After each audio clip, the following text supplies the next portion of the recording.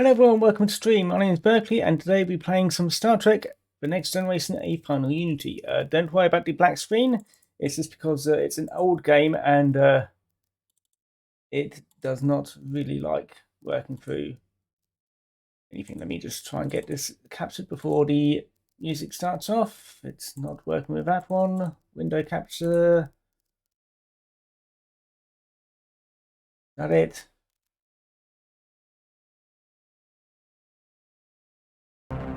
Let me try to get it before the intro starts.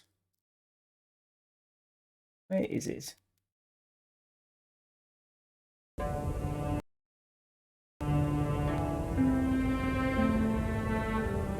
Captain's log, stardate 47111.1. A Federation listening post along the Romulan neutral zone has detected an unidentified vessel headed for Federation space. There we go. The Enterprise is moving to intercept. At its reported heading and velocity, the vessel will enter Federation space in approximately 47.3 seconds. Turn that down a little. Yellow alert. We have the vessel on sensors. The ship is a Garidian scout ship. They are driving their engines too hard. Their warp core is critical. The Garidians. What is the status of their relationship with the Romulan Empire? They're on friendly terms. There we go. Their technology. We are being hailed. On screen. Help us. We are fleeing political persecution. We seek asylum. We are being persecuted. Their signal is breaking up. What do you make of this, number one? It could be a trick. The Garidians have earned a reputation as honorable warriors, Captain. They do not ordinarily resort to trickery. We are within visual range. The Garidian's warp drive is failing. They are dropping to sublight speed inside Federation space.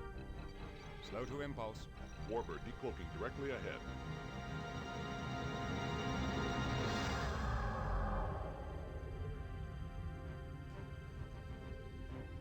The Warbird is also Garidian. They are hailing us. This is an internal Garidian matter. Withdraw at once. You are violating Federation space. They have cut off transmission. The Warbird has locked its tractor beam onto the scout ship. Go to red alert. Right, that's the intro. Oh wait, actually, technically, this is the intro. That's just the beginning. I will play it because I do like the intro to The Next Generation, even though this is an altered version. Yes, we're playing a adventure game today.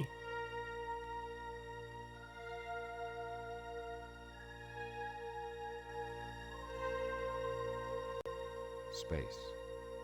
The final frontier. These are the voyages of the Starship Enterprise. It's Only continuing missing to explore strange new worlds. to seek out new New life life and and new civilizations. civilizations. To Boldly boldly go go where where no one has gone before.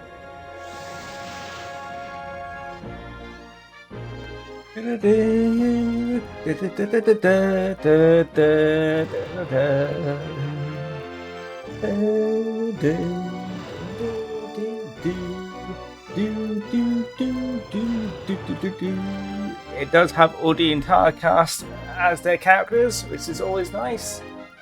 It's still a bit loud for me. I'm going deaf.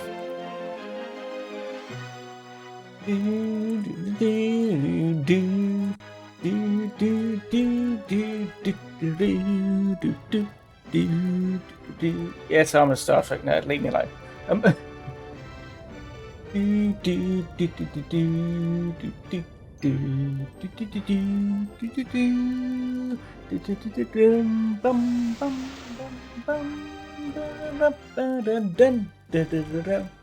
Right, probably change aspect ratio. Yes, it has. Captain's log supplemental. A Garidian warbird has violated the neutral zone in pursuit of a scout ship. The fugitives may be seeking political asylum, but as yet we have been unable to confirm their intentions. Right.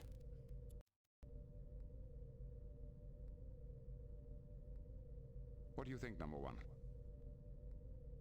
The Garidians respect strength. If we show any sign of weakness, it might just encourage them to fight. What do you suggest?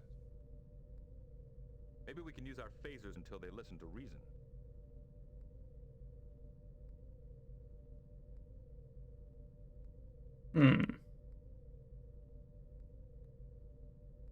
Let's give it a try. Lock phasers on the Warbird, 10% power. Fire. Ooh. Yeah, we'll keep doing that, which is annoying. The Warbird is hailing us. On screen. Federation starship. This is an internal Geridian matter. You've been warned not to interfere.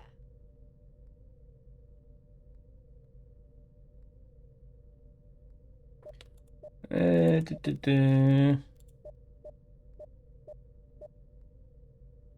have committed an act of war by crossing the neutral zone. Surrender your ship immediately. Captain, the Warbird has disengaged its tractor beam. They are locking their disruptors on us. Transporter room, lock on and energize. We will have to drop our shields to use the transporter. We'll have to take that risk. The crew of the scout ship has been beamed aboard. Thank you for capturing our criminals, Captain. If you'll transfer them to my ship, I can be on my way.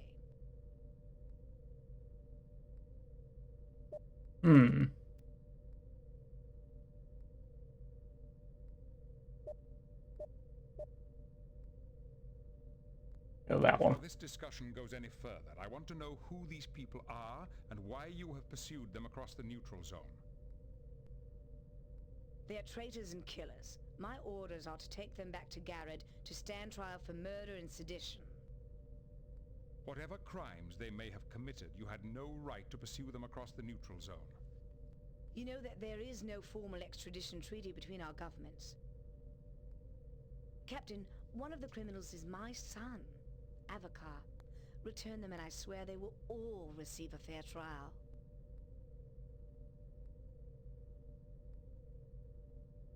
Give me a moment to consult with my Geridian guests. I want to speak with Avakar. I have him on the intercom. Avakar, the captain of the Warbird claims to be your mother. She wants to take you and your companions to stand trial on Garrod. Pantara is my mother, Captain, but the Geridian ruling council listens to no one.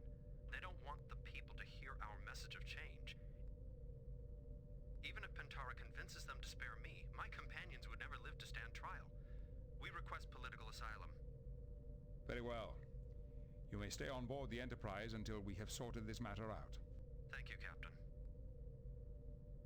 Your son has requested political asylum. He and his companions will remain aboard the Enterprise. You will return to Geridian space immediately.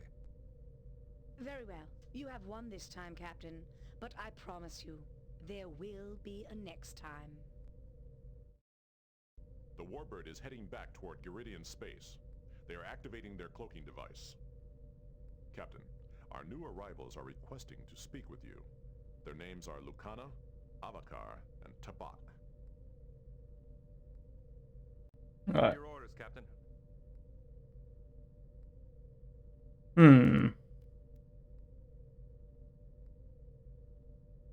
Set course for the Ruinor sector and resume our patrol along the neutral zone.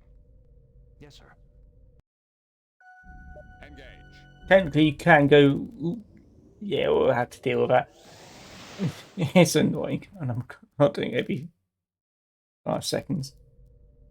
Right, let's go to the bridge and talk to. I think it's this guy. Captain Picard, can you help us contact a Vulcan archaeologist named Shinnok? He may possibly hold the key to the discovery of the Lawgiver's 5th scroll.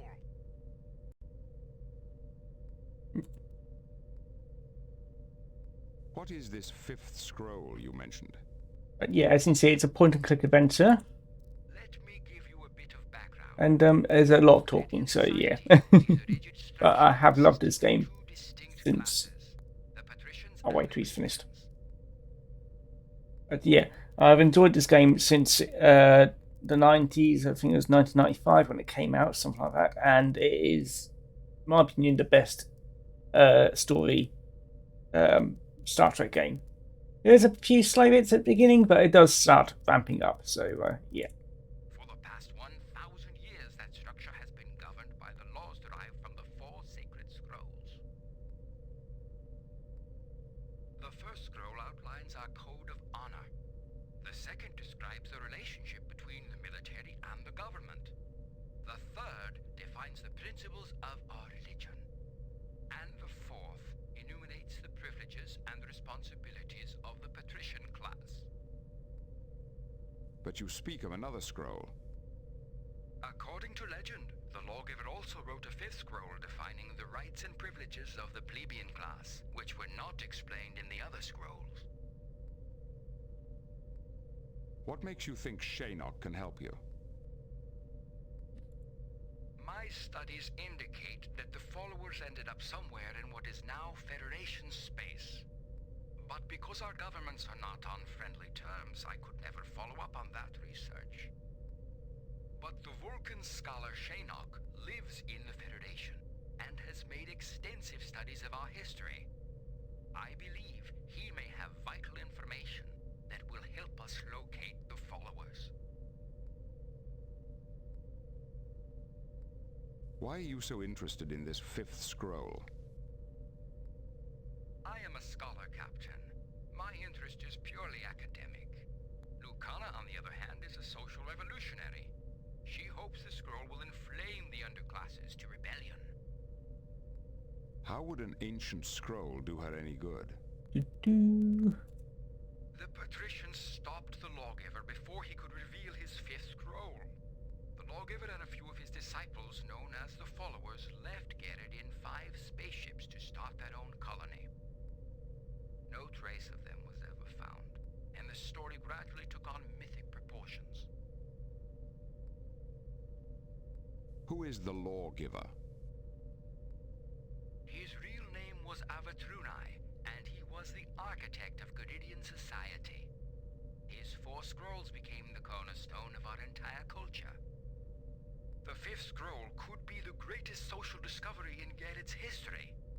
Even if you don't agree with Lucana's goals, I urge you to talk to Shaynok and help us find the scroll for science's sake.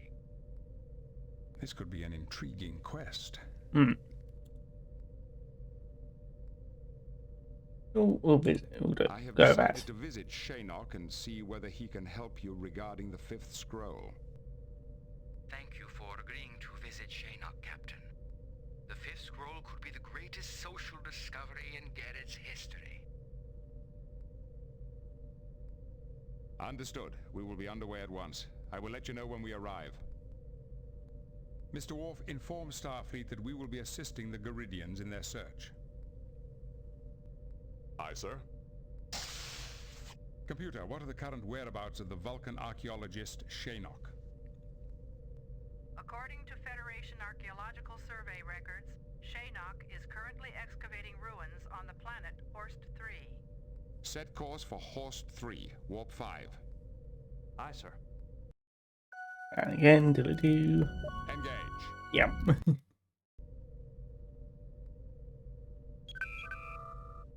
But yeah, you can pretty much fly anywhere in the game. There's also free. You can also do what's it? Space combat, which isn't all that interesting in this game. There's also there's a few other things. Most of it feels like it's no added features which aren't actually. Captain, we are receiving an emergency transmission from Simcoe 4. Simcoe 4? Isn't there a research center there? Yes, sir. The work at Merton's orbital station focuses on power generation. The researchers there are among the best in the Federation. On screen. This is Captain Jean-Luc Picard of the Federation Starship Enterprise. How can we be of help? Yeah, there's a lot of things that feel like they're a bit missing features, but no, they're added there, but there's not really anything to do with them. So yeah, I'll just be keeping to the storyline anyway. Captain Picard, I am Daneb, Chancellor of Simcoe. We are in need of immediate assistance. Merton's orbital station has been attacked by an unknown vessel and does not answer our hails. Attacked? But the station is a purely scientific facility. Is the attacking vessel still present? We do not know. Whoever or whatever they were, our sensors did not detect them. Perhaps it was a cloaked Romulan vessel. I doubt the Romulans would venture this far into Federation territory. The risks are too great. Captain, you must hurry. The attack has destabilized the station's experimental power core. We don't know how long we have until a core breach, but I can tell you the resulting energy release and radiation would be catastrophic. What about survivors? Did anyone get off the station? We detected several escape pods, but we haven't recovered them yet.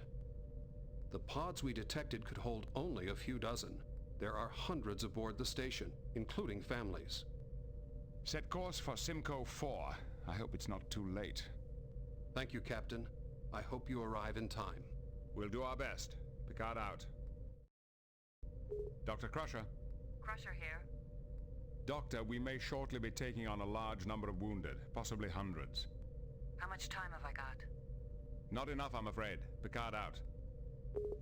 Yes, Captain. Bit too fast there. We're en route to Merton's orbital station. They've been attacked, and they're going to need immediate assistance. See what you can find out about their experimental power core.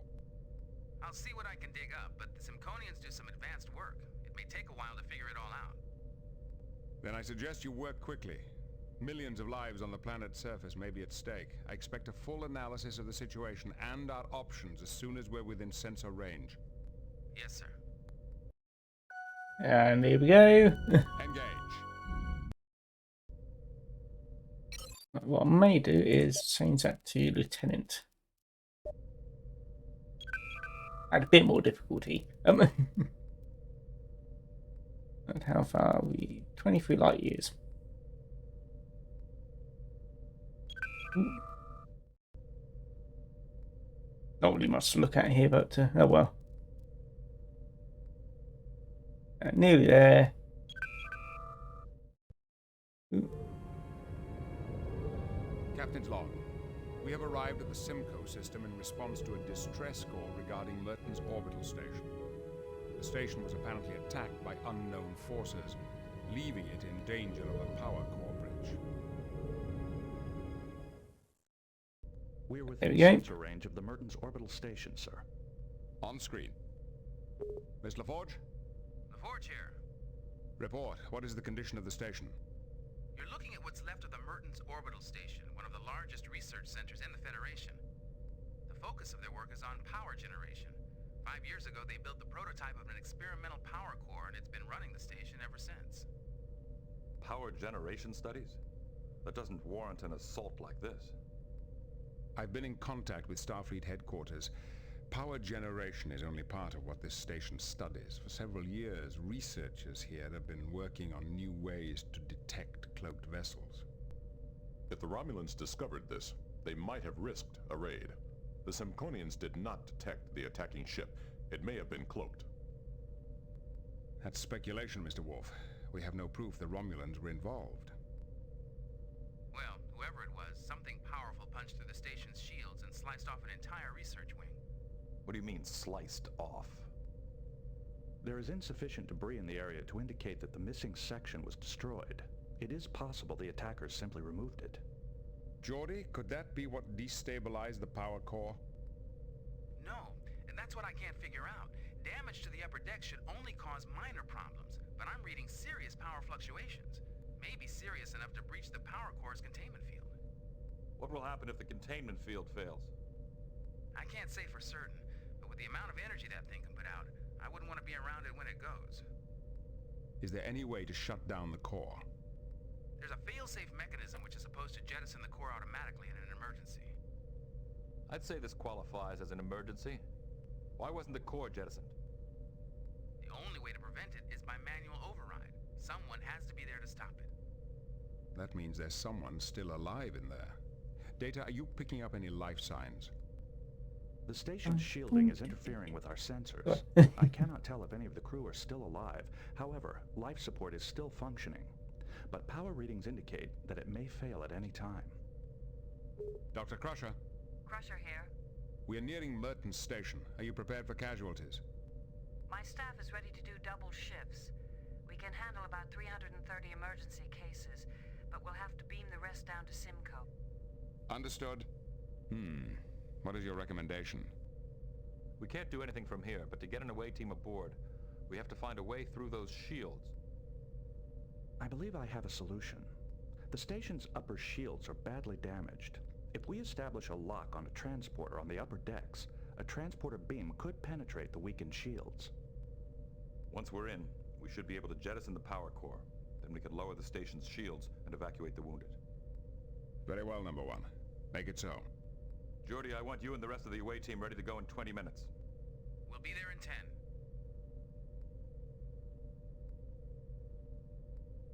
Right.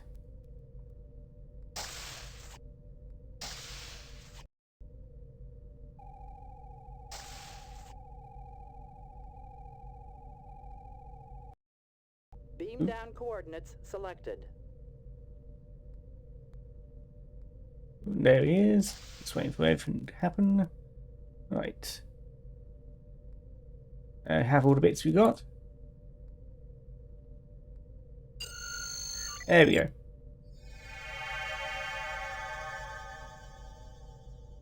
And this is where we get to the actual point and click part of the game. Right.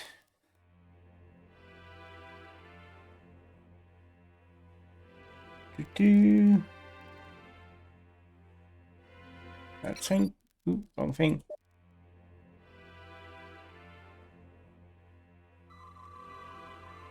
The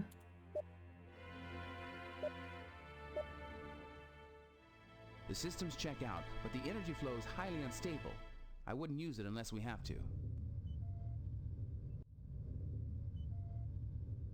All primary subsystems are down. Inertial dampers, life support, no telling how long until these power surges overload the backups. We'd better hurry. I think that's pretty much it in...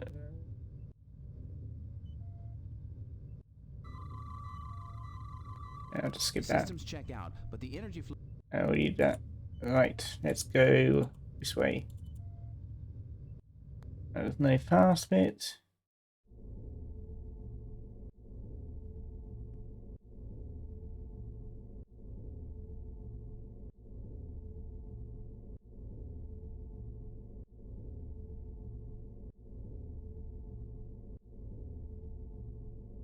Just need one of them to get over there, really, but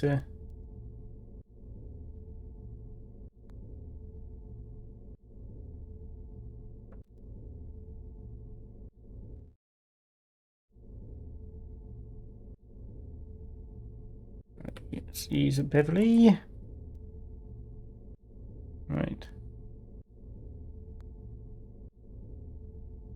She's got multiple fractures in both legs. The bones in the lower part of her left leg are shattered. She's in shock and there's some internal bleeding. All things considered, she's very lucky. I can take care of the worst of her injuries here, but I'd like to get her to sickbay.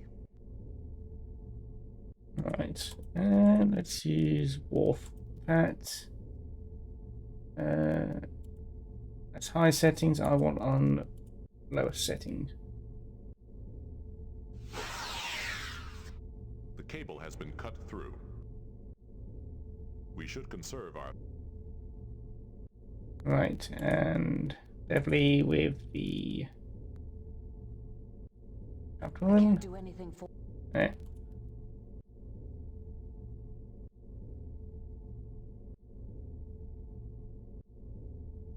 We should conserve...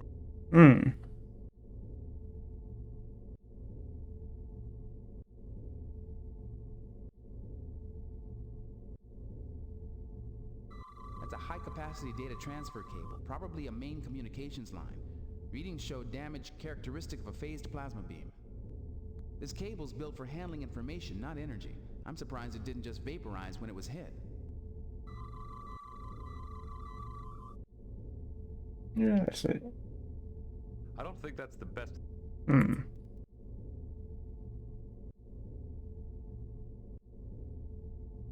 Talk to him. I've been thinking about how to free that trapped crewman.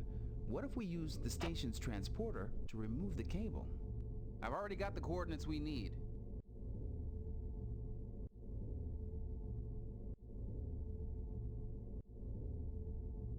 Right. Walk back up here.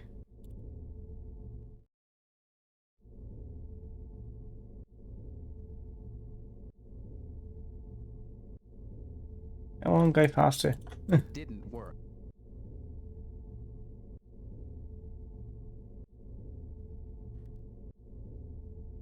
Yeah, unfortunately, it is a bit of a slow game. Anyway, we'll take you.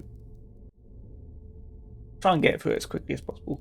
But yeah, it's basically it feels like Star Trek, really. I've got to talk to the engineers who built this place. The entire hull is lined with a liquid titanium duranium alloy in a memory gel suspension. It's completely self-sealing. You mean the station heals itself? That's one way to put it. The attack caused major structural damage. If this were any other station in the Federation, we'd be standing in a vacuum. Right. Use transporter panel. Right.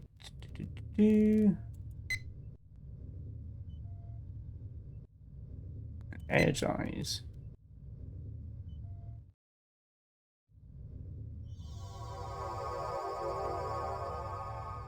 There we go.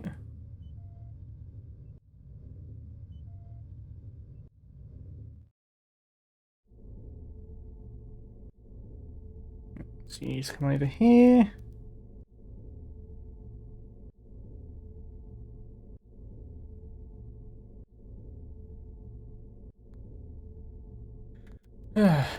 Yeah, I think this is before they added fast walk to characters. But Leonardo just specifically made it this slow because it's in tune with the series. There we go. Medkit. Use medkit on injured woman. There we go. That takes care of the worst of her injuries. She's coming around now.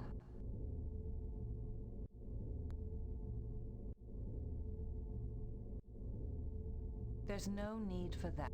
Oh. How do you feel? I'll manage. You're from Starfleet, aren't you? Yes. We're from the Enterprise. Try not to move. I've stopped the bleeding and given you something for the pain, but your legs are in bad shape. You're right. Multiple fractures, probable lacerations. I'm Anna Bennett, Chief Medical Officer. We've got a lot of wounded here, some worse off than me. How many can you evacuate? Our sickbay can handle any emergency cases. The rest we can beam down to the planet, but we can't begin transport until we lower the station's shields. We can't do that until we stabilize or jettison the power core.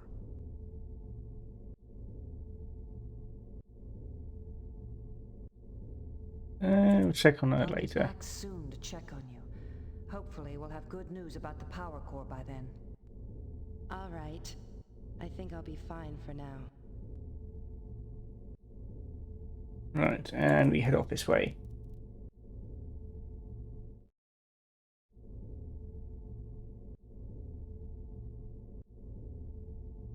Right, to turbo lift. I want to go to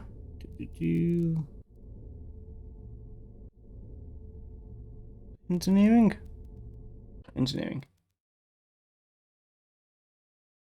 I've got a guide just to help me figure out what I'm doing. Ooh, I remember this bit now. Right. Ooh. Use tricorder on him. Won't bother reading any of this, it's too long. Wait a minute. I had readings of neutronium hull and internal energy, but now all I can pick up are natural elements. It's sending false readings to our tricorders. It's like a chameleon. It disguises itself perfectly. If we weren't here to see it, we'd never know it was here. It could probably fool our ship sensors just as easily. This chameleon field seems to take a fraction of a second to adjust to new scanning frequencies. If I set the tricorder to randomly shift frequencies at high speed... There. I'm getting a partial reading now. Yeah, don't want want to read that. Yep, it's a neutronium hull, all right, and a powerful energy source. I've never seen that much power in such a small package before. Right, let me walk over here.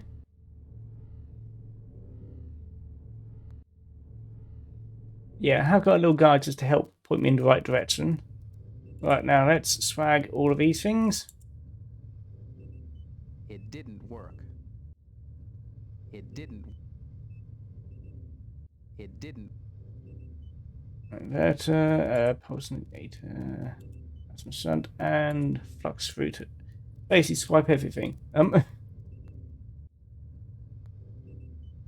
Right. Right, I want to use the...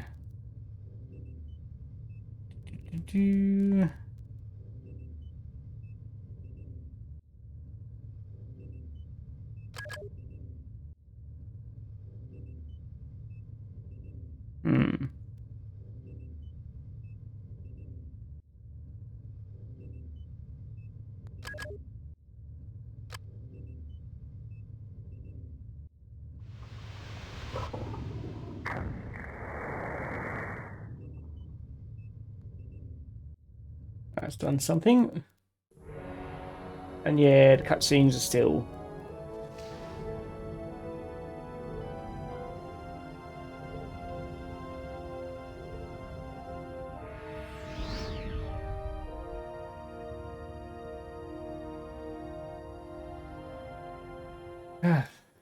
the DOS box. The Forge Enterprise. Did you pick that up? We have detected a small object departing the station at high speed. Sensors identify it as a small asteroid. You've got to be kidding. Apparently, this object is capable of sending false readings to our sensors. That asteroid is a sophisticated device. It's using a chameleon field to send false readings to the sensors. Interesting. The object has accelerated to warp speed. I'd like to chase it down, but the station isn't stable yet. See how long you can track it. Acknowledged. Picard out. Click on Riker. It didn't work. Walk through there, thank you. Right.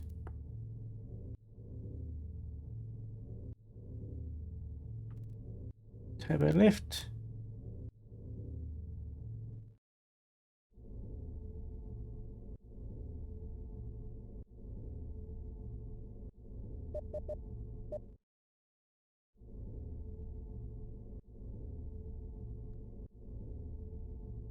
There was an alien-looking machine down in the engineering level attached to one of the conduits. Have you seen it?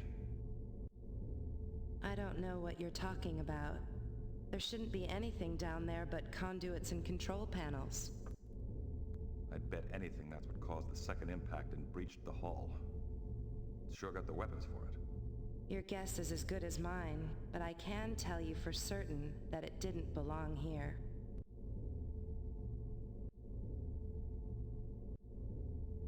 We'll be back to check on you later. Right now, we've got to stop the core breach if we can.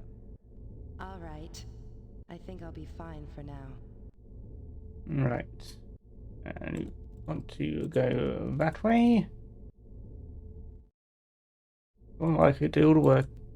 Do some walking. Admin.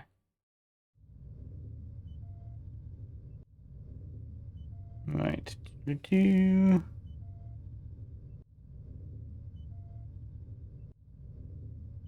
Oh, panel.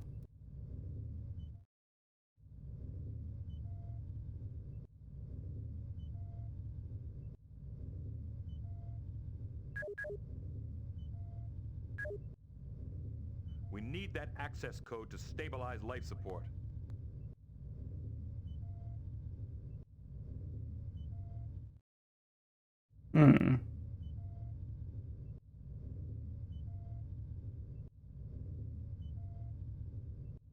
Wonder if the doctor. Go back down here. Talk to.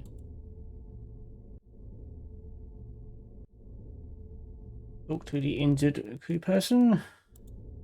I don't think that. Don't want to talk to the transfer line. We need some help. What is it? We need the access code to put life support on emergency power. But that should happen automatically. Only if the main power has been interrupted. The core is still providing power. So the emergency system never kicked in. But if there's main power, why shift to emergency power? The fluctuations in main power are getting worse. A big enough surge could overload the life support system. I warned them about using an inherently unstable power source. I never thought it would come to this. Just write that down. The code is 334L42. Just in case I have to type it in myself. Thank you. You should jettison that thing. If it breaches the containment field, life support will be the least of our problems. We'll be back. All right. Right, there we go.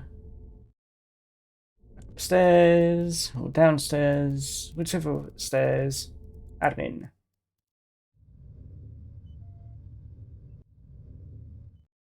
Right. Log in. Right.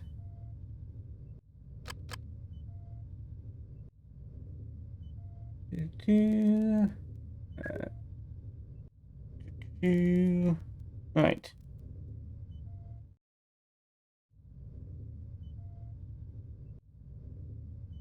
Engineering.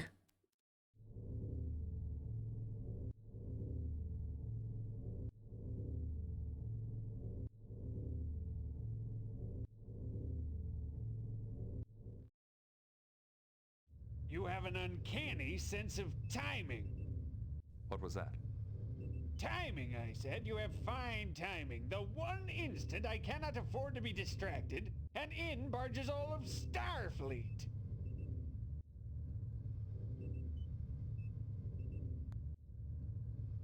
I find... I'm Geordie LaForge, Chief Engineer of the Enterprise. We're here to help.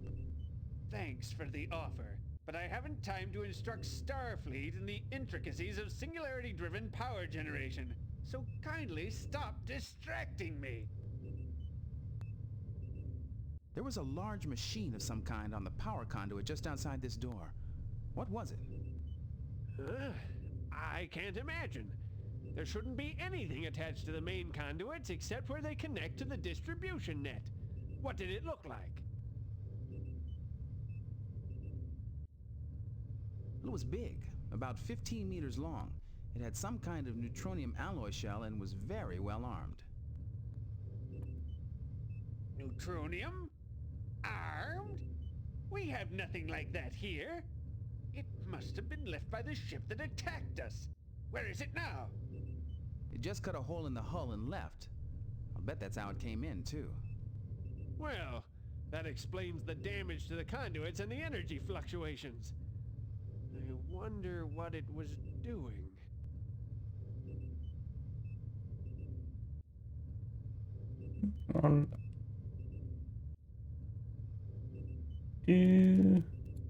Dr. Greaves, I'm Chief Engineer on a Galaxy-class starship. It's my job to work Miracle. Have you seen a system like this before? I'm not sure. It looks like some kind of gravity wave power source. But how can you generate gravity waves of this magnitude? A little something I got from the Romulans. We've got an artificial singularity bottled up down there, and by varying the strength of the containment field, I was able to increase the magnitude of the gravity waves. But now that something's got the energy flow out of phase with the containment field, we've got to get the energy flow back in phase immediately. Not bad for a Starfleet officer. You may be of some use after all. You see, the only reason the field's held up this long is because I've been here manually compensating for the fluctuations.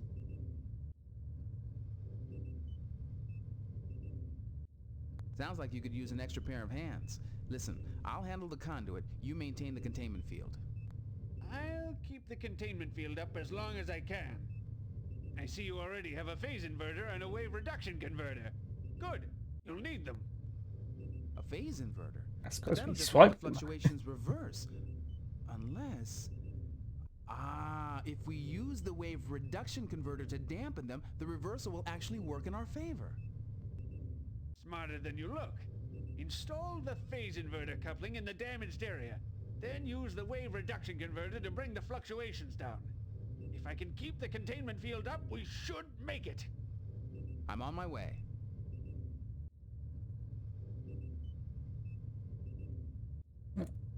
We go. Okay, out. Geordie out the door. There we go. Right. Just want to walk here, and I want to use. I want the inverter first. That's gravity probe. Inverter coupling in hole.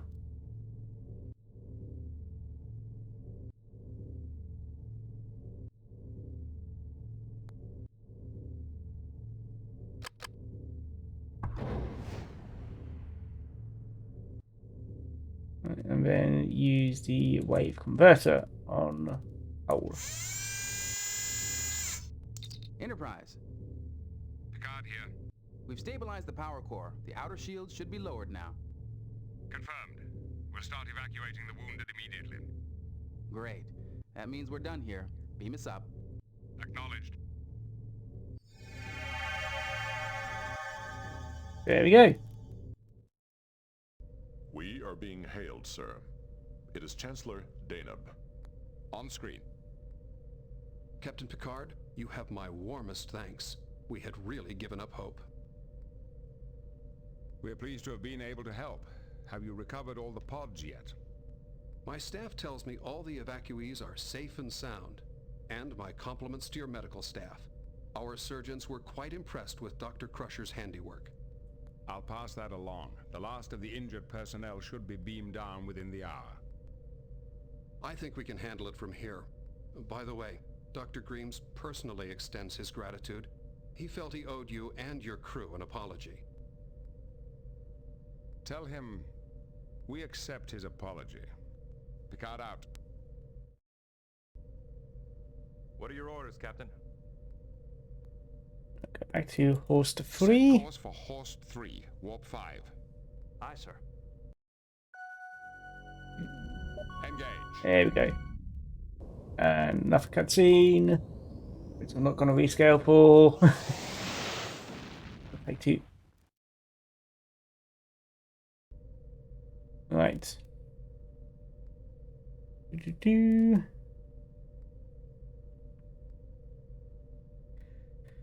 Take us a little while because we're only going at warp 5.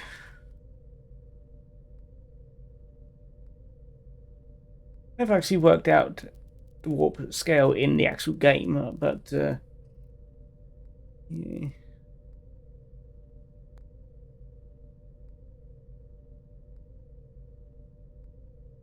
Nice, relaxing view.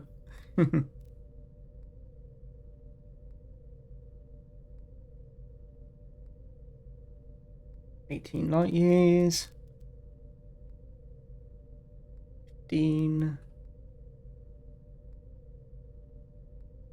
Seems to be about roughly 3 light years per well, a couple of seconds.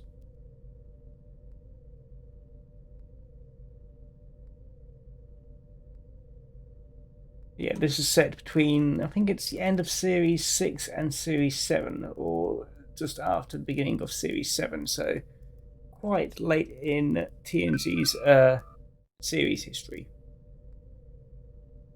Right, comes Sanok. Greetings, Shanok. I'm Sanok. Captain Jean-Luc Picard. Captain, how may I assist you?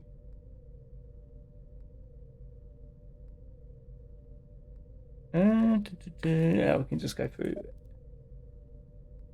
Shanok, we have several Garidian refugees aboard who are trying to find something called the Fifth Scroll. They said you might be able to help. Possibly. I once did extensive research on the Lawgiver and the Followers.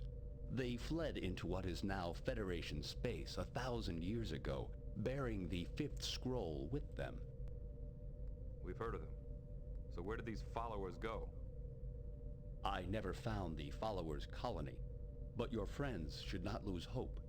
In my search, I stumbled on one of the Followers' ancient ships.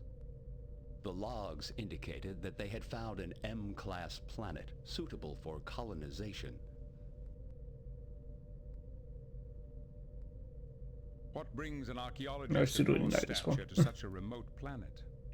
I am excavating the ruins of a Chodak outpost. The Federation Archaeological Survey is sponsoring my work.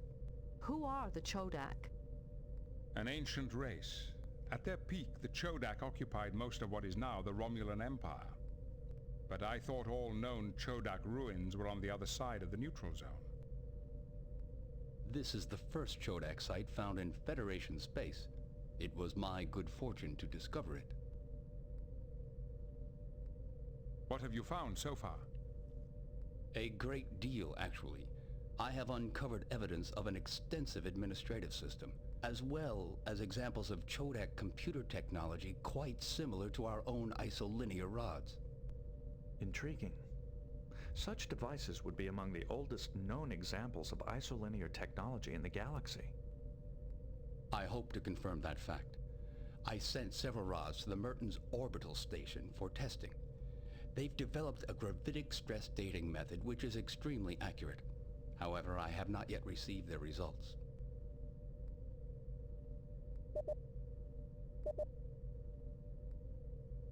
I'm afraid we have got some bad news for you, Shinnok. Mertens station has been attacked. It was almost completely destroyed. Indeed. That is a great loss.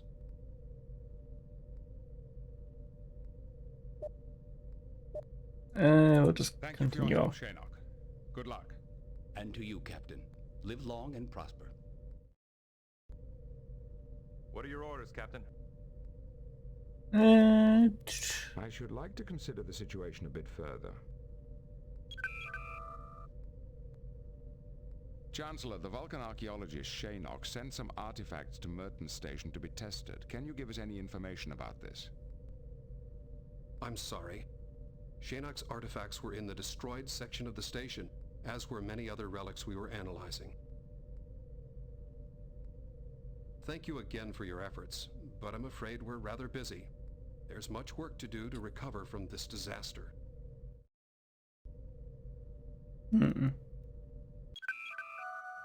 Right, just set course back to here and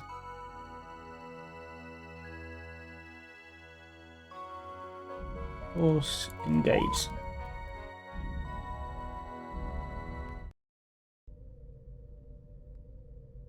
Right, Mr. Data, any... I suggest we contact... Captain, message from Starfleet. Oh. On screen. Greetings, Admiral. What can we do for you? Jean-Luc, good to see you again. I have a little favor to ask. Would you be interested in finding a little lost lamb for me? A lamb?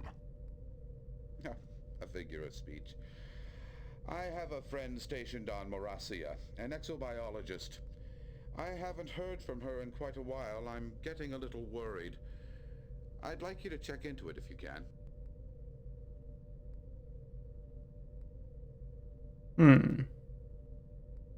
Morasia? Isn't that some sort of zoological habitat? Oh, it's much more than that, Jean-Luc. The Morasians have created 3 distinct biotopes, 3 completely different ecologies in one section of their planet. They call it the Preserve, the latest wonder of the galaxy.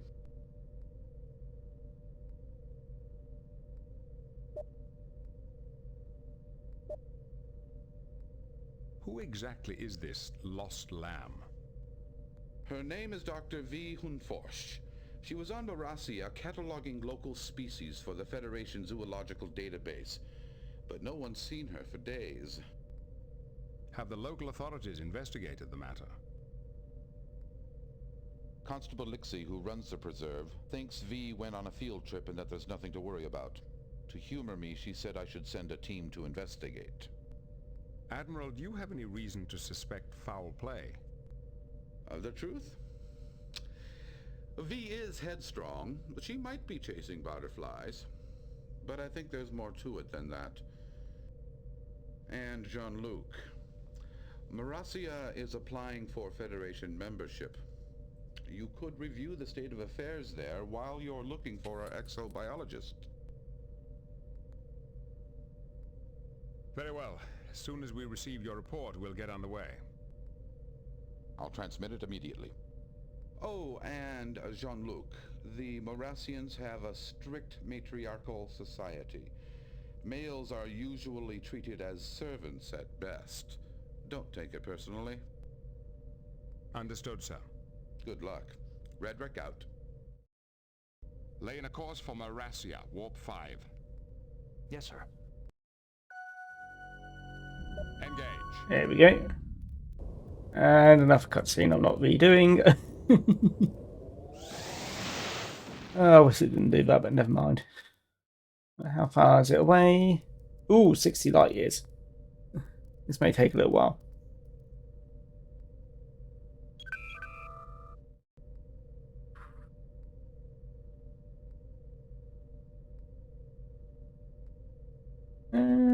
Let's have a natter to some of these people. The fifth scroll could be... Already talk to you. Talk to you. Too long have we been the slaves of our patrician masters. We must find that fifth scroll to save my people from oppression. We need your help, Captain.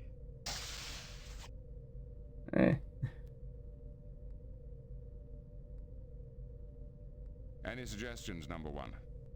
I'm sorry, Captain, I don't have any suggestions right now. Just a waiting game now, so could technically go to holodeck, but it's basically replaying cutscenes, but not all that important. 36 light years. Technically, I could have said it to go faster, but I have to work out how the helm works. Yes.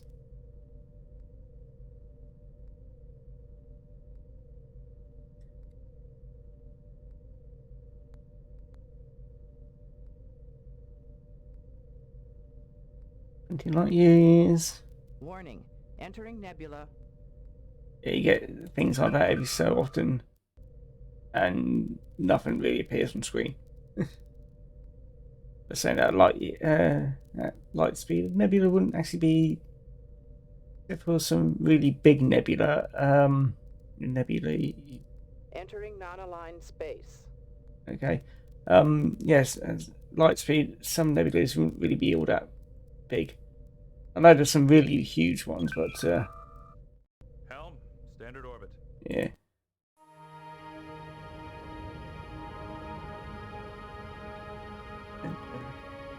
Captain's log supplemental. The Enterprise has arrived at Marassia to investigate the disappearance of Dr. Here we go. Hunforsh, an exobiologist stationed here for the past 2 years. The 3 species native to this world have enjoyed a millennium of peaceful cooperation, and this visit will give us the opportunity to review Marassia's petition for membership in the Federation. Resize. It's time we introduced ourselves. Mr. Worf, hail Constable Lixie. There we go. Aye, Captain. I'm Captain Jean-Luc Picard of the Federation Starship Enterprise. We have come to investigate the disappearance of Dr. Hunforsh. Welcome to Marassia. As I told Admiral Redrick, I really don't think Dr. Hunforsh is in any danger. She's probably on an extended field trip. Good. We'll need your beam-down coordinates. I shall transmit them. And Captain, in order to protect the animals in the preserve, we permit no weapons of any kind on the surface. Our away teams carry phasers for self-defense only. They can be locked on a low stun setting. I assure you none of your animals will be harmed. I'm sorry, Captain. I won't allow it. We cannot predict how even your lowest setting will affect our animals. We will respect your laws. The away team will not be armed. For a male, you are unusually cooperative. Is there any better way to begin a relationship? Forgive me, Captain. I am not accustomed to seeing a male in command. I will await your investigators. Right. Transport room.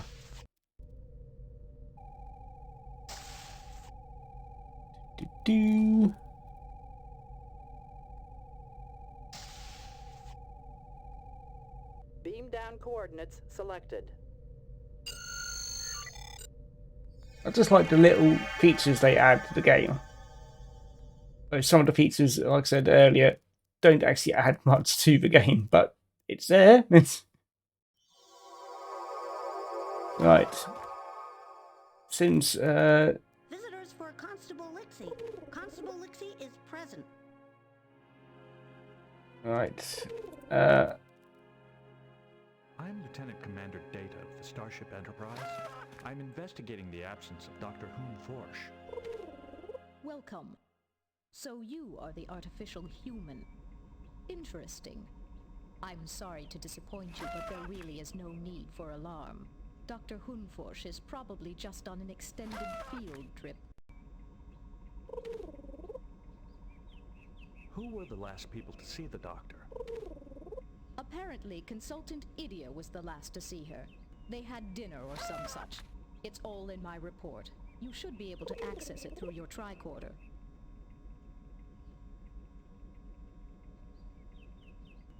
The Preserve clearly embodies your philosophy of life forms living within life forms to create a single harmonious organism.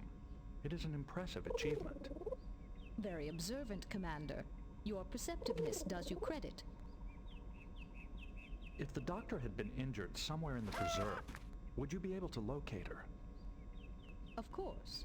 But our surveillance system can detect signs of distress in any of our inhabitants, and we've had no sign of trouble from the doctor. Your tone suggests that you do not like Dr. Hunforsh. She hasn't made many friends here. She disagrees openly with our philosophy, our methods, and has even accused us of smuggling banned species. I would like to investigate the Preserve grounds where the doctor last worked. We'd prefer to limit the number of outsiders in the Preserve while it is under construction. Investigating the doctor's laboratory should be sufficient. A thorough investigation of the doctor's disappearance will require me to enter the Preserve. Furthermore, the Federation Council has requested a review of Marasia. Unhindered access will allow me to prepare a far more detailed report. The Federation's requests are not law here. Not yet. But in the interests of cooperation, I'll open up the area surrounding my outpost. Be sure to stay within the visitors' areas. You must understand, my responsibility to the animals comes first. I have no more questions for you at this time. May I investigate the doctor's quarters? Of course. Her laboratory quarters are at the end of the path towards the mountains.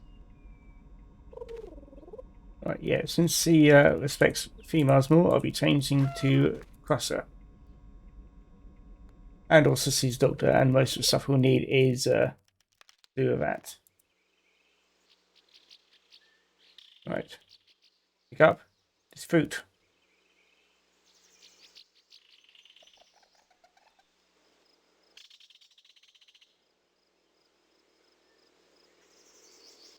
A fruit. We use this fruit and we give it to the monkey. Goodbye, monkey. Yes, apparently this is actually important. So yeah, you should watch up here.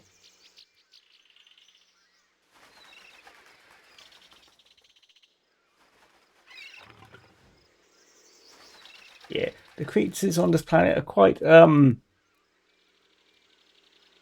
yes.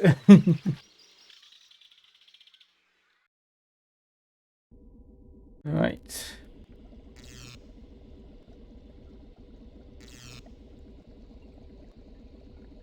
Now let's pick up all these dead things. So pick up you. Pick up you. Pick up you. Call you. Actually, first of all.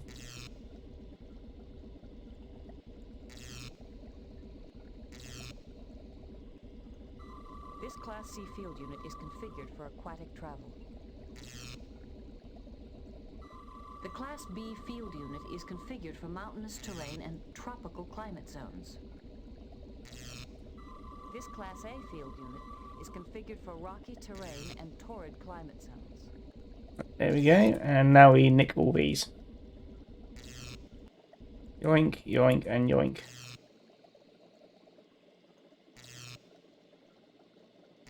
Right. And we need the... I want you, we want fire pipe. Right, now we need to stick these on the table.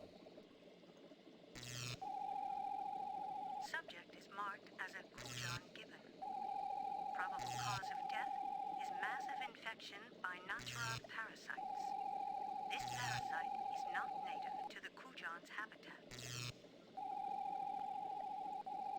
Right, I need you back. Subject is marked as a Myocordae mole. Probable cause of death is neural energy loss.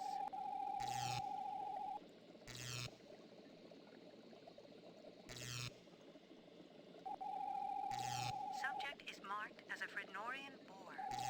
Probable cause of death is malnutrition.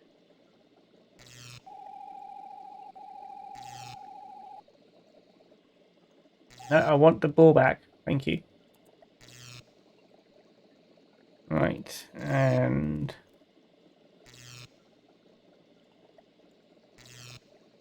Serial diagnostic tests and cell density analysis complete. All readings are normal. Give me the gibbon back. Thank you. Serial diagnostic tests and cell density analysis complete. Subject's genetic signature differs from its identification tag. Subject is in a carnivore. I want the... Thank you. Where's the last one? Mole! Moldy mole, go on there. Serial diagnostic tests and cell density analysis complete. Subject's neural pathways have been drained of electrical energy. Right. Tricorder on computer. The doctor's files have been erased. I can make out one message from her personal log. Sessions with tracker Melas cancelled. Schedule again after field trip.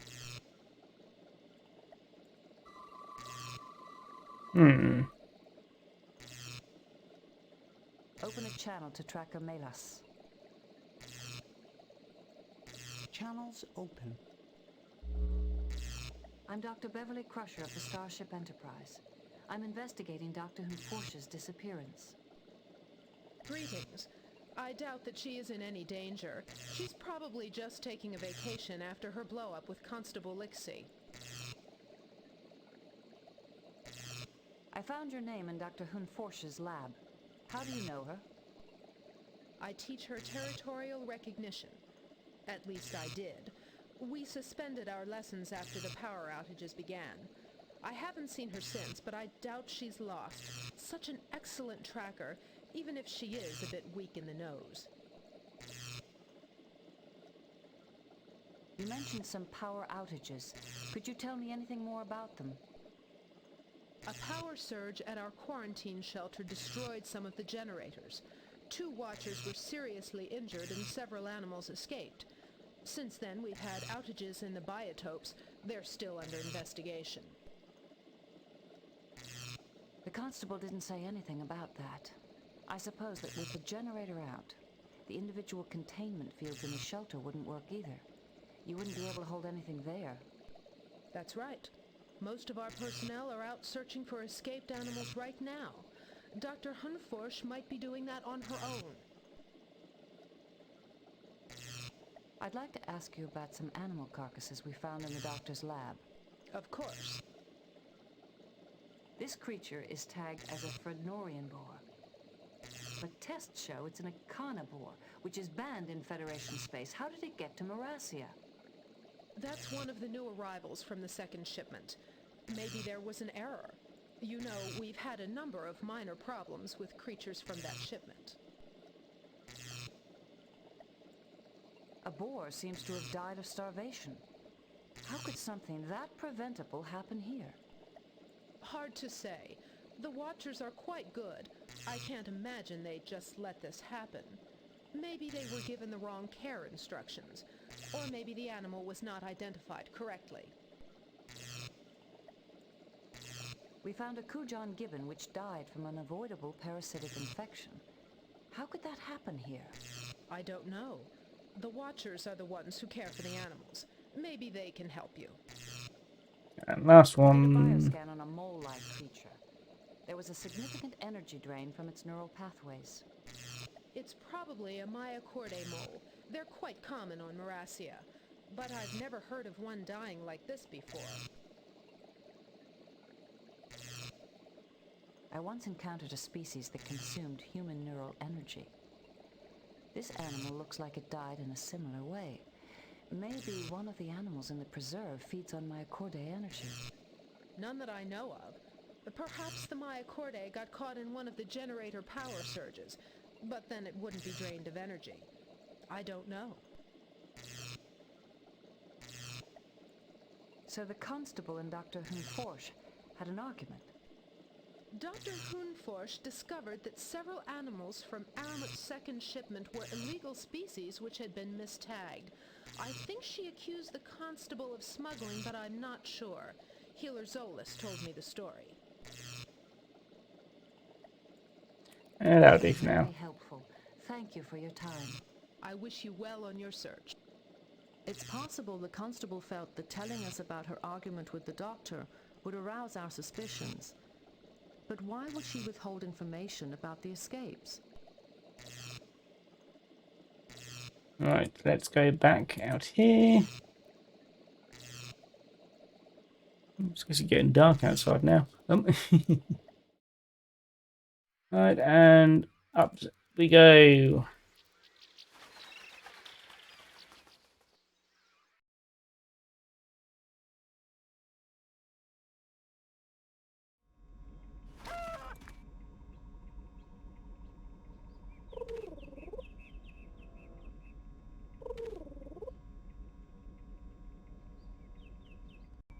Excuse me, Constable. Has there been any contact with Dr. Hunforsh yet? No, I'm afraid not.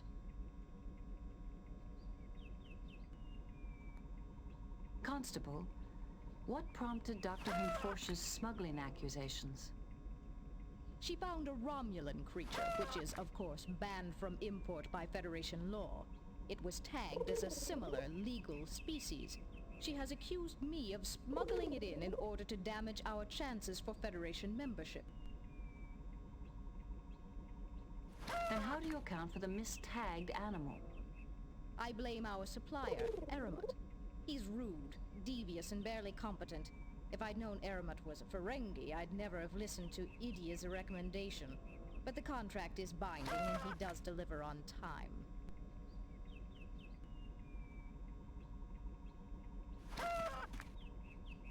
Constable, I understand that some quarantined animals escaped during your power outages. Would you... Those were just a few temperamental generators. Too fast? failing. They've been repaired. Is the Federation now concerned with our internal technical difficulties as well?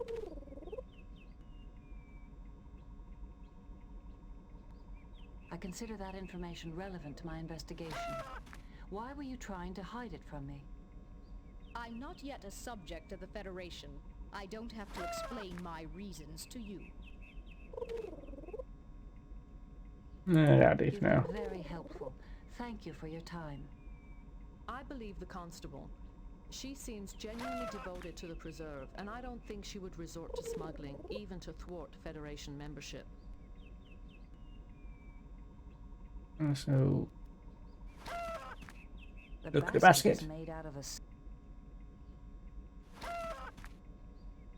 I can't get fruit. Never mind. Right, let's go back to the lab.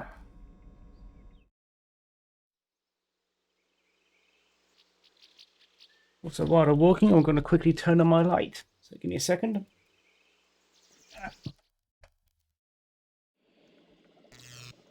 Curtains. And they got dusty in our nose. There we go. Right, where am I? There we go. Use comms panel. Not you. I want you on comm panel.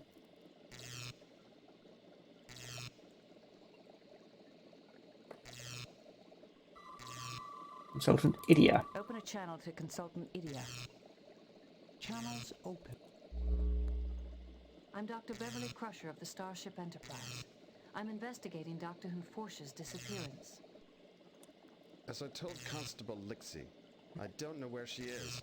Must you interrupt my research with more pointless questions? I understand you're a consultant for the Preserve. Yes, I help select and verify preserved species in the biotopes. The Morassians wanted a Federation expert, despite Lixie's objections. They were lucky to get me. You were the last person to see Dr. Hunforsh before she disappeared. As far as I know, that's not a crime.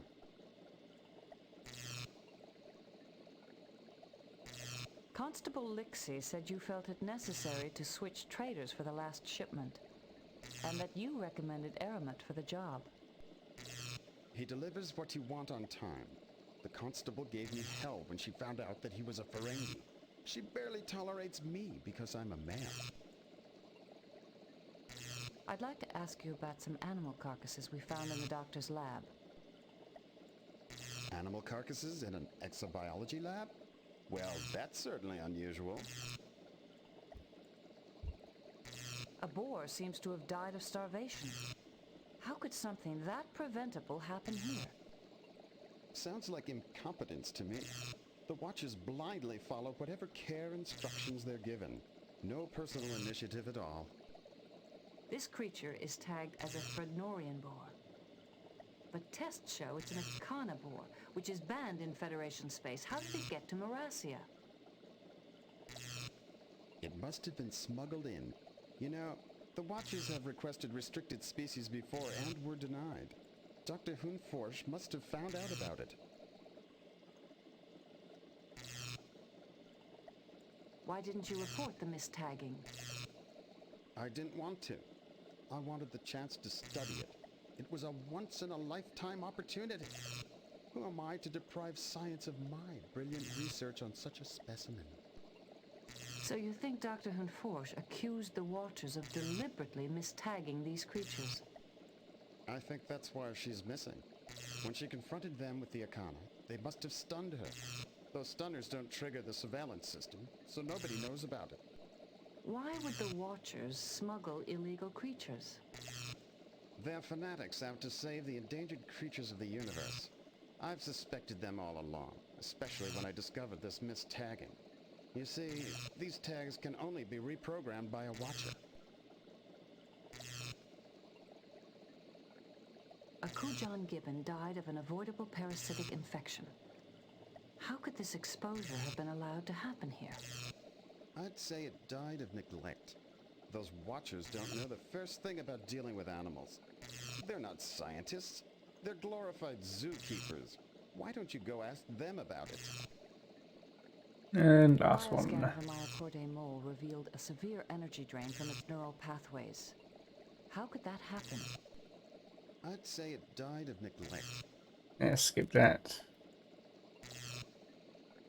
Did the doctor express any concerns to you? Anything she was worried about? When I saw her for supper the other day, she was talking about genetic samples from the last shipment. She knows I don't like to hear people talk while I eat, so she said little else. But the doctor was cataloging Morassian species exclusively. Why would she be interested in genetic samples from other animals in the preserve? I don't concern myself with the lab work of junior scientists. Now, do you mind? I have important research to conduct. You've been very helpful.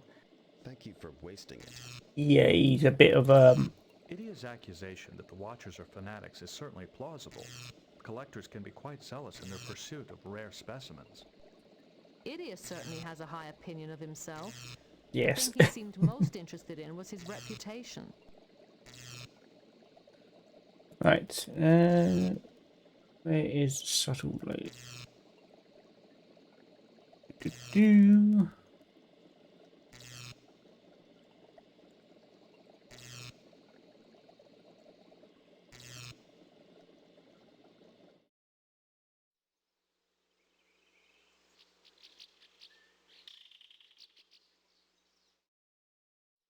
Ah, there it is.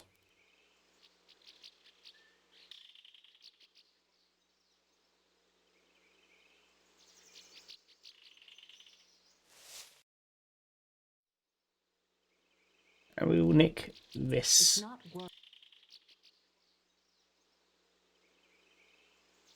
Right.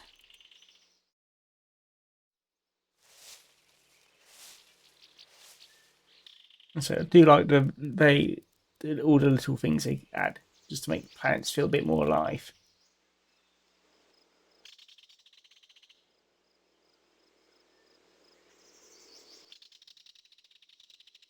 But I do wish I made it so that got back that worm, and that they all move faster.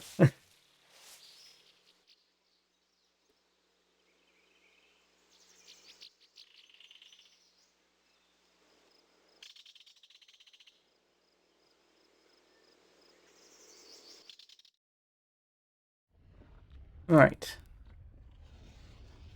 Use you in power port. This is a topographical map of the biotope. The main habitats are within the jelly corals in the water. It's rocky, tropical, aquatic.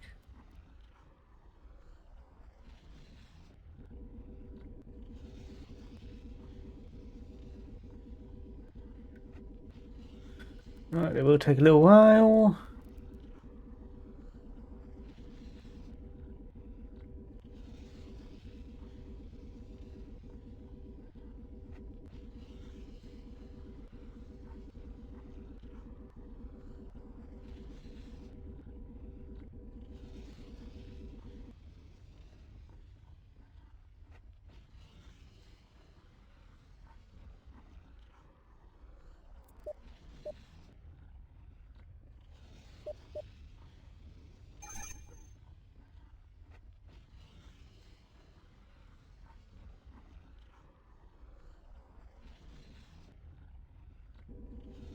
Do.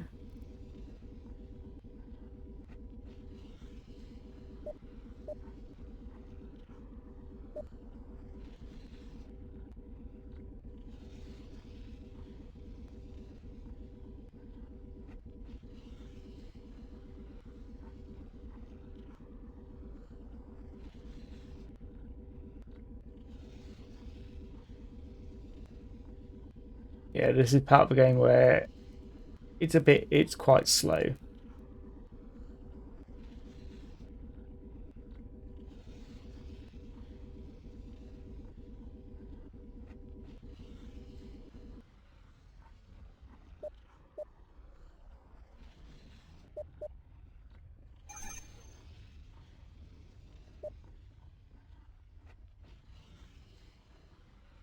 Use you on you.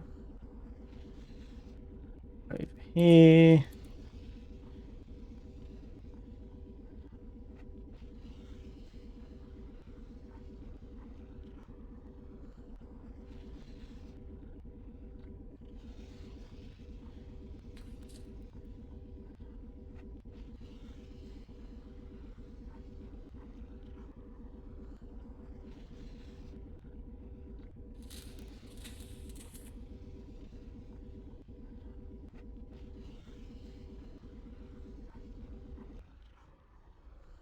Right. Use this on you.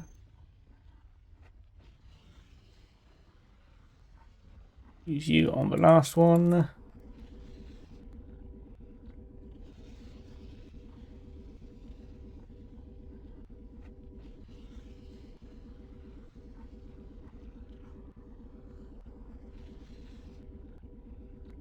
This will clear out some of the stuff from the inventory, but never mind.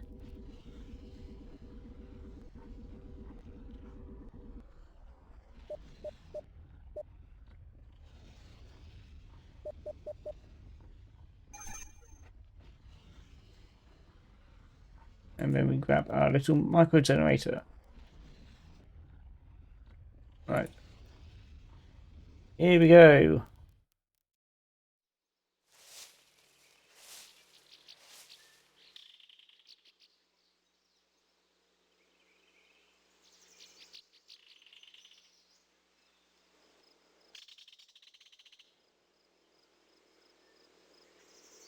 Come on, Beverly, walk faster.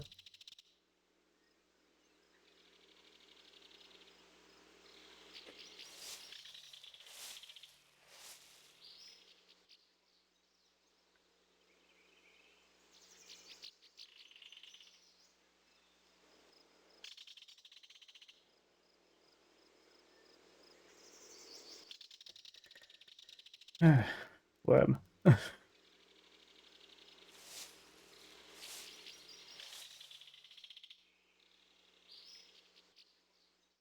There we go. Alright. Use that with that.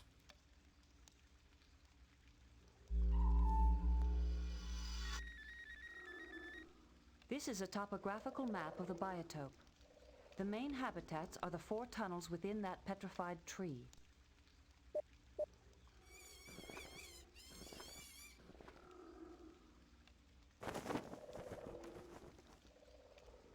This may not be the right one. That one.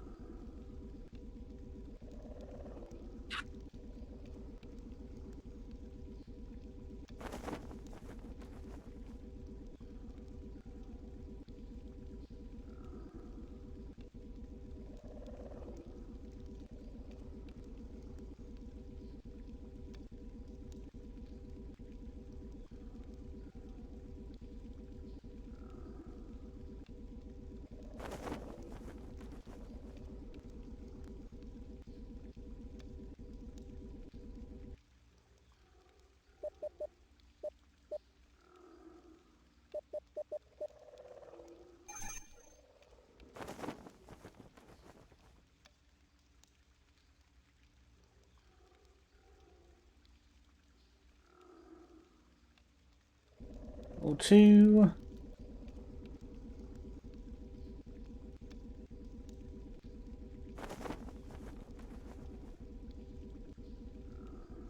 We'll get to some more interesting stuff soon. Hopefully, anyway.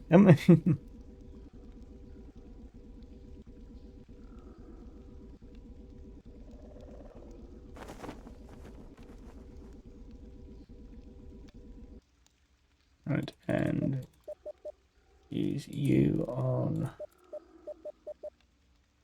you. Use you on tunnel 3. There's tunnel 4. Tunnel 1, 2.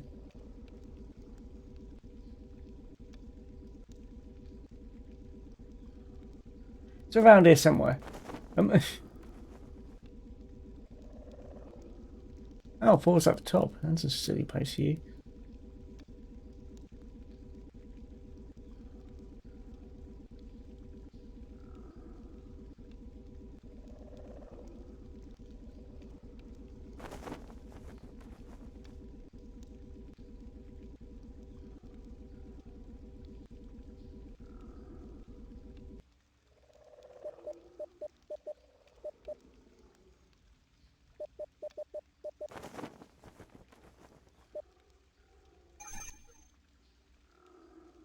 Last one for this area.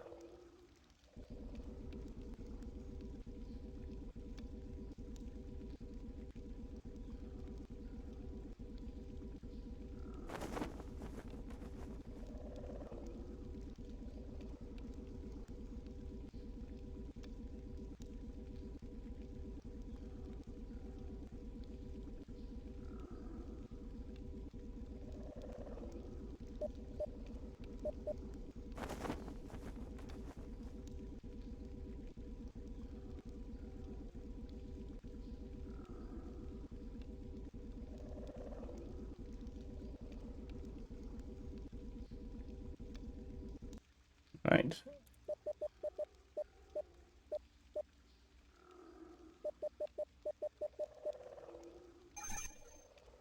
Yeah, I don't like this inventory system. I'll grab the micro generator. And there we go.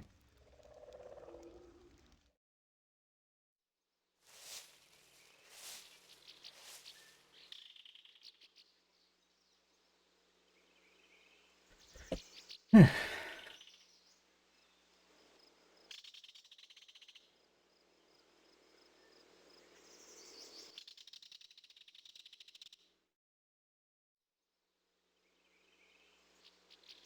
remember what the monkey was for.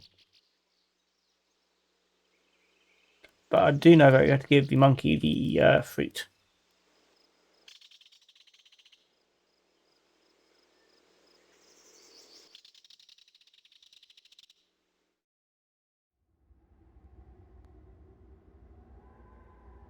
It's not working.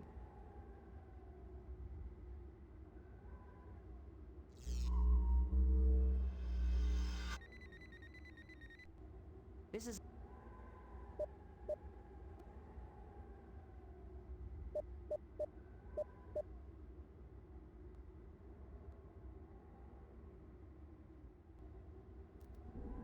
Right, over there.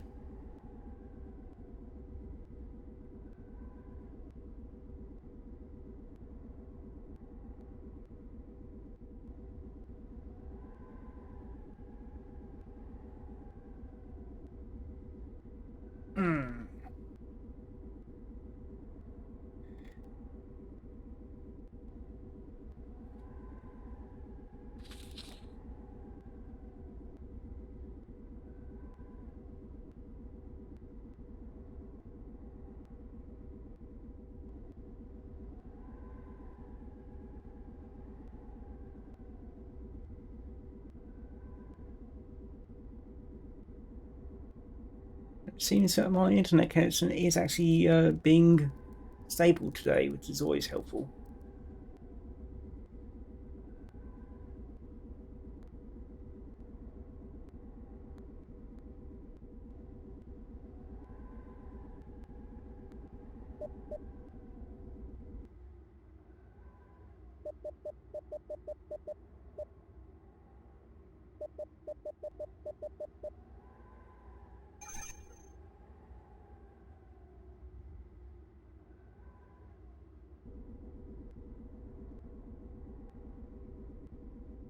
Let's create one there. Cabins back there. It have done crater there, and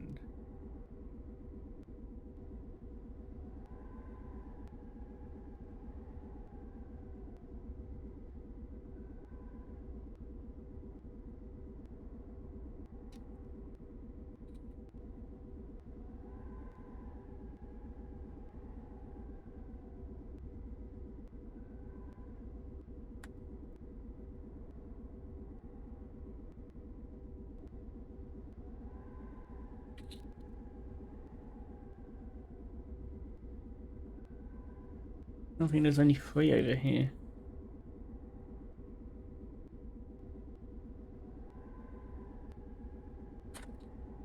Let me just double check that.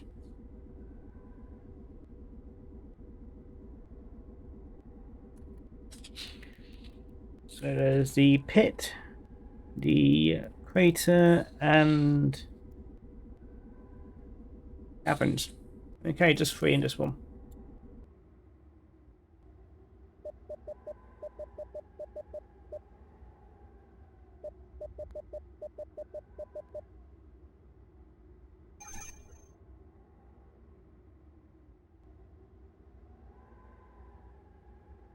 Ready to be done. Pit.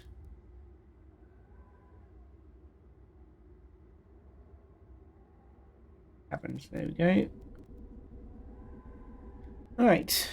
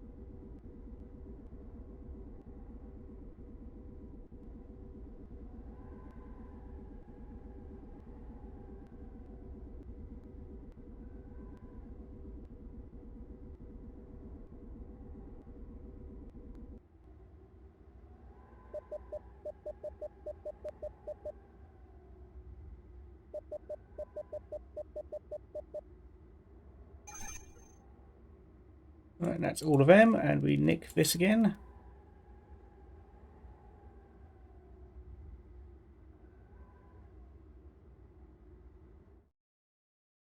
Right.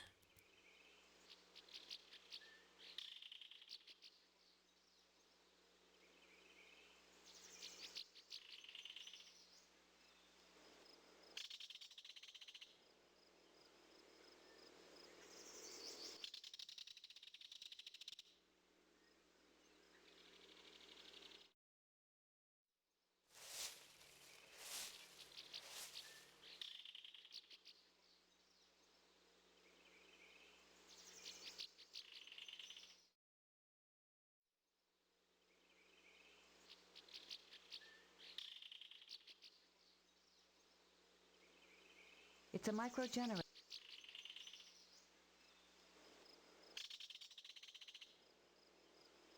I say it's probably full. It's a micro-generator. Okay, I'll do. Oh wait, I was meant to just leave up there. There we go.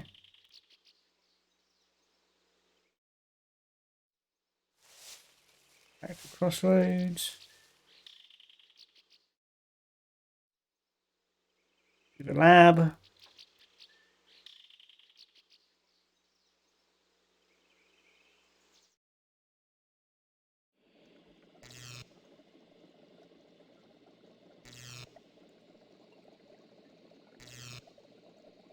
Serial diagnostic tests and cell density analysis complete.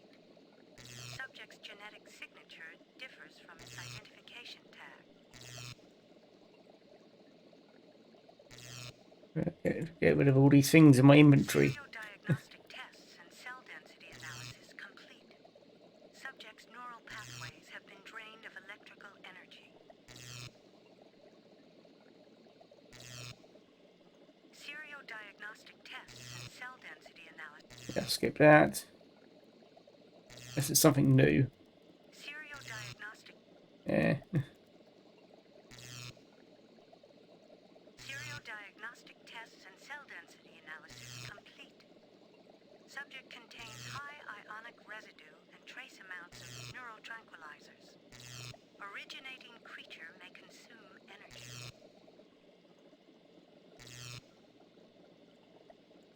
Serial diagnostic.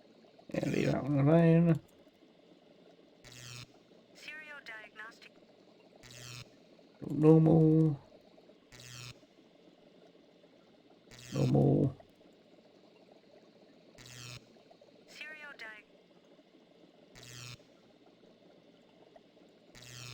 diagnostic tests and serial diagnostic. I'll put you back on the table. Yes, I can.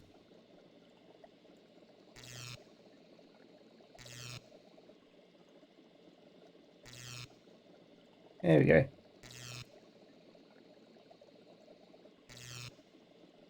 Right. And you can leave. It's not working. Fine, I can stay there.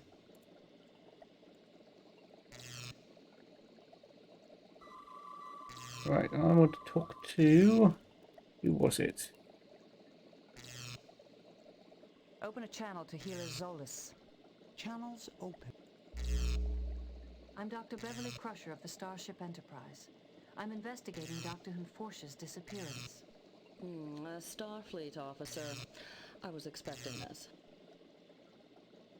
Dracomelas said you knew about an argument that Dr. Hunforsh had with the constable. Yes, the doctor mentioned it when she asked about Aramet. He's a Ferengi who provides us with alien species for the preserve. Why was she asking about Aramet? Did it have something to do with the mistagged animals in his shipment? Yes, she had spoken to Zudan, one of the 3 watchers in charge of the last shipment. He told her to talk to Aramet. Dr. Hunforsh had accused the watchers of smuggling. It seems the only way they could do that would be through Aramet.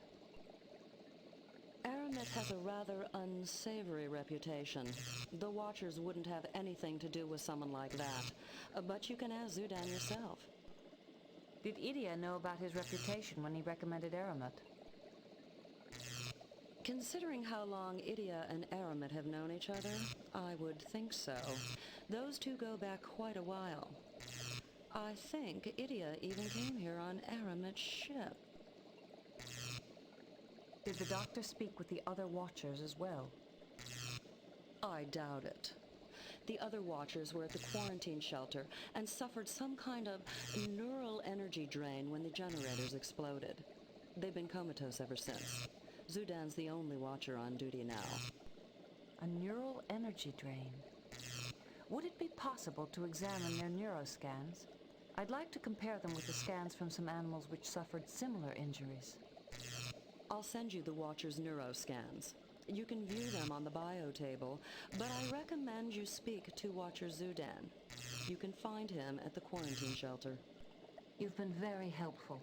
Thank you for your time. I hope you find her soon.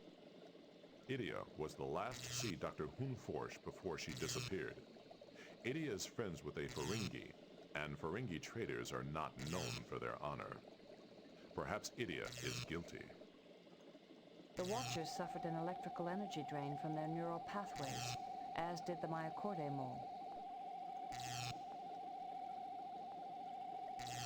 The Watchers suffered an Right, there we go. Right.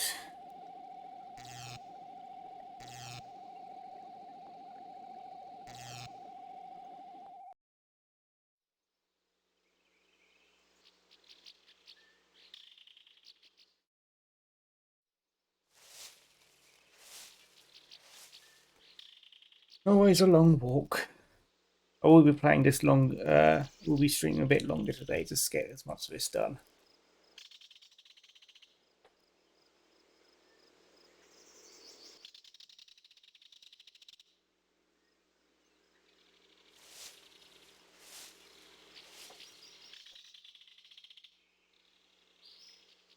Sound effects do sound nice in this game. Not sure if you can hear it.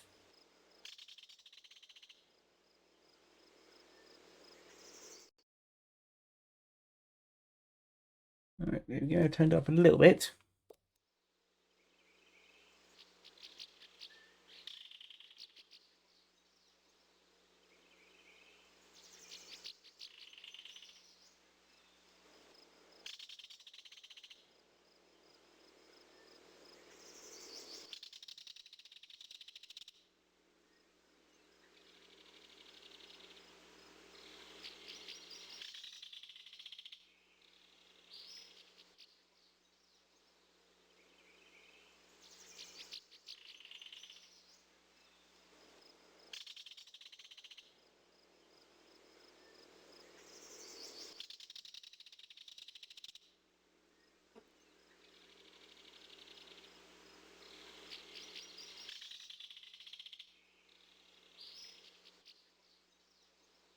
I'm Dr. Beverly Crusher of the Starship Enterprise.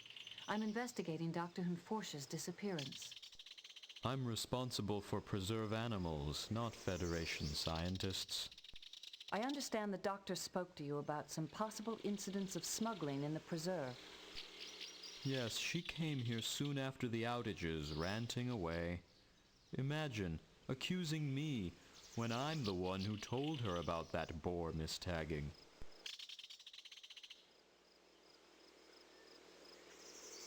I'm getting some strange readings from this area. What sort of creature did you house here?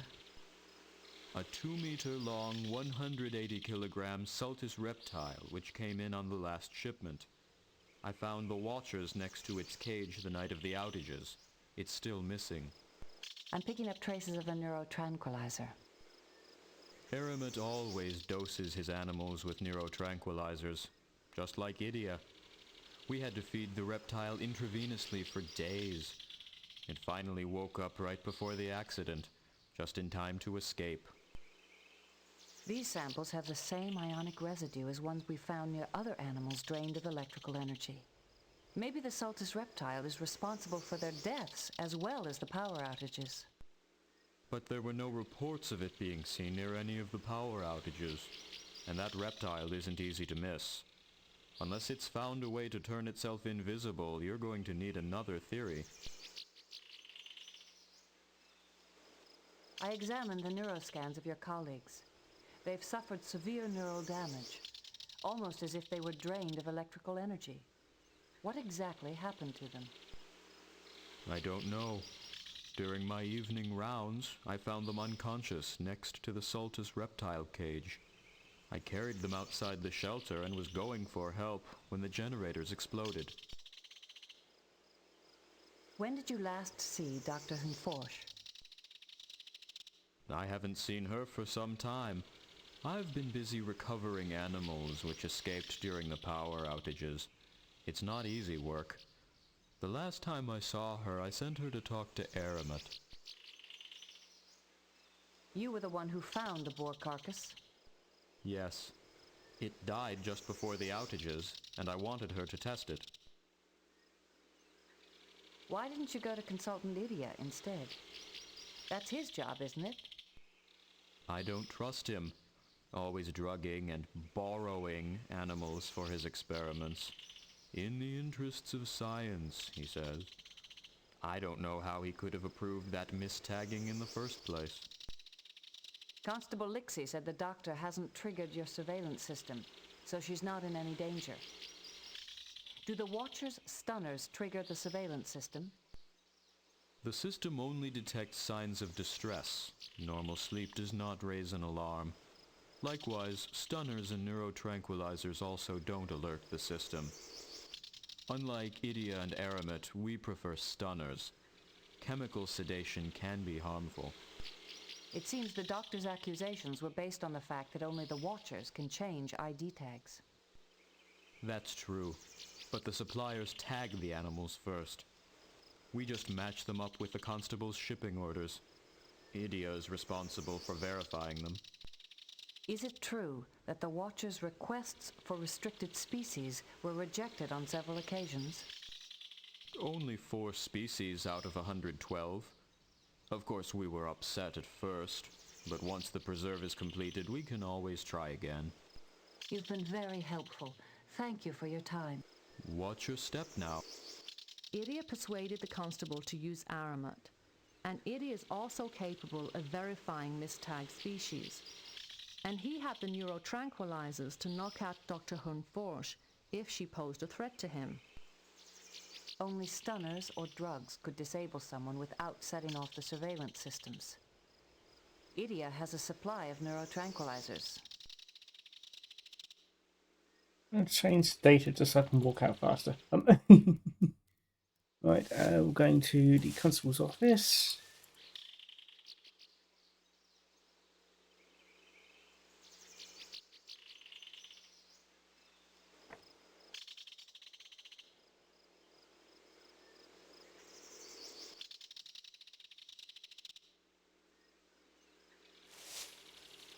We're nearly at the end of this bit, so it didn't take too long.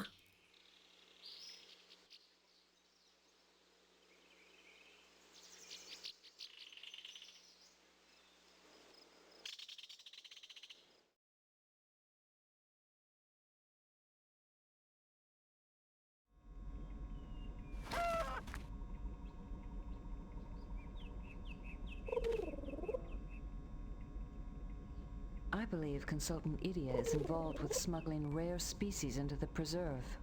Are you trying to pick up where Dr. Hunforsh left off? She accused nearly everyone else of the same thing. Idia persuaded you to hire a trader with a questionable reputation and knowingly verified mistagged animals. Idia also uses neurotranquilizers, which he could have used to stun the doctor without triggering your surveillance systems. Idia's been nothing but trouble since he got here. This time he's gone too far. I'll send for him so we can settle this once and for all.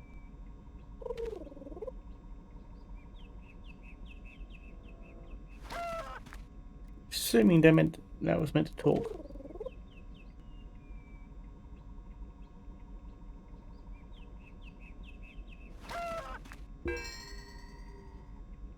Constable, we asked Consultant Idia to go to your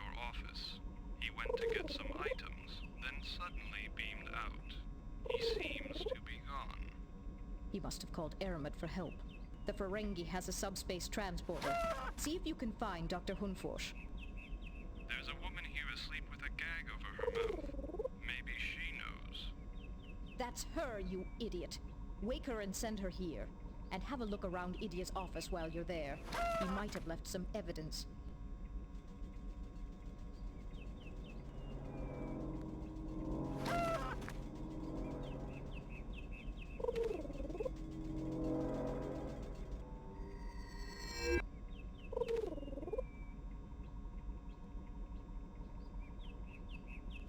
Oh, wait, here she comes.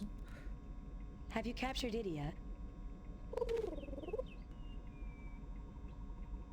No, unfortunately, he escaped with I'm assuming there's a bit of missing dialogue there. I'm Dr. Beverly Crusher of the Enterprise. Don't worry, we'll find Idia and Aramet. Forget them. We have to recapture the Mistag Sultus. It's already killed dozens of animals and destroyed several containment field generators. You have to capture this creature before it does any more damage. Have the quarantine shelter generators been repaired? The shelter force field will not help us. The creature escaped once, and it will escape again. Maybe you could rephase the force field somehow. That might be enough to stop the creature. That might work. But the only place we can rephase the force field power is at the main power grid. I'll go rephase the force... Good. The power grid is on the other side of the preserve. Take one of the shuttles. I hate to interrupt, but just how are we supposed to lure this creature back to the shelter? Why don't we just channel as much energy as we can into the shelter generators? We can't. We're using all our energy reserves to maintain the biotopes. The harmonic collector can emit high-energy EM fields. Let's use that as the bait. Yes, that should do it. V, I'll send one of the Watchers with you to the shelter to help set it up. If we can get the field power rephased, we might get that thing under control. I'll stay and monitor the situation from here.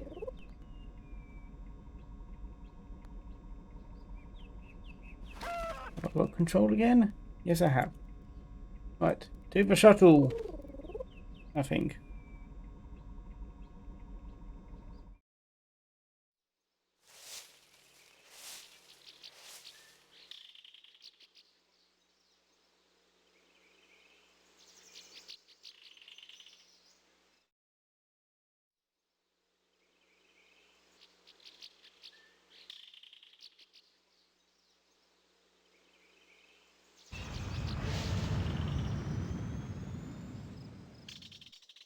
Whoosh.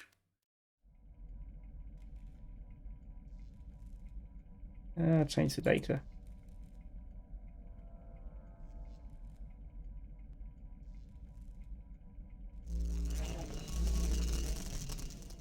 The energy fields are responding.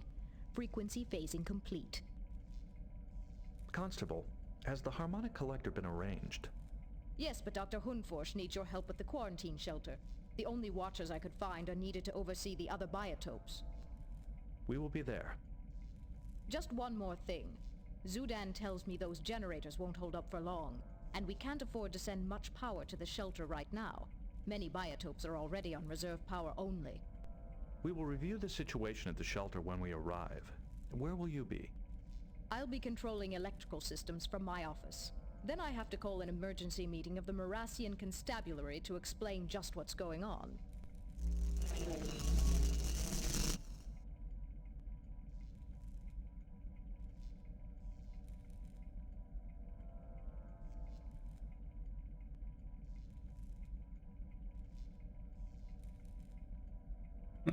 Howdy digs. Why did we spawn it? I have no idea why we were over there, but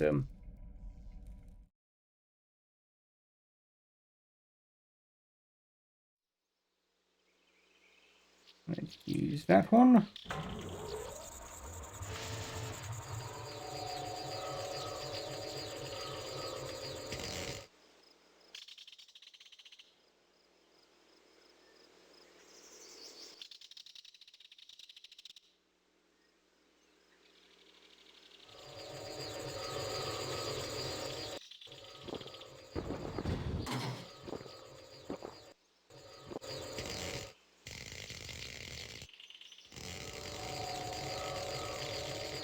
And got him. We did it. Now what took you so long to find me? Well, let's just say you weren't immediately missed. Constable Lixie thought you were off on a field trip. She was probably still upset that I accused her of smuggling. I suppose I should apologize to her, now that I know Idia was behind the whole thing. Idia could have easily killed you. You took a big risk confronting him with your accusations. I didn't confront him. I was just looking for information. But after I asked him about the Sultus, he must have panicked and decided to drug me. I should have suspected when he invited me to dinner.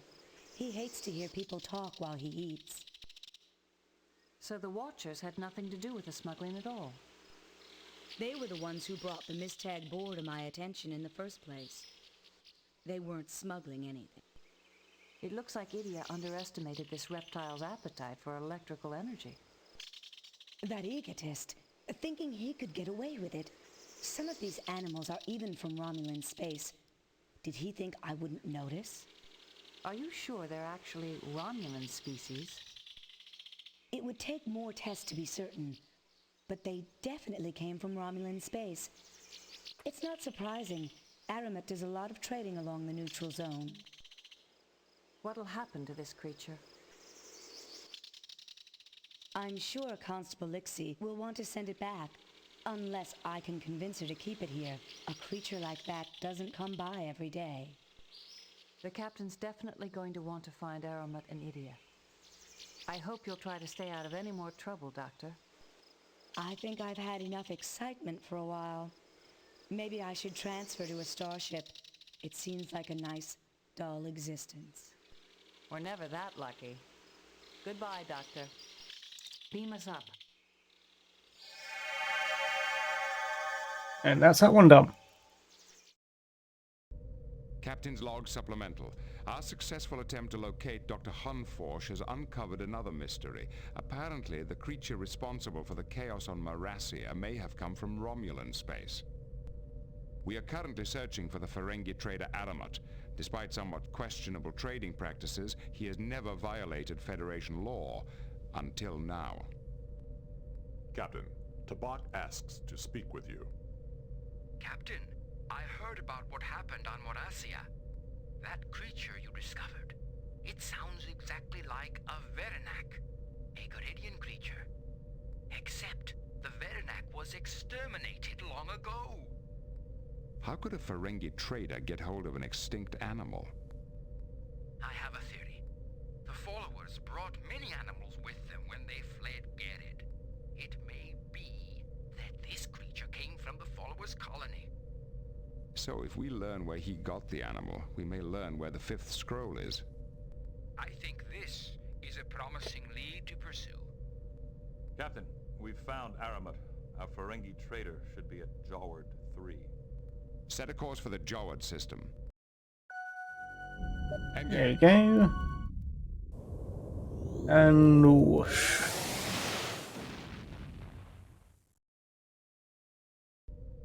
Alpha. Oh, it's only 40.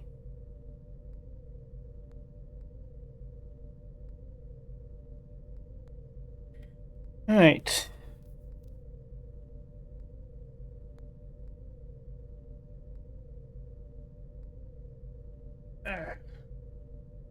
Yeah, so this game is a lot of talking compared to many other point and clicks, but it does start ramping up eventually.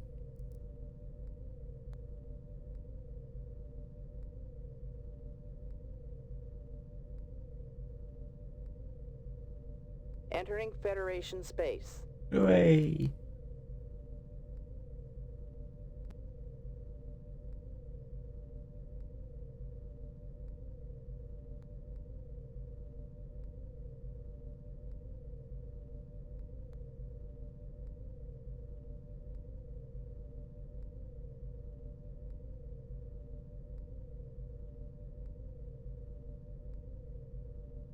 One more tick. There we go. According to Aramet's flight plans, he should have arrived at Jaward 3. Mr. Data, report. There is no ship in this vicinity.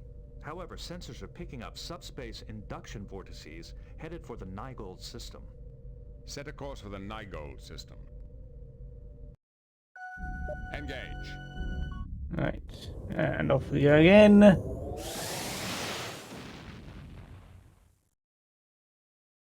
These might be far 18 years.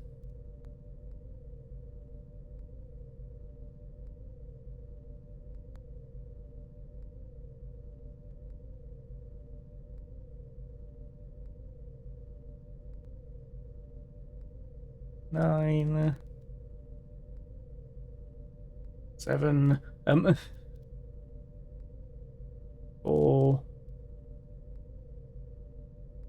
1, what, 2.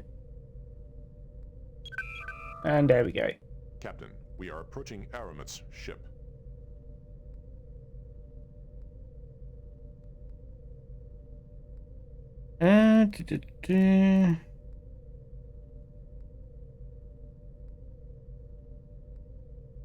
Mr. Worf, prepare a tractor beam. Helm, take us into range.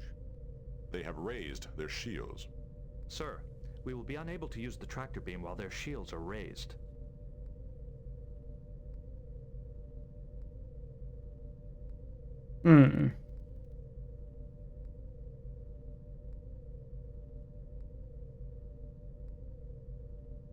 Scan the ship.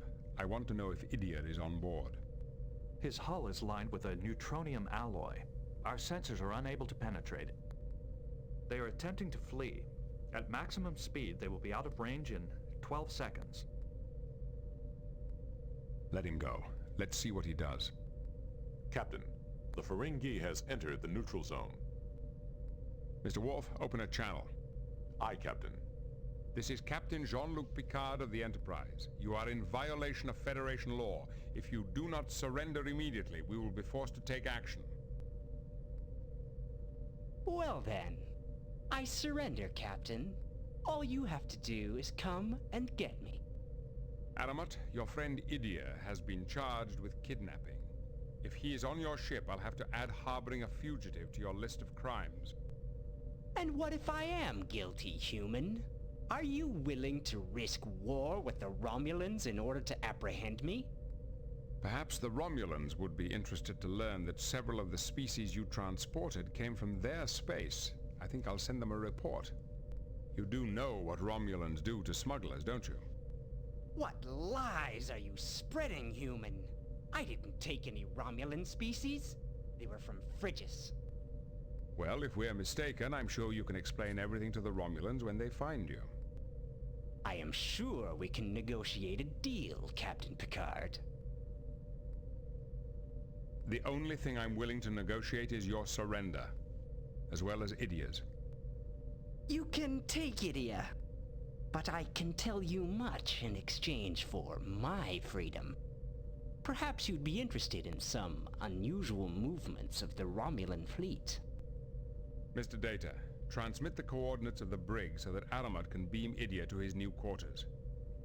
All right, Aramat, you've got a deal. Done then. It is a fair exchange. You may have Idia and my shipping records immediately. Now, for the information you have purchased. I hear reports from the other side of the neutral zone, not that I have ever been there, of course, about a massive refit of the Romulan fleet. What kind of refit? They've upgraded the warp coils and added secondary power cores to many warbirds. The weapons systems suffer, of course. It may even impair cloaking ability. But they could easily outlast any Federation vessel at maximum warp. It sounds as if the Romulans are in a race, one they want to win very badly. Who can say what the Empire does or does not want? But a merchant always watches the spending habits of potential customers. For example, there has been a sharp rise in the price of ancient Takan and Chodak relics in sectors near the neutral zone.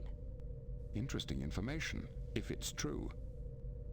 I would never cheat you, Captain. Now, this has been very entertaining, but I do have other customers. The Ferengi is moving away. Warp 5. Let him go. We have what we came for. Captain, the report on Aramut's shipment is in the computer. Apparently the animals which Dr. Hune Forge thought were from Romulan space actually came from Shoniosho Epsilon 6, uncharted territory. I'll be sure to look at that report soon, Number One. There's more, Captain. We can check on those animals in the Federation morphology database. These creatures are definitely related to species from Garrett. Shonoishu Epsilon 6, or Phrygus, as Aramut calls it, might just be our lost Garidian colony. Be sure to alert our guests. Lay in a course for Shonoisho Epsilon 6, Warp 5. Aye, sir. Engage. And whoosh.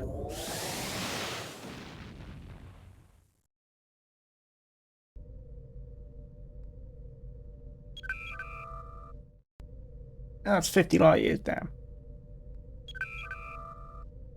I don't want to talk to them. Alright.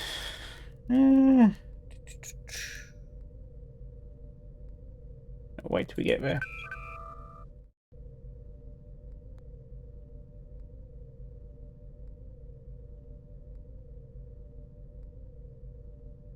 Warning. Entering nebula.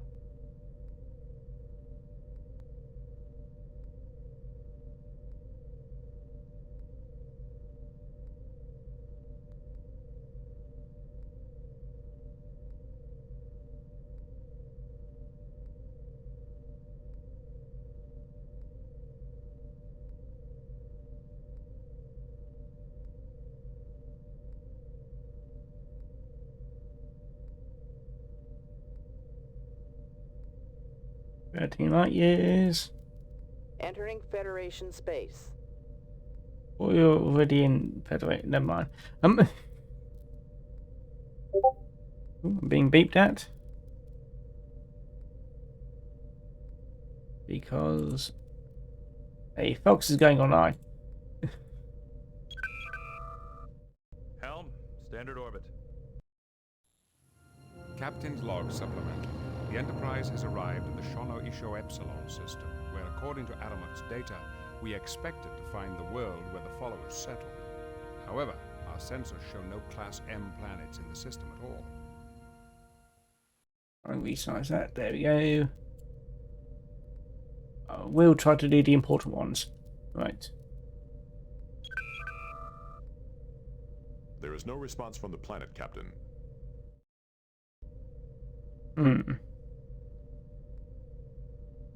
Data, is it possible there's something we missed? I can attempt to enhance the scan matrix. That may increase our sensor resolution. Make it so. Aramut is a Ferengi. Maybe he altered his navigational logs to throw us off the track. That is a possibility. There is physical evidence, however, that Aramut did visit this system. What sort of evidence, Mr. Data? The hull of Aramut's ship had recently been irradiated by chromaton particles. Shonoisho Epsilon is the only star in this sector that emits chromaton particles. I don't think Aramut was lying to us about this location, Captain. I do sense life out there, but it's hard to be more specific at this distance. If the followers are out there, how do you propose we locate them? These are people who fled from persecution on Garrett. They might be hiding deliberately. It may be better to let them locate us by sending out a general message of friendship. Perhaps one of our passengers could think of something that would encourage the followers to respond.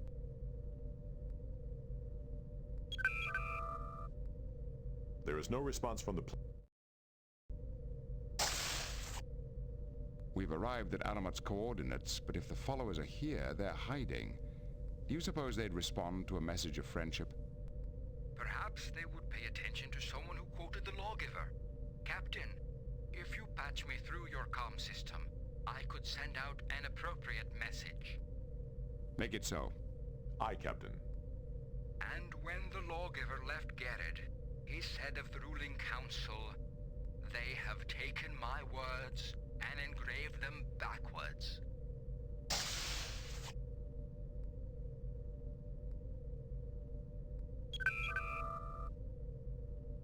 is no response from the... There is no response, sir. Well, it was worth it. The fifth scroll could be the greatest social discovery in... Too long have we been this... Skip you. Please, Captain, in the name of justice for... Sir, we are being... There we go. Who is this that knows the lawgiver's lament? I am Captain Jean-Luc Picard of the Federation Starship Enterprise. With whom do I have the honor of speaking? I shall need more information before I can trust you. Tell me more about yourself. We represent the United Federation of Planets. We are on a mission of peace. Is that why your ship is bristling with weapons? We use our weapons purely for defense. I see. And would the Federation be willing to defend us? Starfleet protects all of Federation space, which includes this system. If you wish, your world could even apply for Federation membership. I don't think the Romulans or Garidians would like that. They both have made claims on this world. That is unfortunate, but immaterial. Your planet is in Federation space. If you ask for our assistance, we will give it. That is a noble attitude. We have several Garidian refugees aboard. They are seeking to bring the wisdom of the Lawgiver's fifth scroll back to Garrid. Garrid had its chance, and it cast the Lawgiver and our ancestors aside. It is too late to mend their relations with us now. These are reformers, hoping to use the Lawgiver's words to improve Garidian society. That is a cause the Lawgiver would have approved. You've given me much to think about, Captain. Allow me a few moments to consider it. I understand. We will remain in orbit and await your response. I just have to wait now.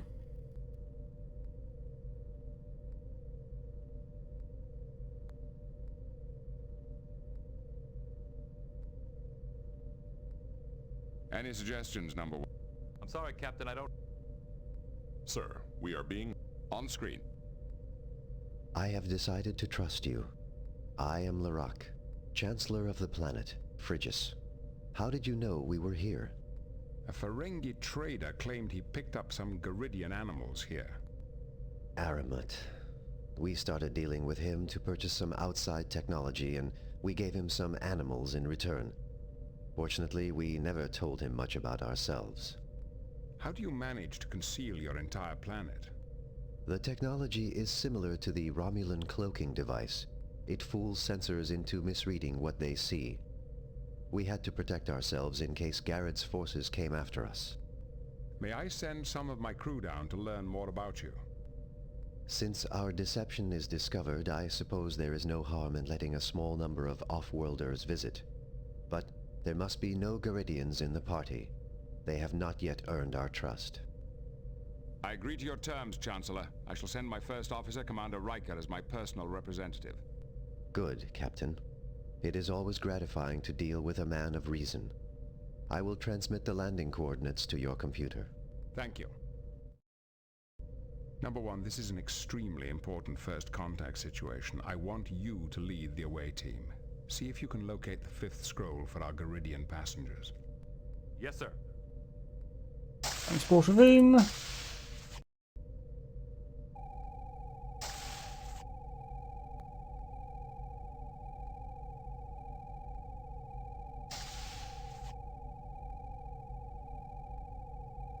Beam down coordinates selected. It does seem that you do have to slide them up, which is at least appropriate.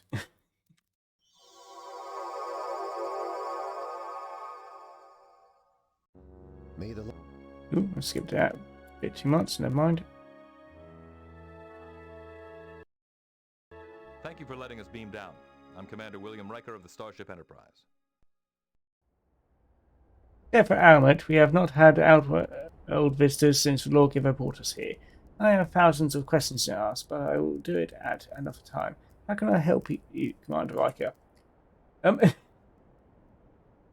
looking for information about the fifth scroll your Yeah, Lawgiver... it seems there is some missing audio text. Why are you aliens interested in our scroll? It may be the only way to prevent a civil war back on Garrett. Can you help us? I am afraid not. I am only in charge of the civil government. That is a religious matter, so you must ask the leaders of the sects for help. It's only been 1,000 years since the lawgiver left Garrett. Has your religion had such serious splits in so short a time? Sadly, yes. Even before the lawgiver's death, his disciples began to disagree over the way his writings should be interpreted. They each made a copy of the fifth scroll that emphasized their own particular biases over all the others. That must have been confusing. It was worse than that. The lawgiver became disgusted with them and hid his original manuscript, vowing that no one would find it until the sects learned to cooperate. From the way you're talking, I guess they never have. An accurate appraisal. The lawgiver said he left the keys to the scroll's location with each of the sects. But so far, after centuries of feuding, all the sects have done is formalize their competition into the declaratory. The declaratory? Yes, a series of philosophical contests the sects hold every decade. The winner has the right to collect some prize from the loser. What are these pyramids? The pyramids are relics of an ancient race called the Chodak. They were here long before we arrived from Garrett. Each sect adapted a pyramid to serve as a transporter to their temple. We've heard of the Chodak, but it's rare to find evidence of their presence in this section of the galaxy. Oh yes, the Chodak Empire was vast indeed. Like the lawgiver before me, I have made extensive studies of their culture. I am actually considered something of an expert in the translation of Chodak runes. Well, you've been very helpful. Thank you. I must return to my other duties now, but I will monitor your progress as my schedule permits. May the spirit of the lawgiver guide your steps.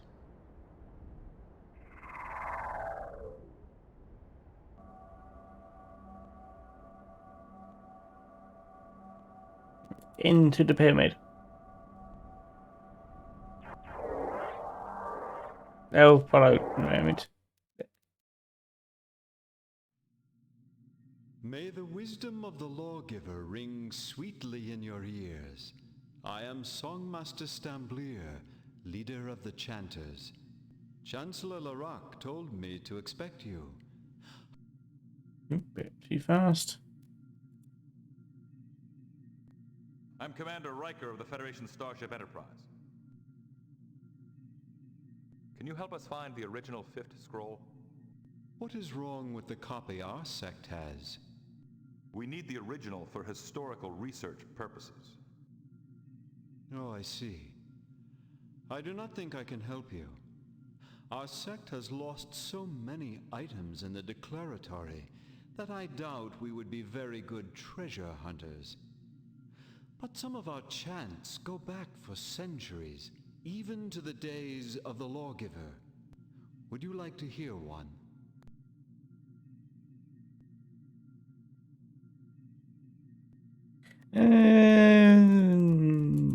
It's a tempting offer, but we're really anxious to find the original fifth scroll.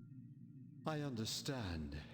You do not believe in our copy of the fifth scroll, and you do not... Alright.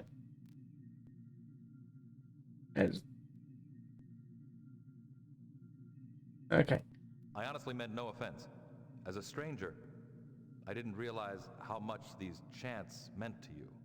By all means, please favor us with a chant now. I suspect you are being less than sincere. But no matter.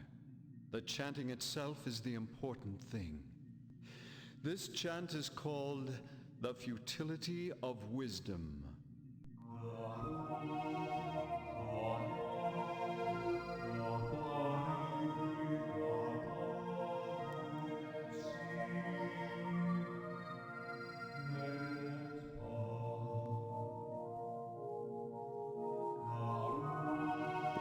Can't remember if they're important.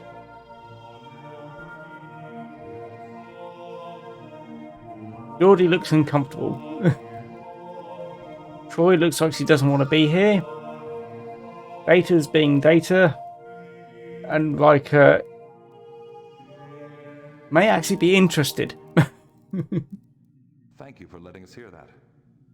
It was very enlightening. Since you enjoyed it so much, I shall give That's you why we an needed it. orchestrion that will let you listen to it whenever you wish. And feel free to visit us anytime, as long as you maintain civility. May the songs of the lawgiver bring you fulfillment. That's what we needed. Right.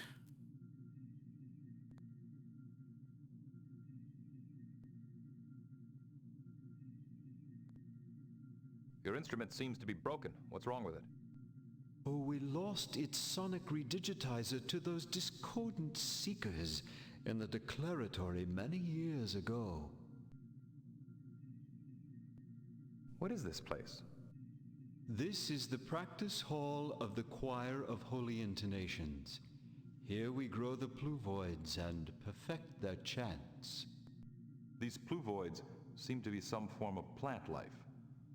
Do they actually understand what they're singing? Not really, but they have beautiful tonal quality. That is important for holy chants. Why do you call yourselves the Chanters? Our founder, Ifnik, believed the path to true enlightenment lies in singing. We grow these pluvoids and train them to sing holy songs. By focusing so deeply on the eternal mysteries, we gain a clearer insight into the nature of religion and salvation.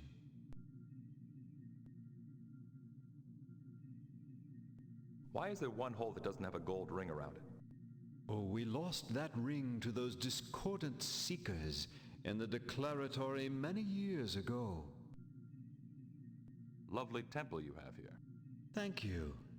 We constructed this chamber to optimize its acoustic effects. Thank you for your time. Do we need to talk to him again? Thank you for your time. No. Right. Walk out. We walk to the other pyramid.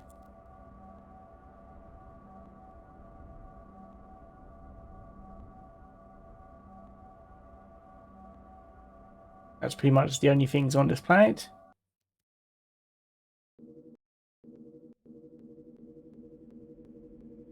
Right.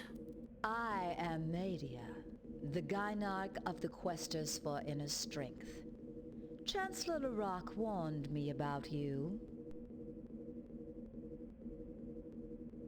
I'm Commander William Riker.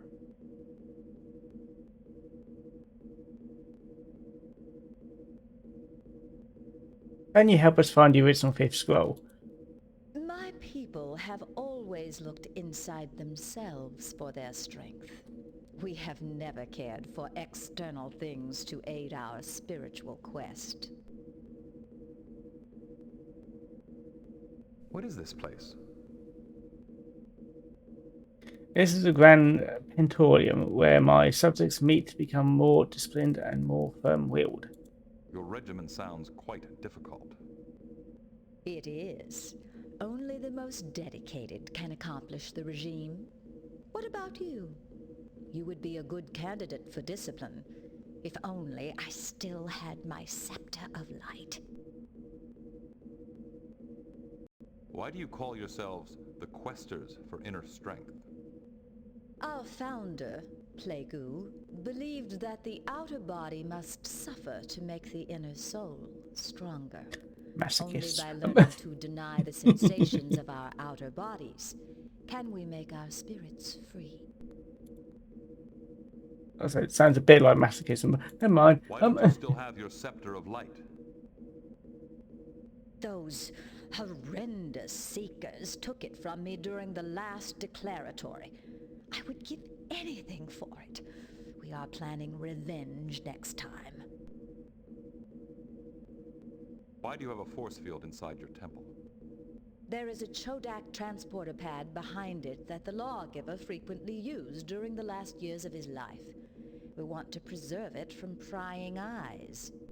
Maybe the original fifth scroll is back there. May we investigate it? I have no desire to share my temple's treasures with aliens. Lovely temple you have here. Thank you. It stimulates our contemplations. Thank you for your time. You certainly wasted enough of it. Alright.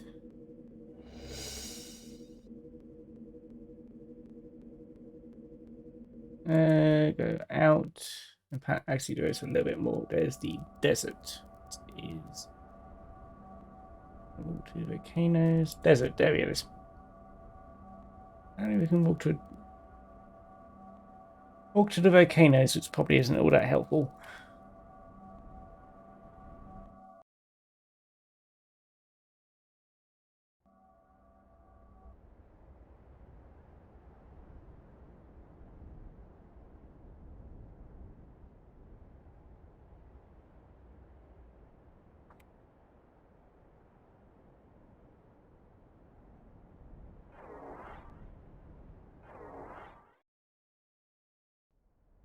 May the lawgiver's spirit grant you wisdom. I am Arch Rashan Natchel, Chief Assistant to His Exalted Prominence Elant of the Seekers. Chancellor Larak told me to expect you. How may I be of service? I'm Commander Riker of the Federation Starship Enterprise. Can you help us find the original fifth scroll? I can let you see the true copy made by Baranan, our sect's founder. We're doing this for historical research.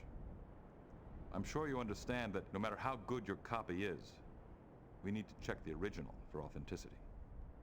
I am afraid I cannot help you. The original was hidden by the lawgiver many centuries ago.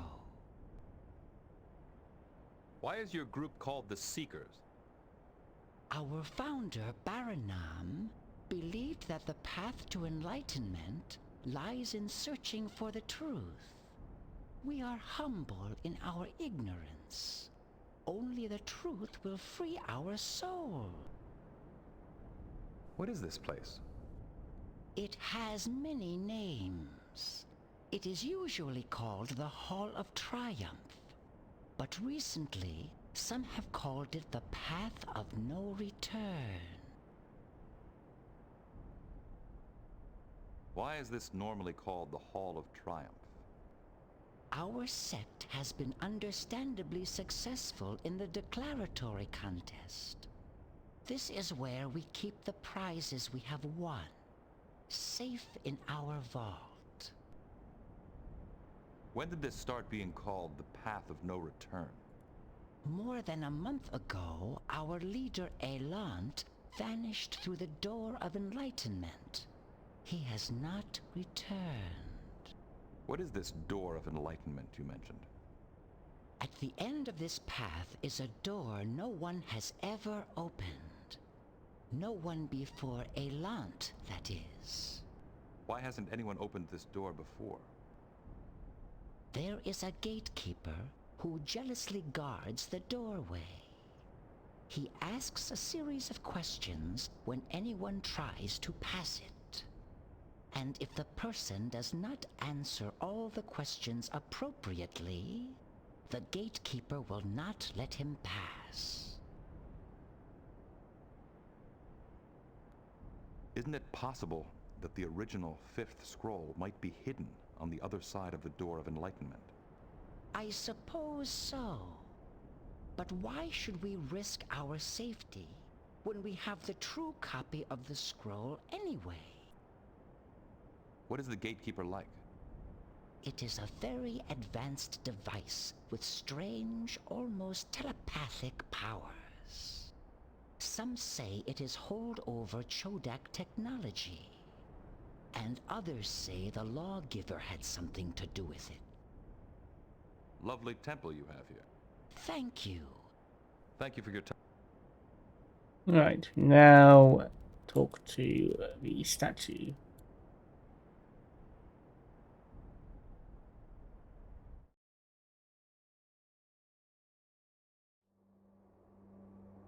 I may actually do a small save here.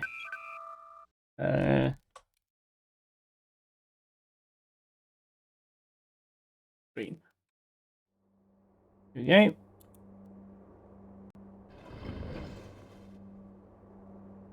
Come no closer. I am the gatekeeper of the Door of Enlightenment. You must answer my questions appropriately to determine whether you are wise enough to proceed. Those who answer inappropriately will be punished if they attempt to pass. Ask me your questions. Who was the lawgiver?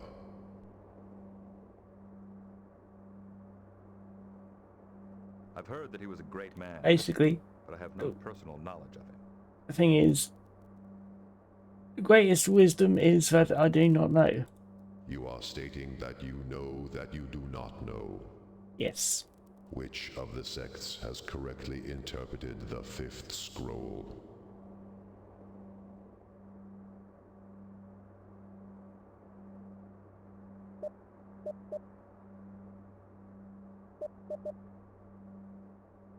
I don't have enough facts to answer that properly.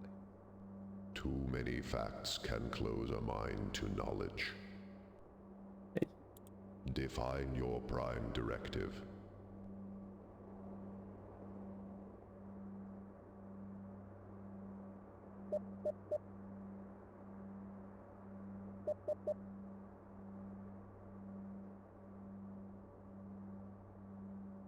The prime directive doesn't have a single definition. Its interpretation depends on the circumstances. You understand that truth depends on context. Who are you?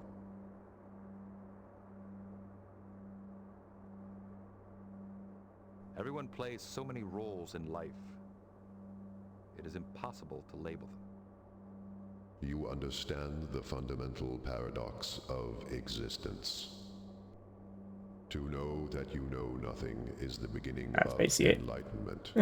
Your answers prove that you are ready to admit this. You may pass through the door. The wisest man basically, wisest man is wise enough to know that he knows nothing. Basically. In we go. They should follow.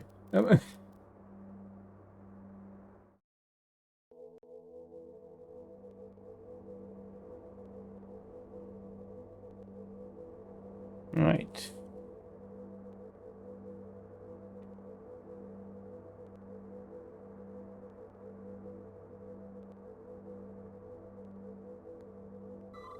The tricorder can't read it. It must be a very obscure language.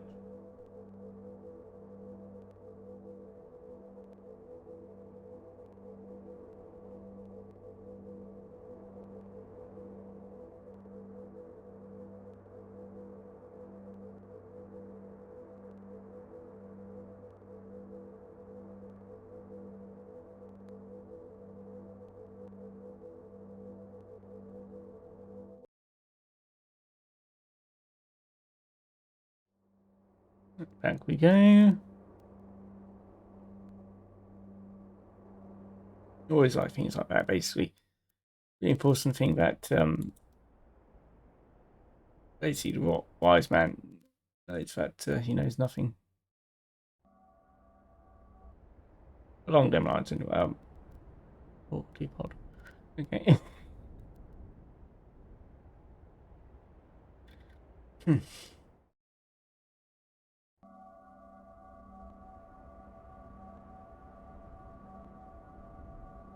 Where was the chancellor thingy? In here?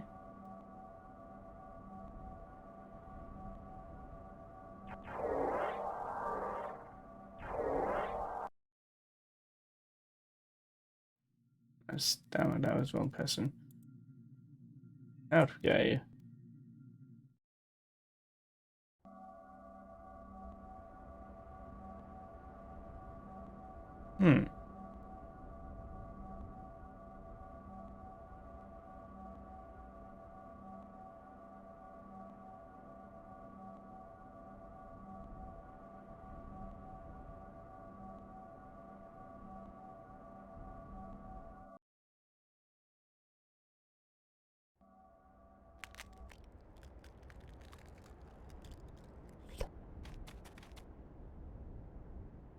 That was something I wasn't expecting.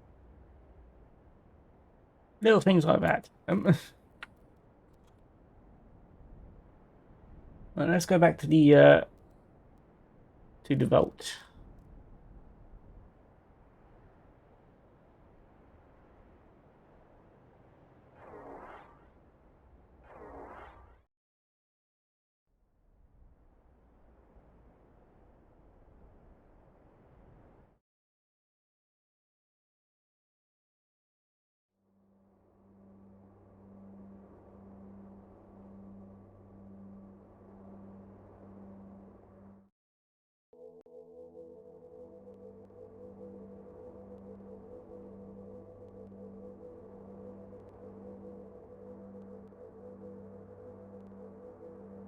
I don't think it's a good idea to play with controls we don't understand. We could end up doing more harm than good. It's some kind of sign, but I don't know what language it's in. Tricord again. The tricorder can't read it, but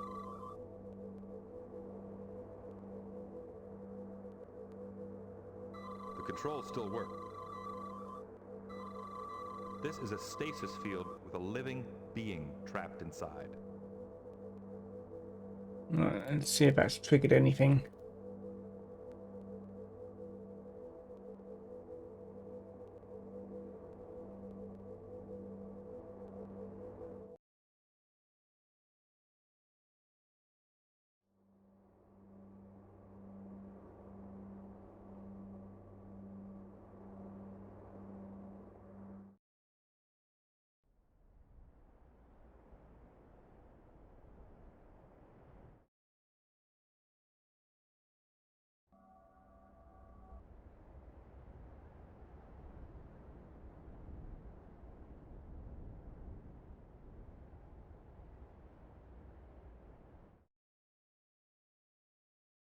There he is.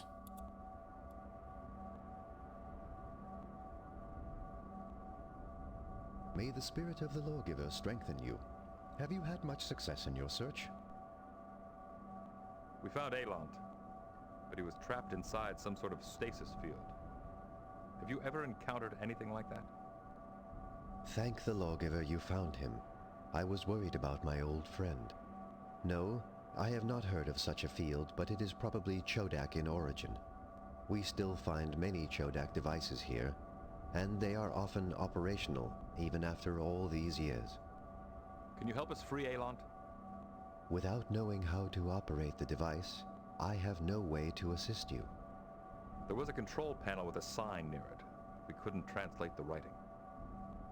The lawgiver made a great study of the ruins and developed a Chodak Garidian translator. I will upload it into your tricorder. Perhaps it will help you save Elant. Thank you very much. This may be an enormous help. Elant is my friend. I do hope you can free him. But if you will please excuse me now, I have a planet to govern.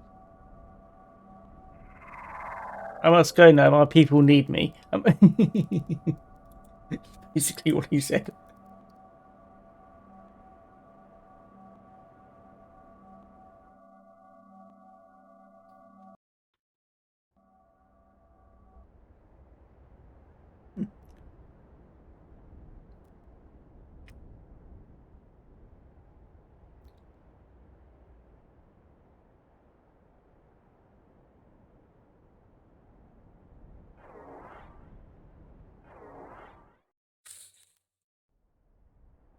Right, go back here.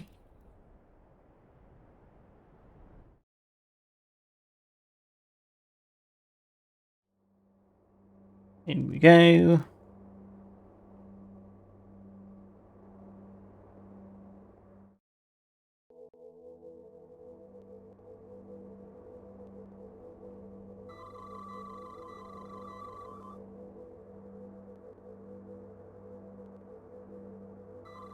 It worked. We now have detailed instructions on how to operate the control panel.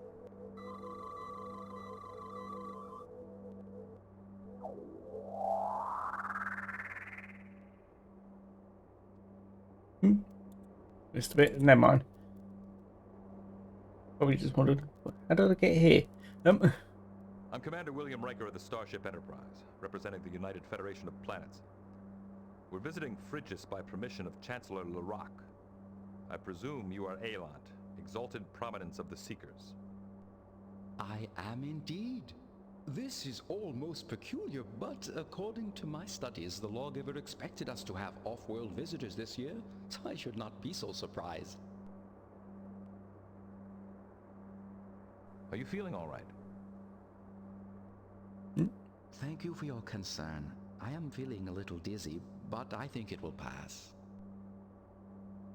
How could the lawgiver foretell our coming in this particular year? He was a prophet. Prophets are supposed to foretell things. Yes, Riker, stop being Can you help us find the original fifth scroll? I wish I could. I came here looking for it. Why are you strangers so interested in it? There's a civil war brewing on Garrett. Having the original scroll may help some Garidian friends of ours prevent it. That sounds like a noble goal. Even though we have been exiles here for many generations, we still cared about our home world. May the lawgiver's wisdom help bring peace to Garrett. What is this place? I scarcely know myself. I only came through that door a few minutes ago, and I've not had much chance to look around. I suspect this is a room built by the Chodak, the original inhabitants of this world. Their ruins are all around us. I know it seems like you were here only a few minutes, but it was much longer. You've been trapped in a stasis field. Time actually stopped for you. I see. It was a rather disorienting experience. Do you remember what happened? When I entered the room, I saw a pair of talismans sitting on that rock. I climbed down to get them, but as soon as I touched them, alarms sounded and I just lost consciousness.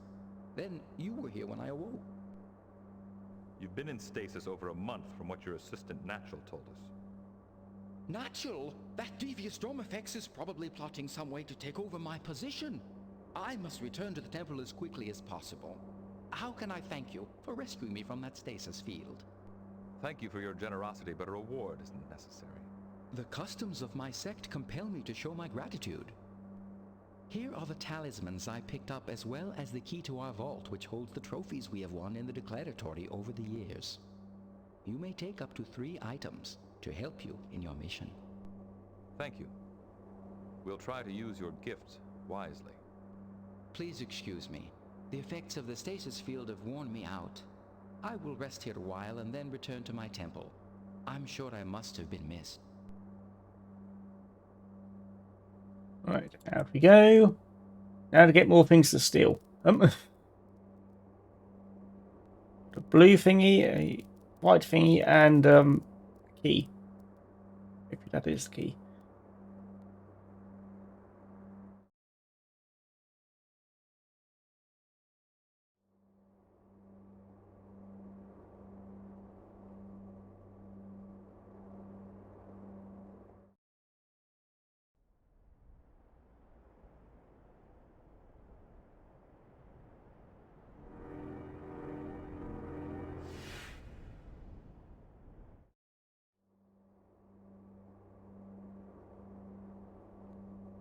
Golden ring.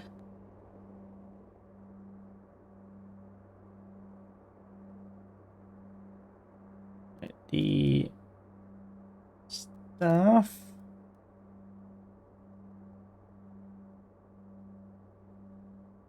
Device. There we go. And that's it.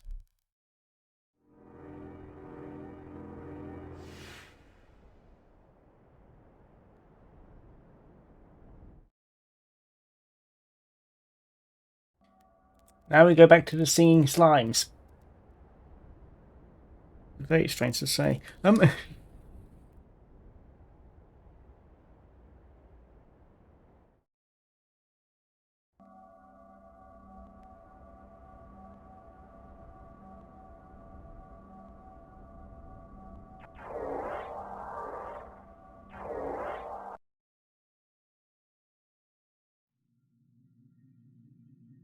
Right. Do. Use that on that. I think this will fix it. You repaired our instrument. In your honor, I shall play the lawgiver's song, Traveling Music. I may skip this.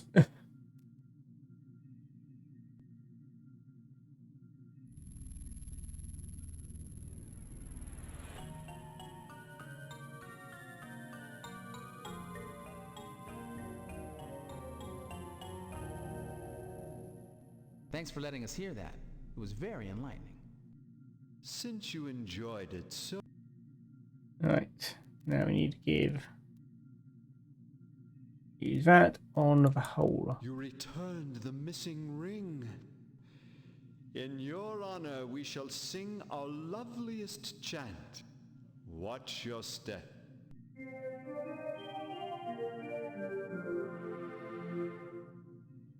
Thanks for letting us hear that. It was very enlightening. Since... Right. Goes back to Riker. And we go up here.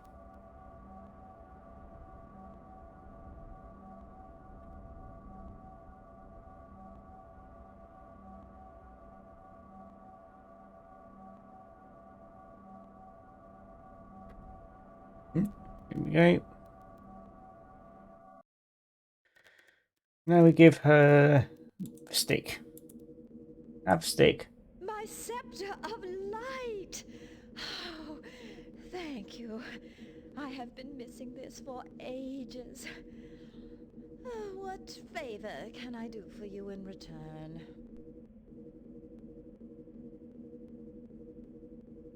What's behind this force field? An ancient Chodak transport. Will you lower the force field? Yes, I will do that for you. But I do not think it will be much help, since we have never figured out how the Lawgiver's transporter works.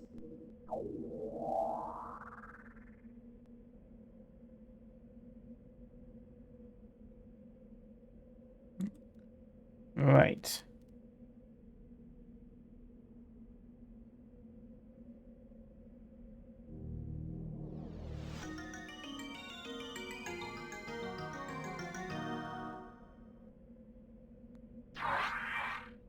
There we go.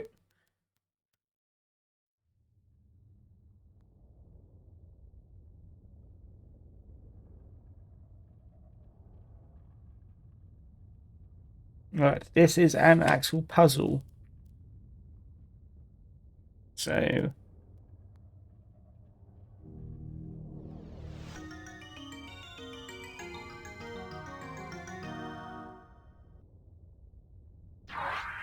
That's not the one I wanted. It's not the one.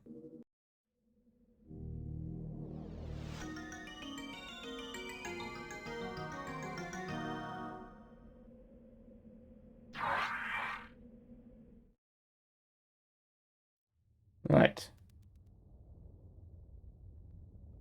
Change the data.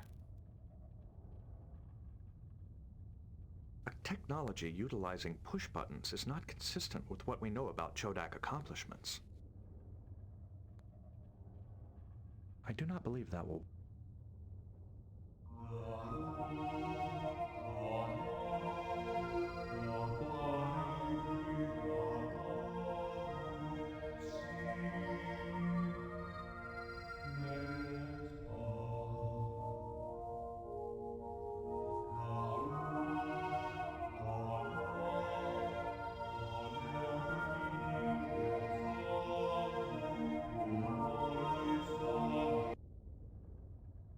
No, that's not the one we need. We need to use that one.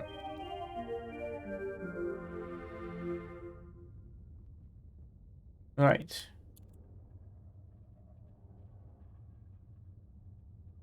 You grab that one. Walk back.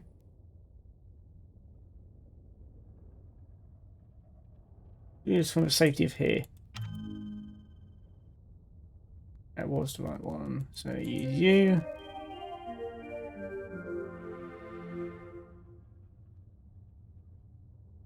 Walk up to data. Walk up there. Thank you. Thank you.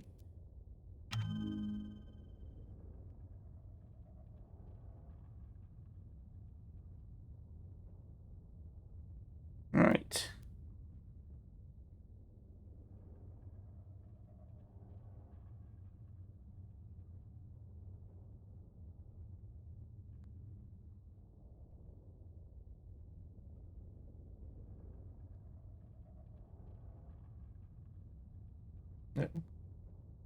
Hey there, data. Right.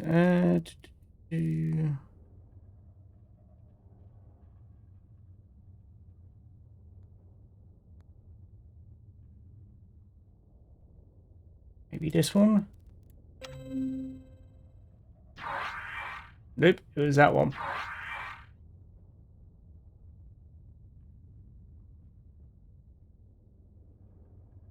Right, you need that one.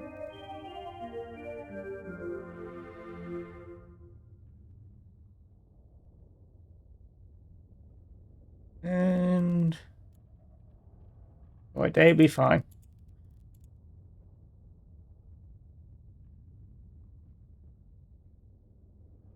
Use you. Use you. And there.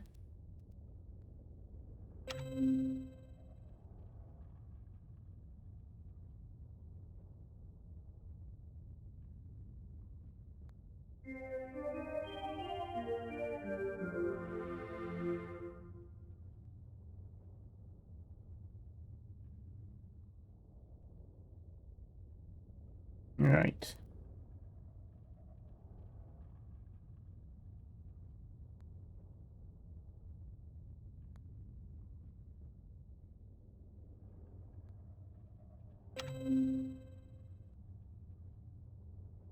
Right.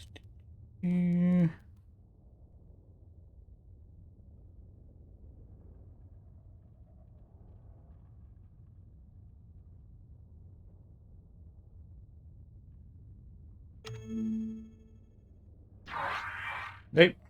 One more down.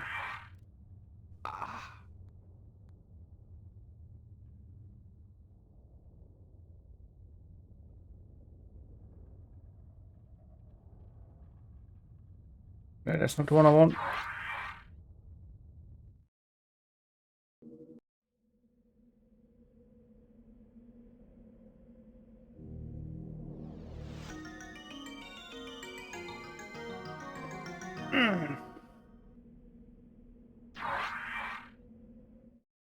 Yes, like we'll keep falling down. Right.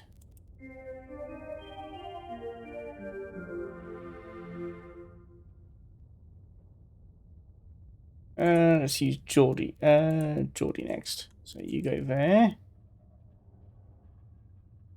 Go up. Geordie, go up there. Probably should save.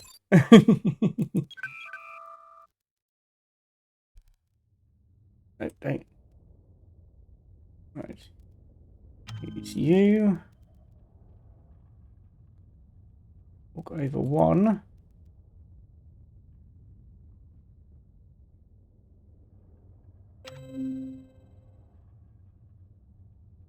Walk up one.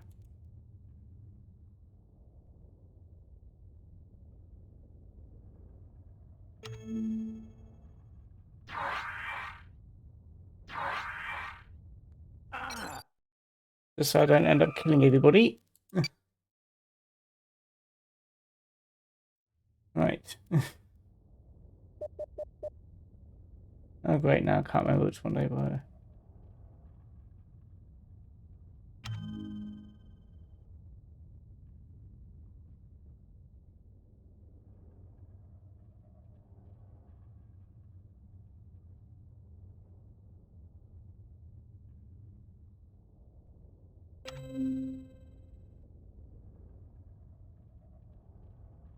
Up to here.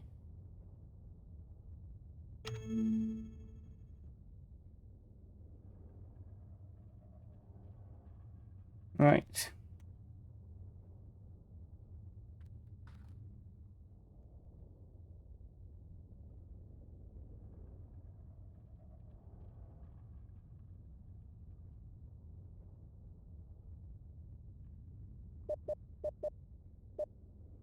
Let's just save here. I don't want to do this again. It didn't work. Yes, it did, Geordie, don't lie. 1, 2, 3, 4. No.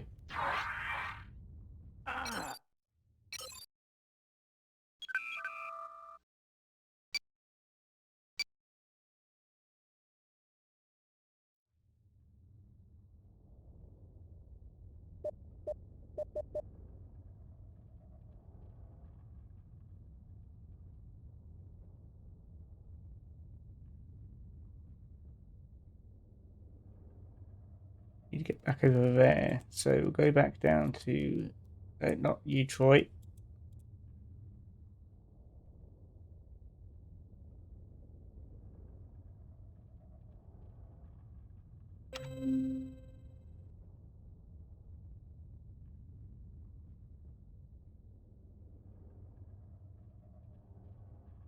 This one did that one.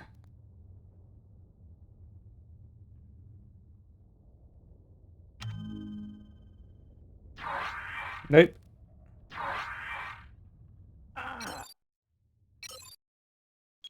We're going to see Geordie falling over a lot in this stream.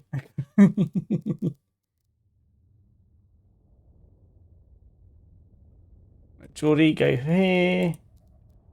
Use that one.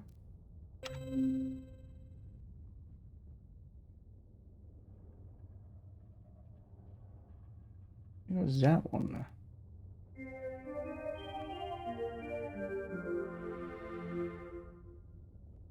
Yes.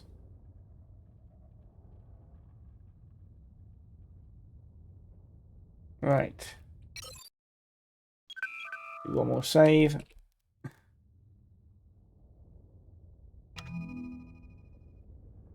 Yes, that's where we're going. Use.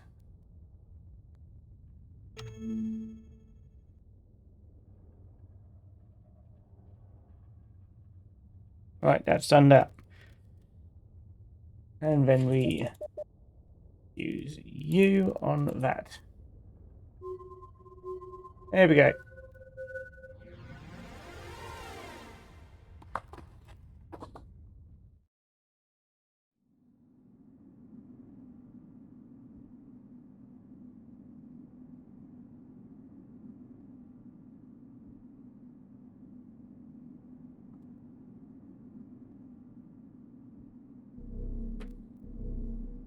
That flashing light could mean trouble. We'd better get the scroll back to the ship so Debak can authenticate it. Beam us up.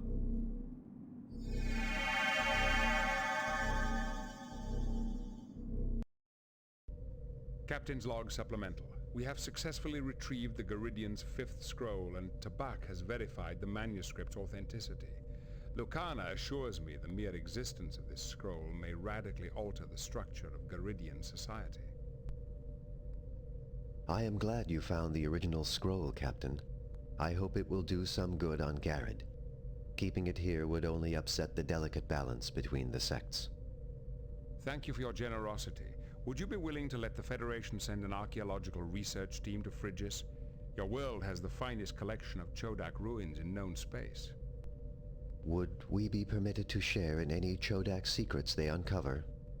Of course, the Federation believes in freely distributing scientific knowledge. In fact, we would be honored if your scientists would join our efforts. Then we agree, Captain. Send us your archaeologists. Right, there we go. Captain, Lucana is on the comm. She wishes to speak to you. Put her on. The oppressed masses of Garrett offer their gratitude for your assistance, Captain. Garidian society will soon be transformed. We must now make plans to return the scroll to Garrett. Captain, a Garidian warbird is decloaking off the port bow. It is the Asurum, Captain Pintara's ship. They are hailing us. On screen. Thank you for leading us here, Captain Picard. The ruling council has wondered for centuries where these people ran off to. You have no business here, Captain Pentara. We are in Federation space and this world has asked for our protection. I intend to give it to them. This is no longer a matter of a little scout ship, Captain. A subspace message was sent from your ship to the Garidian rebels. A full-scale revolution has erupted on Garrett. We sent no messages. I suspect it was that revolutionary Lucana. She delights in stirring up trouble. Surrender her, end her companions at once, or face the consequences. Captain, the Aserum is powering up its disruptors. Shields up. Captain Pentara, anyone who has been sending unauthorized subspace messages from my ship will be dealt with severely. I do not tolerate that sort of behavior. You may have a few minutes to investigate, but I'm still not leaving without those people. Mr. Worf, get me Lucana on the comm. What do you want, Cap? Are you responsible for a subspace message being sent to Garrett? Yes, I brought a subspace microtransceiver with me. Now that we have the fifth scroll, our revolution is fully justified. Garidian society must change. You are playing games with thousands of lives and risking an interstellar incident. Freedom for my people is worth any price, Captain. Lucana, this has gone far enough. If I get my mother to intercede with the ruling council, will you come back to Garrett and stop the revolution? Your mother is as reactionary as the council. She is a woman of honor. She would keep her word even to you, someone she hates. If she can get the council to listen, it might be worth the gamble. Captain, can you patch me through to my mother's ship? Make it so, Mr. Worf. Mother, there is no need to fight. We have the fifth scroll. The fifth scroll is a myth. No, I've seen it and Tabak has verified it. This will change our world forever. Do you realize what this means? The ruling council has not been truthful with us for generations. The people will demand revenge. If you give us safe passage back to Garrett and convince the council to hear Lucana's message, she will return with the fifth scroll and stop the rebellion. Very well. Captain Picard, I will power down my disruptors so you can lower your shields and let me beam Tabak, Avakar, and Lucana to my ship. Perhaps our paths will cross again. Under better circumstances, I hope. Sir, the Warbird is disarming its weapons. Lower shields. Captain, the Garidians have beamed aboard the Aserum. They are underway. On course back to Garrett. What are your orders, Captain? Right, let's go back to the neutral zone because that was our job. The Ruinor sector and resume our patrol along the neutral zone. Yes, sir. Engage. Not doing the cutscene again. It just takes.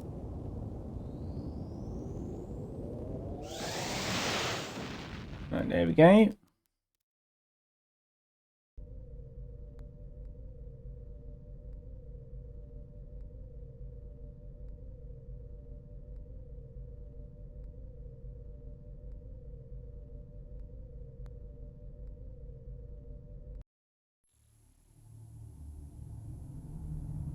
Quickly resize this because it is an important one.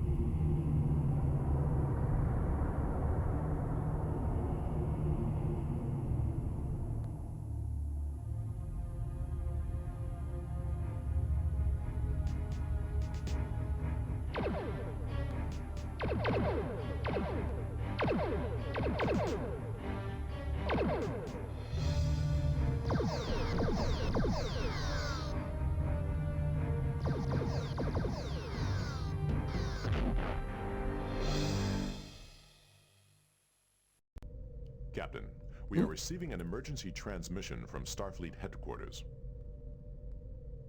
Let me just resize this and then we can have a look at the... It's so annoying doing that. Right, there we go. On screen. Attention all Federation vessels. This is a Priority 1 alert. A Romulan fleet has crossed the neutral zone into Federation space. All civilian ships are advised to avoid sectors along the border. A state of war now exists between the Federation and the Romulan Empire. Entering Federation space. There is no response. Maybe the comm relays are malfunctioning. See if you can raise any of the local Federation outposts. Aye, sir. I will try manually routing the transmission.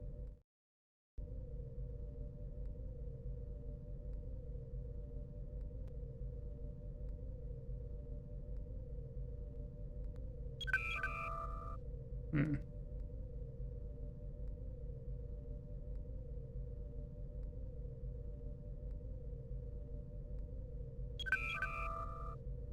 There is no Again. Captain, Ah, there we I've go. established communication with Admiral Redrick. On screen. Captain Picard, I'm surprised you managed to get through. The Romulans have disrupted communications through half the sector. We received the invasion alert. What's the situation? Our information is still sketchy, but we know the Romulans destroyed Outpost Gamma 1-5. It looks like the spearhead of their fleet is in the Goldur sector. The Enterprise is at your disposal, sir. Good. Then I want you to proceed to the Goldur Delta system and report to Commander Chan at Outpost 543. She's coordinating our defenses in that area. I'll inform Admiral Williams as soon as we restore communications. Admiral, if we encounter the Romulan... You're free to engage, but don't pick a fight you can't win, Jean-Luc. We can't afford to lose the Enterprise. Good luck. And to you, sir. I'm afraid we're all going to need it. Picard out. Lay in a course for the Goldur Delta system. Maximum warp. Maybe I get go fast.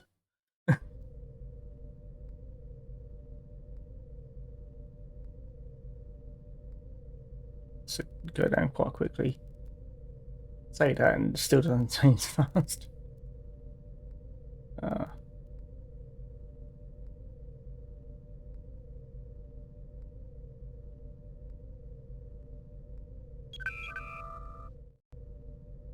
Helm, standard orbit. Greetings, Captain. I can't tell you how glad we are to see the Enterprise. We're happy to assist. What can you tell us about the invasion?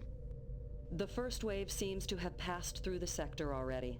There were dozens of warbirds. We thought we were done for, but they just kept going. They didn't even attempt to attack? No. It looks like they were headed for the Zatarnus Nebula. We don't know why. Are there any other ships in the area? The USS Ayres came through a few hours ago, but they headed off to intercept a group of warbirds. The Klingons have promised to send us support, but we've just detected some incoming warbirds. They're headed for COM Relay 543 in the Pax-Sonoma system. Captain, we can't afford to lose another comm station.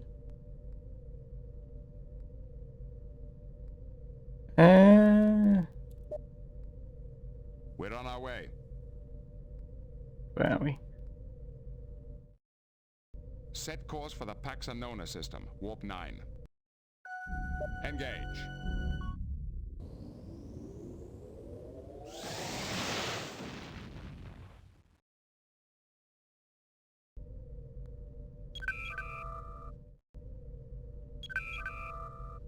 I meant to talk to her again. Is there anything else? No.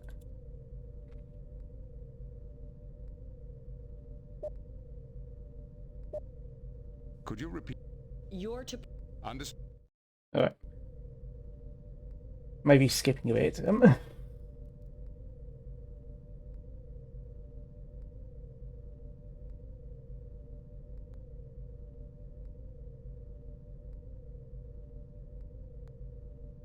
Captain, 3 warbirds are entering the system. They are not cloaked. Red alert! Shields up! I don't understand it. They're not even attempting to hide. Could it be some kind of trick?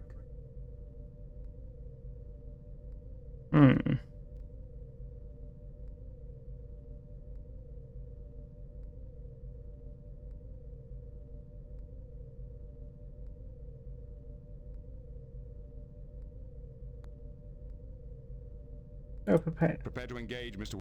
Captain, the Romulans are changing course. They are retreating.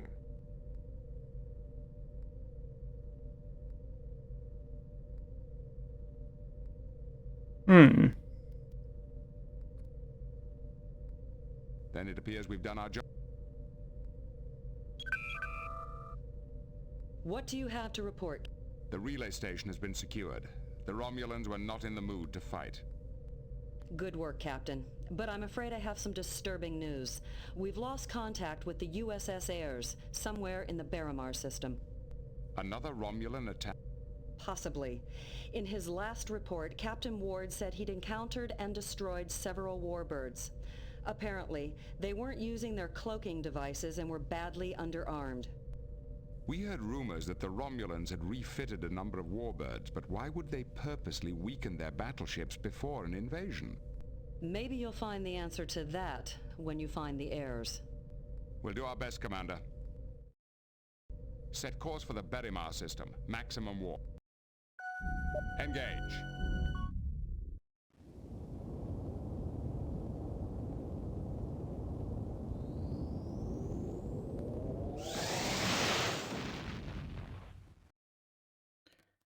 Right.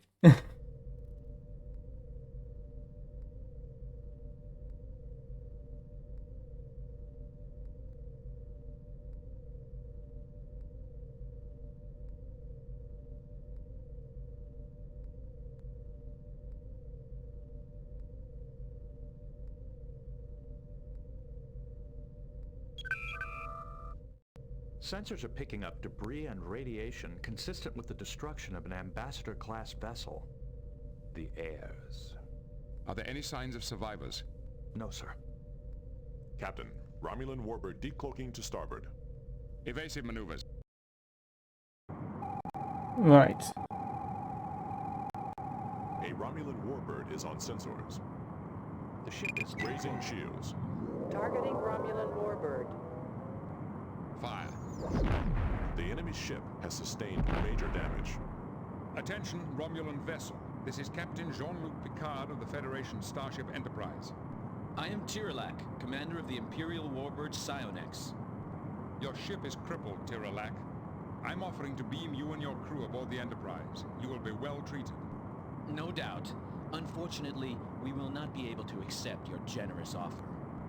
Captain, energy emissions from the Psionex are rapidly increasing. I believe they have activated their self-destruct. Helm, back us off. I don't want us anywhere near that ship when it goes.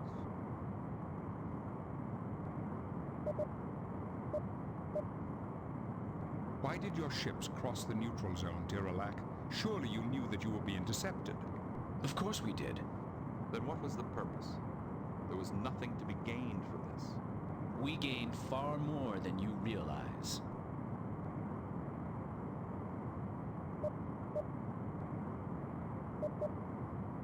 Mr. Data, lock onto Commander Tirolac. Beam him aboard now.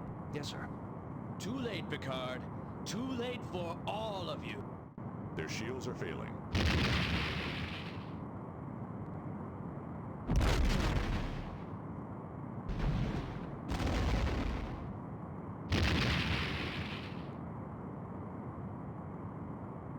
Alert cancel. The Romulan warbird Condition has green. been destroyed. Sensors are picking up a vessel.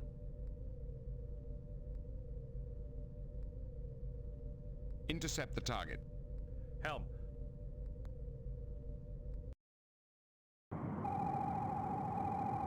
Go to red alert.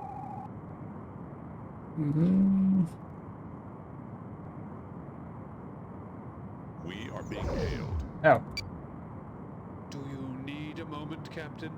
I understand you humans need to pray before death.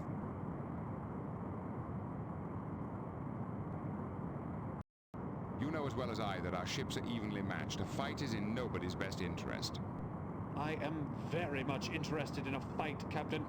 The destruction of the Enterprise will be a great boost to my career.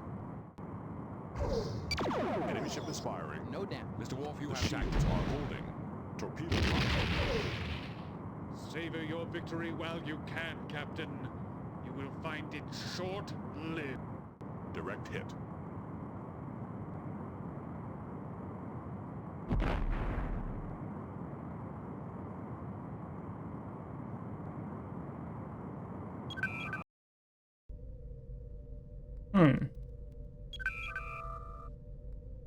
What do you have to report, Captain? The Ayres was lost with all hands. We engaged and defeated a warbird, but unfortunately, the Romulans destroyed themselves to avoid capture. The Romulans have a strange conception of honor. Well, there's no time to dwell on that.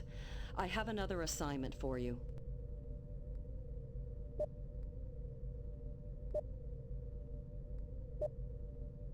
Commander, my crew could use a rest. There's no time. We've just received a communication. They reported engaging 3 warbirds headed for this outpost. Give the Klingons any assistance they need, and make sure those warbirds don't get through. We're on our way. Laying a course for the ballast system. Engage. Don't remember this much fighting. Oh well.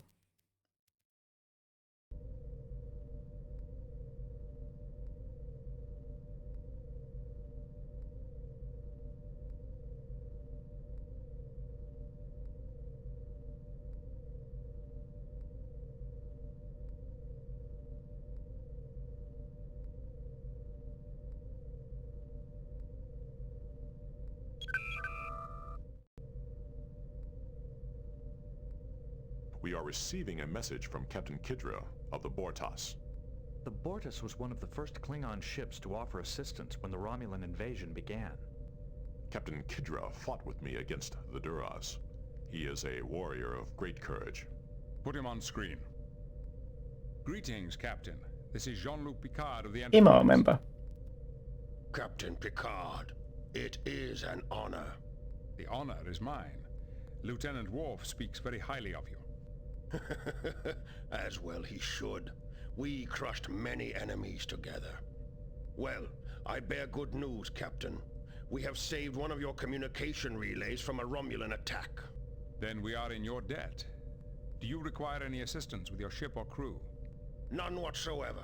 We were completely unscathed. And, Captain, we captured a warbird and many prisoners. It was a truly glorious victory. You captured a Romulan warbird without any resistance? They had little to resist us with. When we boarded their ship, we found that it had been severely modified, stripped of most weapons and many other systems as well. Why would they purposely make themselves so vulnerable? The modifications nearly doubled their engine power. It seems they were willing to sacrifice weapons for speed. Captain, such modifications would have placed extreme stresses on the warbird's hull. It would not have survived an extended mission. Maybe they never expected to survive. Maybe they were on a suicide mission. But a suicide mission for what? During our interrogations, the prisoners mentioned a weapon of some kind. Perhaps that is what they were seeking.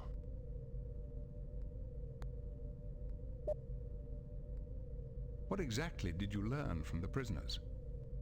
They spoke of an ancient weapon, a relic of a long-dead race known as the Chodak.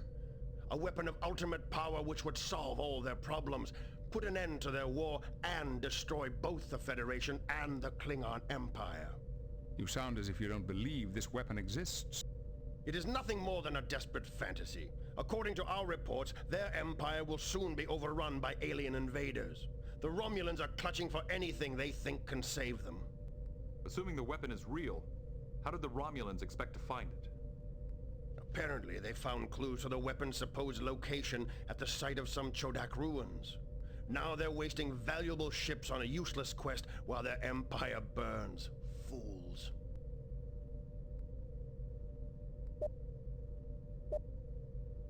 Can you tell us anything else about the Romulans' war? They are fighting a formidable adversary. Extremely powerful aliens from the far side of their empire. We know nothing more than that.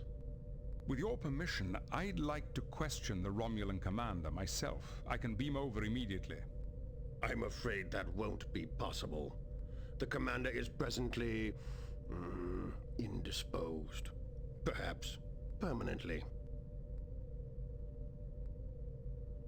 We appreciate your help, Kidra. Thank you. Kapla. Success to you as well, Picard. Good hunting. Any suggestions, number one? I'm sorry, Captain, I don't... What could the Romulans be up to? They are not eager to fight. Their actions seem somewhat desperate. I'm beginning to wonder if this really is an invasion after all. According to the information provided by Captain Kidra, The modifications to the warbirds will render the ships unusable within a few weeks. That would seem inconsistent with the needs of a long-term occupational force. But they made those modifications for a reason. Speed. It looks like they're trying to get to the Zatarnis Nebula as fast as they can. Agreed. The question is, why?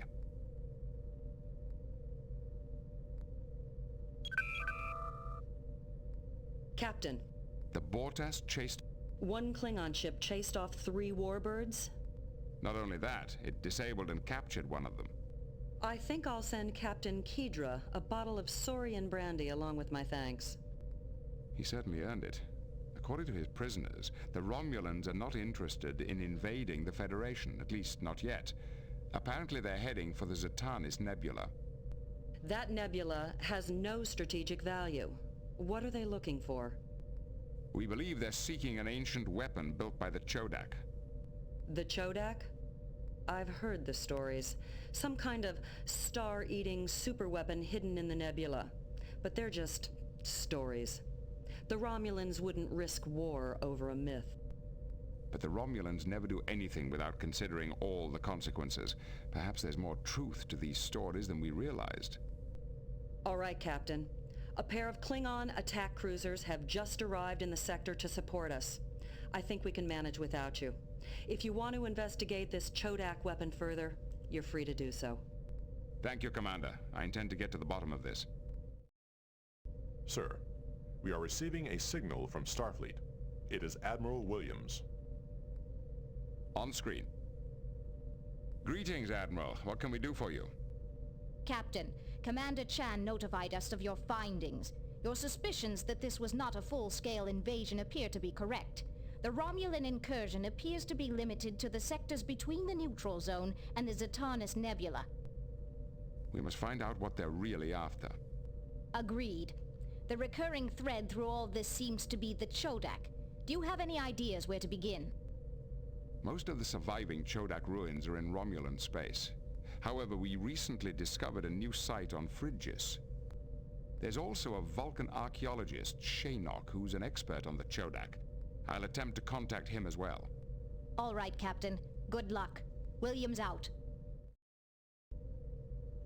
What are your orders, Captain?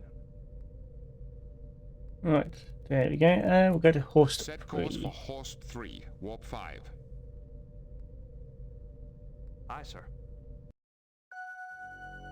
Maybe some distance away.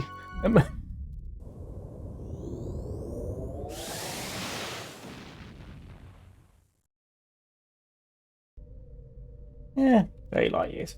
Not too far.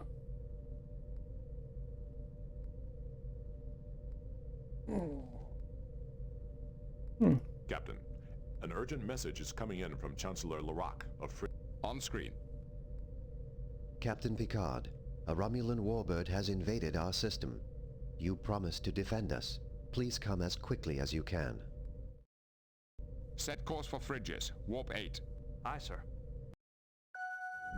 Engage. 50 light years. Be in a completely different direction.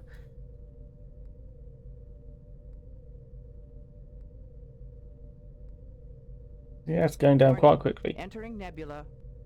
Entering Federation space. I'm sure that counter doesn't mean anything. Captain's log supplemental. We have arrived at Frigis in response to a distress call from Chancellor Larac. Although he claims to have been attacked by the Romulans, we can find no evidence that any battle ever took place. Sensors are picking up a vessel. Yellow alert. A Romulan warbird is on sensors. We are Targeting being Romulan hailed. warbird. Do you need a moment, Captain? I understand you humans need to pray before death. You know as well as I that I am very much interested in a fight, Captain. Weapons. Go to enemy ship is firing. No damage. The shields are holding. We are being hailed. Direct hit.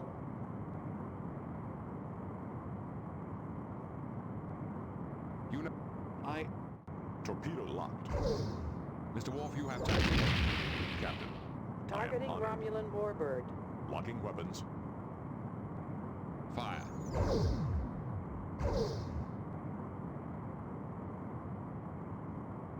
Fire. No damage.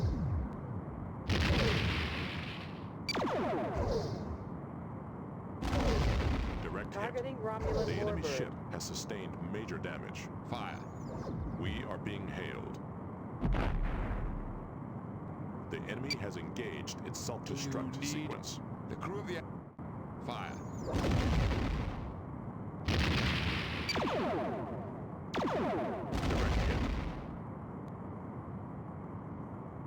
Fire. The enemy ship has sustained major damage. There we go. Who are about to...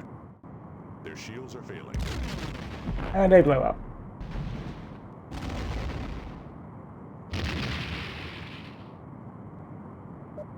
That means we have 0 damage. Romulan warbird has been... I cannot begin to thank you for coming to our rescue. If I can help you in any way, please let me know. I'd like to beam a team down to your planet and talk with you more directly. You and your crew will be most welcome.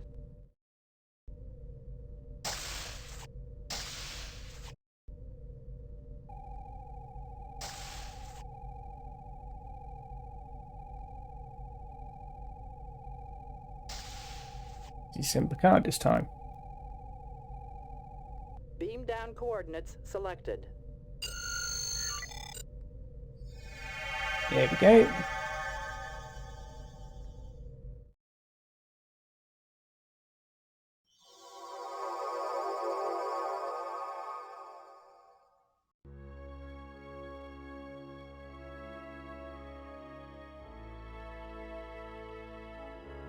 Thank you for allowing us to beam down. I welcome you in the Lawgiver's name. Although the sects have refused to help, I am more than willing to assist you. The ancient Chodak have suddenly assumed great importance in galactic affairs. We were hoping you could tell us some more about them. Our people have always been fascinated by the ruins found when our ancestors arrived here. Over the years, we have learned many things about the Chodak society and technology. What do you know about Chodak technology? We do not fully understand the principles behind it, but we've been able to make some of it function. The chameleon field that disguises our world, for example, is a Chodak invention. What else have you discovered about Chodak technology? They had an unusual way of navigating that seemed to be based on how long it took to travel between different points at a particular speed. Unfortunately, I don't know how they defined their basic units, so I can't be more specific. Is there anything else you can tell me about Chodak technology? They created special shielding materials which could block out any transporter beams we know of, yet their own transporters could pass through them easily. What else have you discovered about Chodak tech?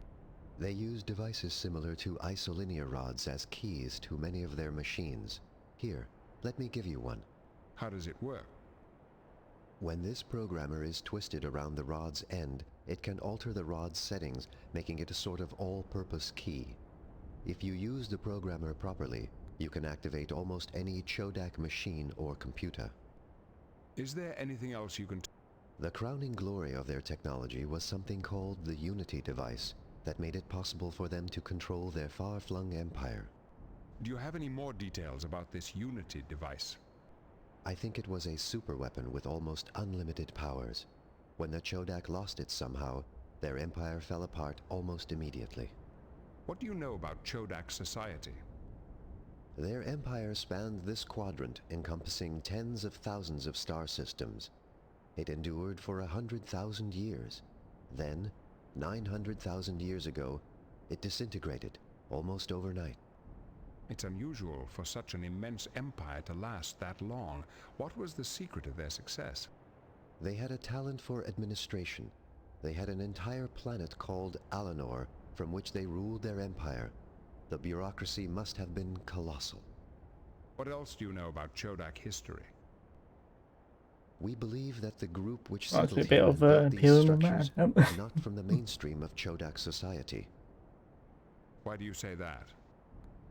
For one reason, this is a very small base.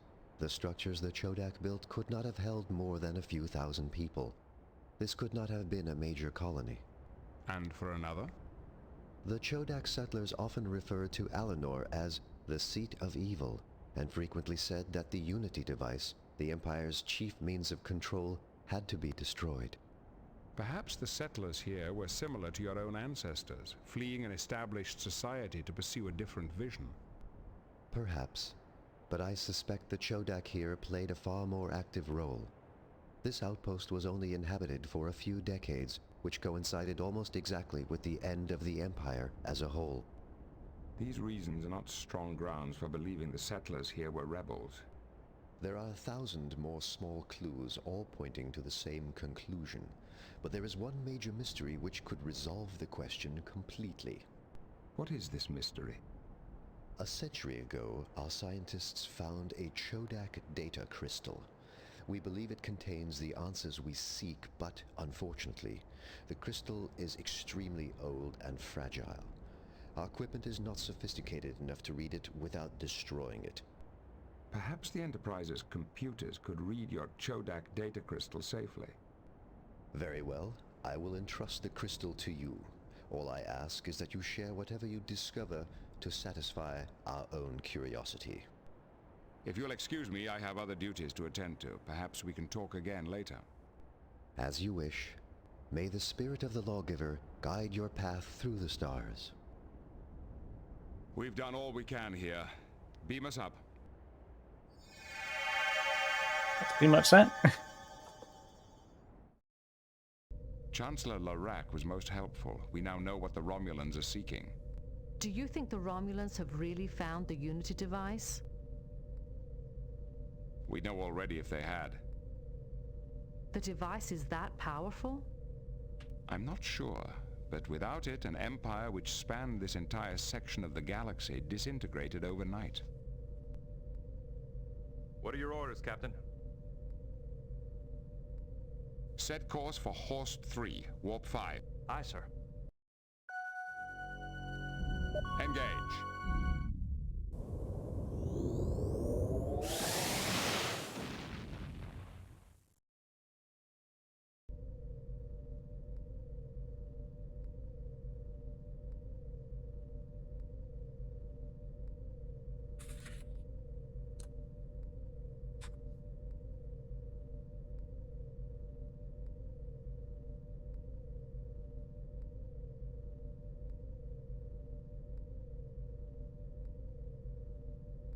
Captain, the ship's computer has completed its attempt to read the damaged Chodak data crystal we received from Chancellor Larac. Any success, Mr. Data? Only in part, sir. Much of the information was corrupted, as we had feared. But there is one section that may be of interest in our current situation. As Chancellor Larac guessed, Frigis was indeed a rebel base. The crystal explains how the rebels stole information from the main computer on Alinor and used it to attack the Unity device itself. The rebels used a programmable encryption rod to access Alinor's main computer and learn vital information about the Unity device. This information was then used to plan a raid against the Unity device. There is then a corrupted section and a brief mention of a space freighter called the Rinkel. I am not certain what the connection is between the freighter and the raid. The complete text of the information may of course be found in the ship's computer.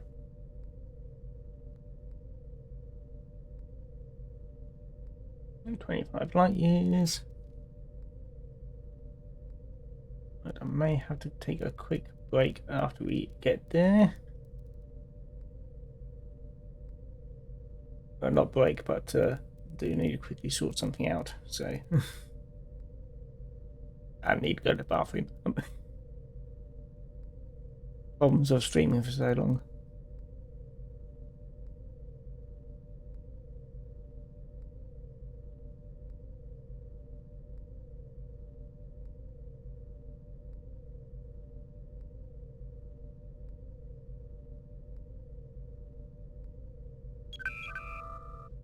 Helm, standard orbit. Captain's log. We have arrived at Horse 3 to request some advice from the noted Vulcan archaeologist, Shaynok. Instead, all we have found here is a recorded message buoy broadcasting continuously.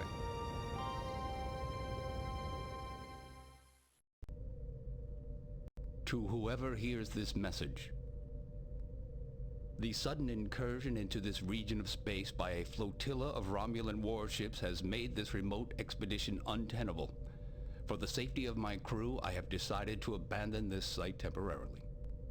In the name of science, I ask that you do not disturb my work on this planet. There is one site that requires special care. The Chodak site seems to have a field that camouflages it to normal sensors. I located it mostly by accident. There is a platform jutting out part way down a deep shaft in the ground. Further investigation has been blocked by an ancient rock slide. As much as I would like to honor Shaynok's request to leave the site alone, we don't have that luxury. The current situation makes it imperative that we learn where this planet Alanor is. This Chodak base may have the information we need. We should form an away team at once to investigate this shaft that Shaynok spoke of, but we'll have to be careful to disturb as little on the site as possible. Sensors are picking up a vessel. Intercept the target. Helm, plot an inter...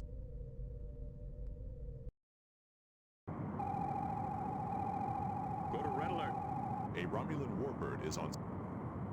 The ship Locking is weapons. decloaking.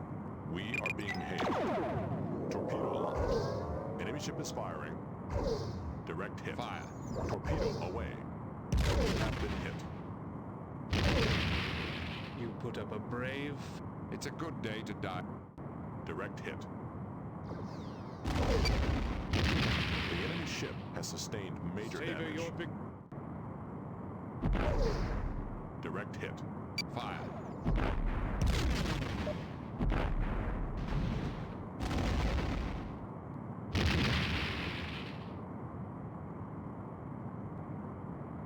The Romulan warbird has been destroyed. Right. So have a quick break, so give me a sec. So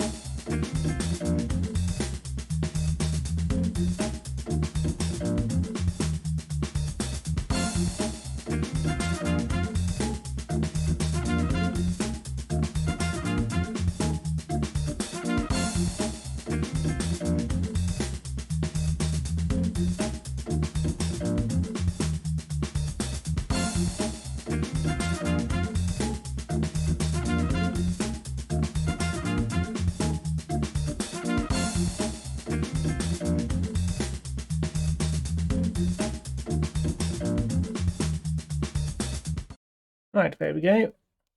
Right, let me just sort out a few things. Do.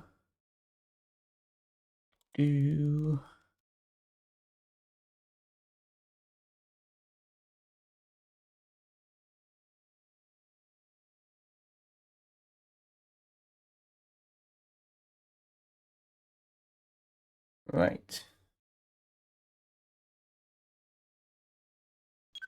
I'm going to do a quick save here. Right. Transporter. And got to put it up. Bring you back up. Beam down coordinates selected.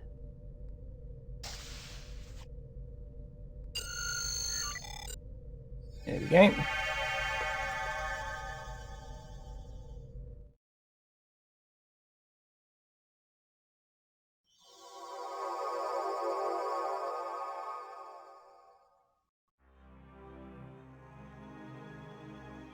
No unusual readings. No unusual readings.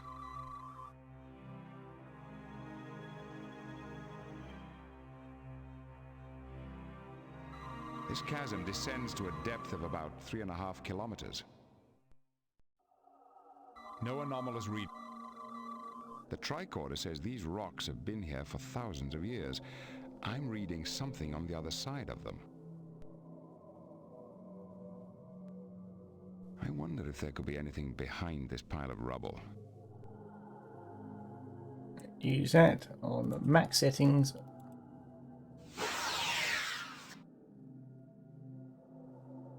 Here we go. In we go.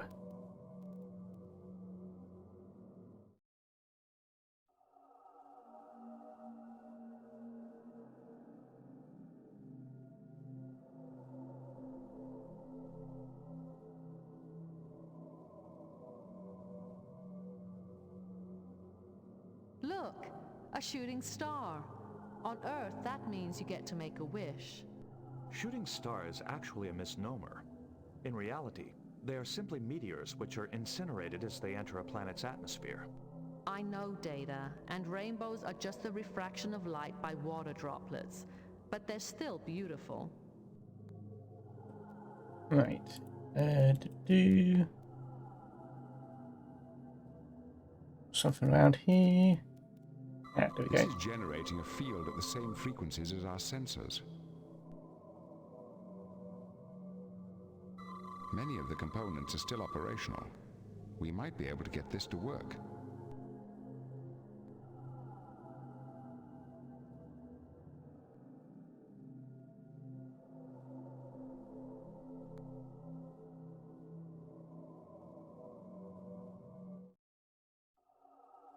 Let's use that on there.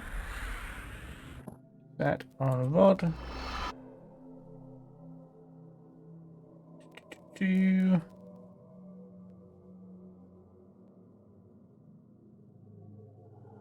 I'd like to get this information into the ship's computer and find out what it is.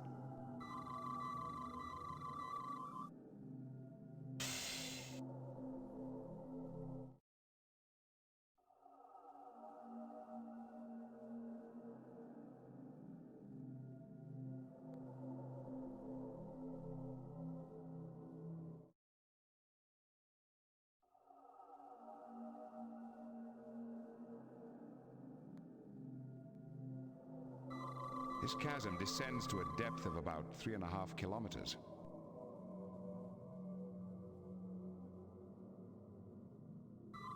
For some reason, this was used to keep its instrument constantly pointed at one specific object in the sky.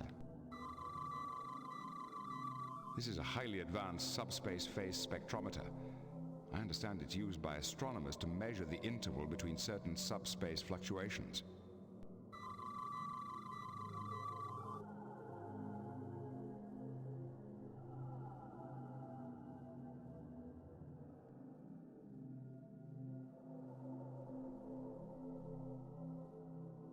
Come on, If I were use. to speculate, I would... That would... Let's Missed record as it. much as we can. Our computer can analyze the data and make sense out of it later.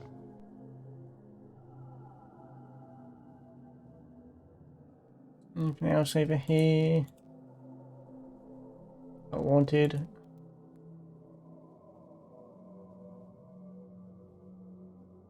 think that's it, really.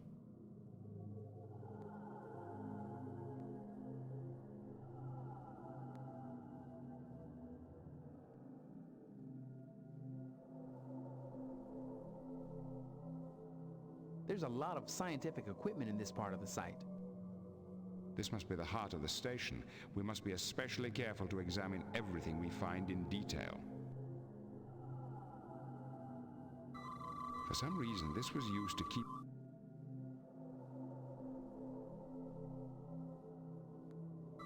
This chasm, this...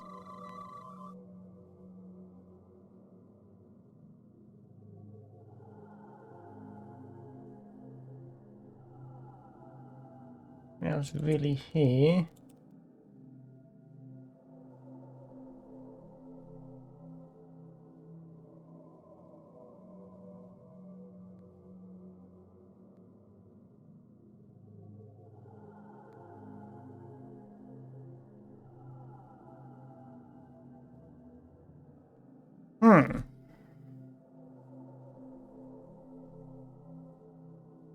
Oh, it's just telling me to go back to the ship, so let's go back to the transport site.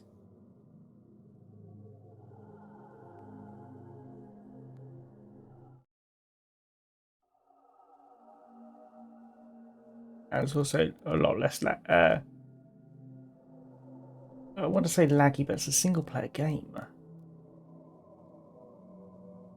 And change that back down to low.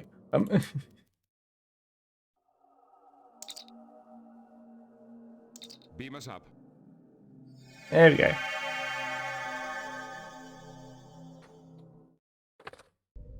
Captain's log. The archaeological site on Horst remains a fascinating mystery. I'm hoping that our ship's computer will be able to analyze the tricorder data we discovered at the Chodak site and tell us quickly what we need to know.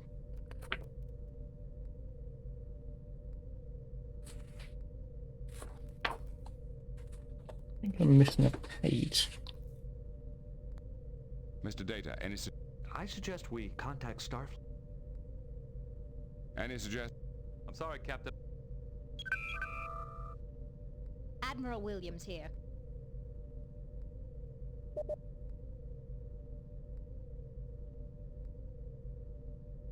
Picard out.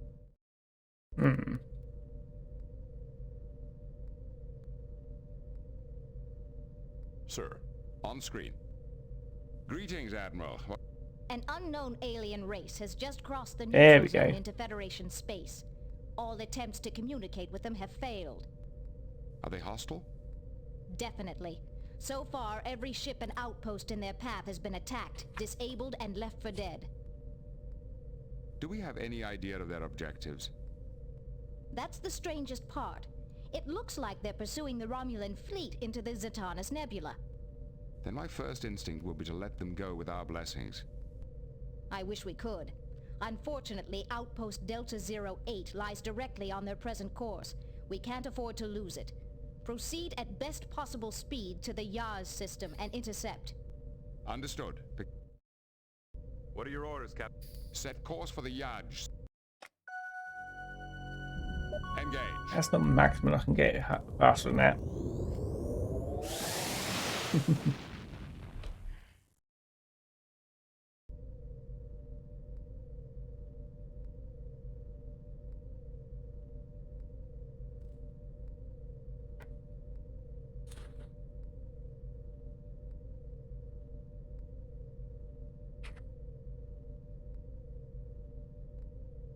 Unidentified alien vessel ahead.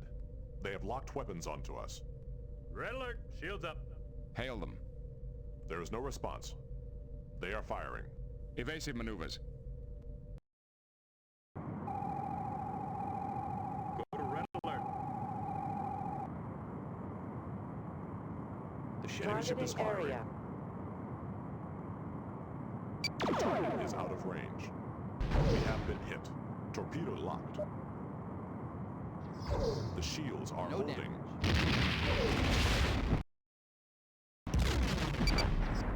Damage to the sensor array.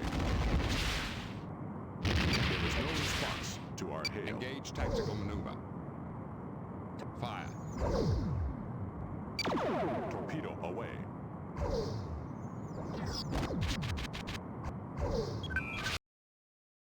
Mr. Data, check the ship's computer for any possible identification of these aliens. We have no record of contact prior to these attacks. There have been rumors of a war between the Romulans and an unknown race on the other side of Romulan space. Perhaps these are the same aliens. I want to know why we had so little warning before the alien vessels attacked. We did not detect them on our sensors until they were already within visual range.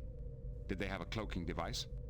During the battle, our sensors registered emissions similar to those of the alien probe that attacked Merton's stations and the planetary shield protecting Phrygia. A chameleon field? That appears to be the case. Perhaps these aliens were also responsible for the attack on Merton's station. The chameleon field is an ancient Chodak technology. These aliens might have borrowed it from them. That would explain their attack on the station. They were after the Chodak artifacts. Mr. Data, plot the course of the alien vessels based on their attacks in this sector. The pattern of their attacks would indicate that they are headed for the Zatarnus Nebula. Then it appears that the Romulans aren't the only race seeking the Unity device. Helm, standard orbit.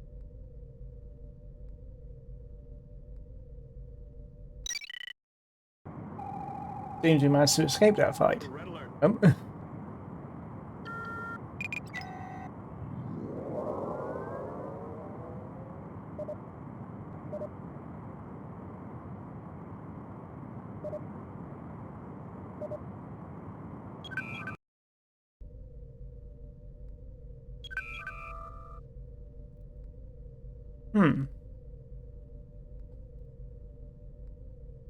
I have correlated the ancient Chodak star chart with our own astrogation charts. Does it reveal the location of the Unity device? I can find no mention of the device. However, the chart does contain the planet Alanor. If Alanor was the administrative center of the Chodak Empire, isn't there a chance some trace of the Chodak remain, even today? That sounds like a long shot. It might be the only one we've got, number one. Where is Alanor? The planet is located inside the neutral zone. I don't think we need to worry about the treaty at this point. Still, we must use caution. There is a provision of the treaty which allows for scientific research. We'll use that as a cover for our mission. Mr. Worf, inform... Aye, sir. Lay in a course for Alan. Engage. Yeah, it seems we managed to escape that fight.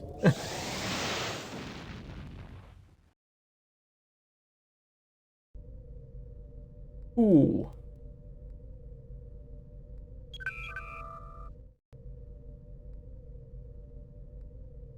Primary core access enabled. Systems online. That's not what I wanted. I wanted Helm.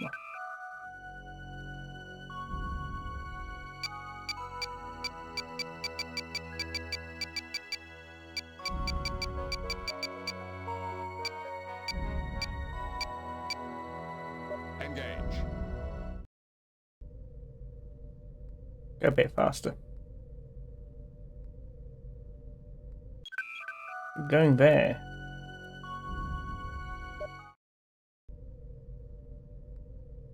Thank you. Faster.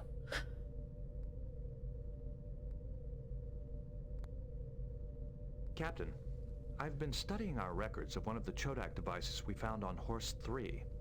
It appears to have been designed to measure the period of a pulsar for use as a standard of time. Translating Chodak time units would be a major breakthrough. It will give us a better understanding of Chodak science. Unfortunately, the Zatarnus Nebula has expanded since the Chodak abandoned the station. The nebula now completely obscures the pulsar.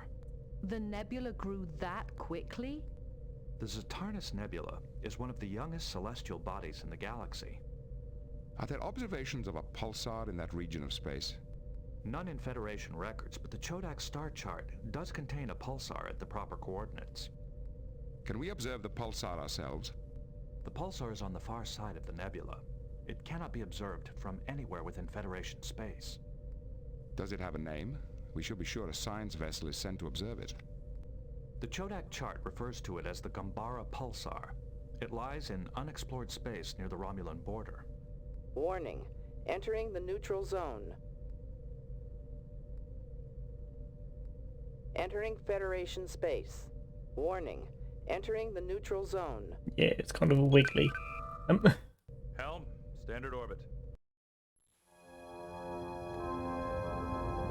Captain's log, we have arrived at the planet Alanor, where we hope to find information about the Unity device, a legendary superweapon created by the ancient Chodak.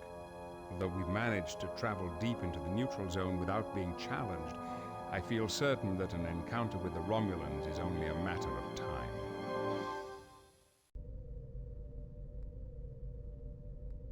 There we go. We've completed our scan of the planet. The surface is heavily damaged and radiation levels are high, possibly the result of war in the distant past. Are there any life signs? No, sir, but we have detected an extensive network of caverns below the surface. We are picking up Cochrane field emissions from one of the chambers. Is it a natural phenomenon? I do not believe so. The field is exhibiting a binary modulation pattern, which may imply some form of computer in operation. Sounds like a good place to begin a search. Sir, many of the caverns are heavily shielded. Our comm systems and transporters will be unable to penetrate them. The nearest beam-in point is more than 3 kilometers from the Cochrane field source. Then that will have to be close enough. I'll lead the away team myself. Captain, we have no idea what's down there. We can't risk... Number one, we have no choice. The Unity device, if it exists, could be a weapon of incredibly destructive power. We must learn what it is and what it can do. My knowledge of the Chodak could be vital to the success of our mission. All right, sir. I'll assemble an away team. Make it so.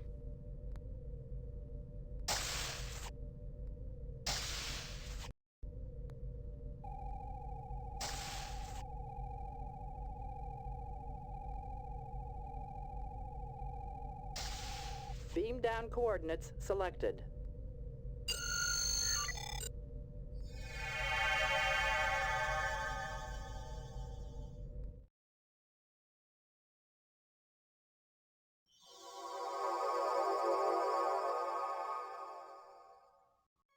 Can you locate the source of the Cochrane field the ship's sensors detected? The Cochrane field source lies in this direction. If the source of the Cochrane field emissions is truly an operational computer, there's no telling what we might learn. I just hope there's enough information to allow us to find the Unity device. It did not work. These appear to be the remains of a humanoid. Readings indicate that these are the remains of a Romulan.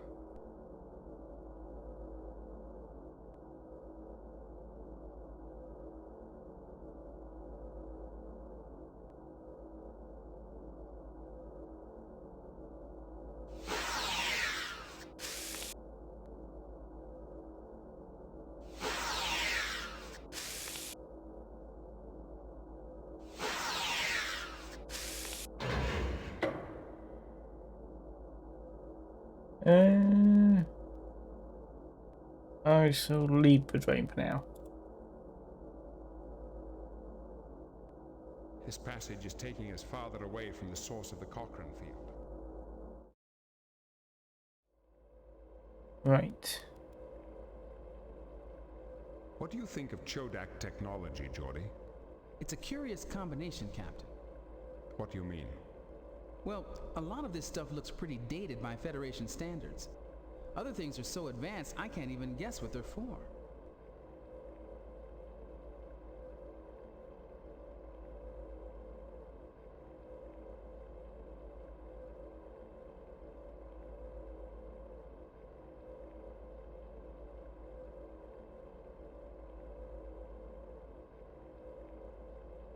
We might be able to program the Chodak isolinear rod to activate this panel.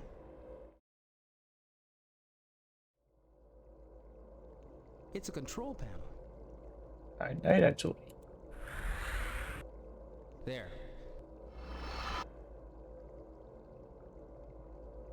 Right. System log. Line entry F could be us accessing this panel. The unscheduled arrival at Line D is probably our arrival. Exactly. Then Sentry AA3-G must be that derelict drone. Let's go back to the first page of entries. Line 6 must be the Romulans' arrival. It looks like they used the transporter and then returned to the arrival area. Perhaps they destroyed the main transporter to prevent anyone else from finding any information about the Unity device. It looks as if the Romulans landed a shuttle in some kind of landing dock as well as beaming in. I wonder why.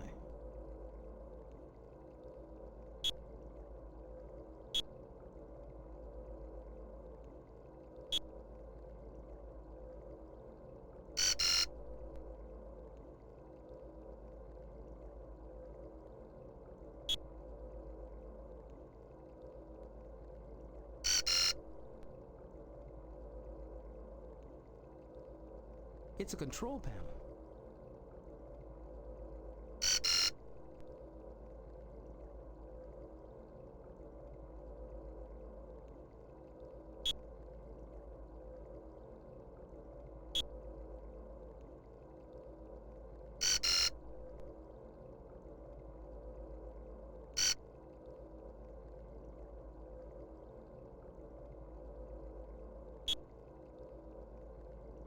It's a control panel. I know that's already leave me alone. Right.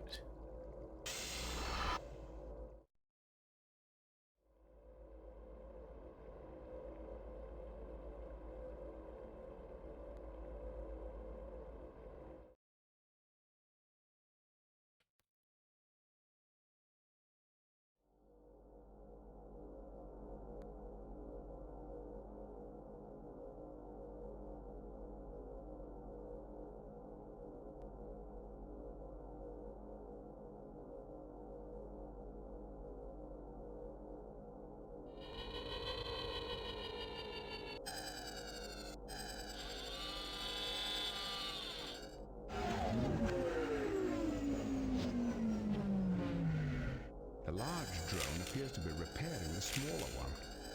I noticed an infrared flash transmitted between the two drones. I think it might have been some kind of deactivation signal. We could attempt to duplicate the pulse with the tricorder's output synthesizer.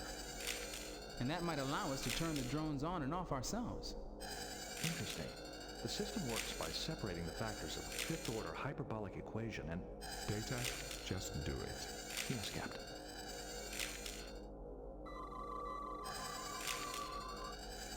It's too far away. It's not armed. It looks like it's functioning normally. The drone is in some kind of standby mode. It's in pretty bad shape anyway.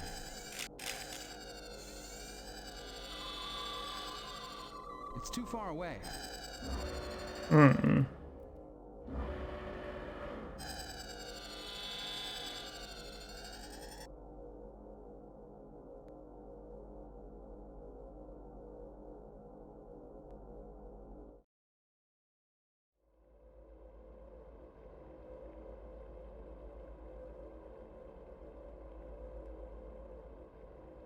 Streaming for 4 hours now.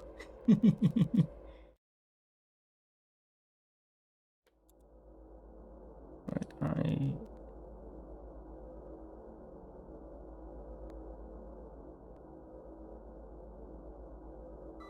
It seems designed to freeze logic circuitry.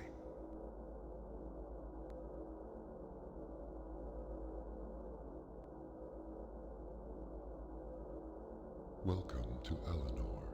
Do you have anything to declare? Please note that the Emergency Warp Act is in effect. I wonder if this drone knows that more than 900,000 years have passed since its creators became extinct. That won't help now. That won't help. The importation of weapons is proscribed under Section 12F. I think you're right.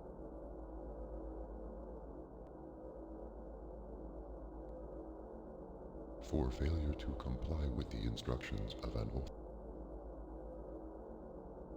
on.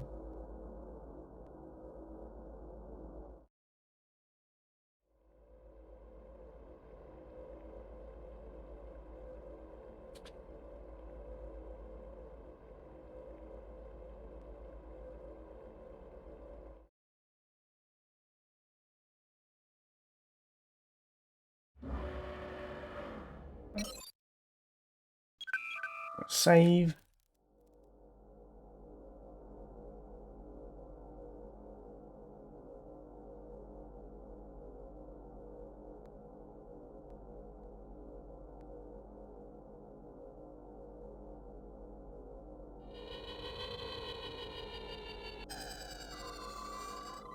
It's too far away.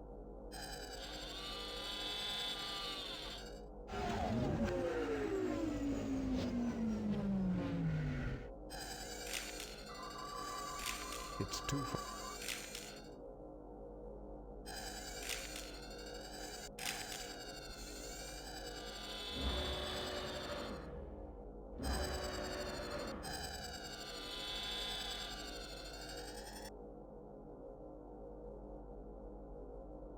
Oh, I remember what to do now. All the way up here.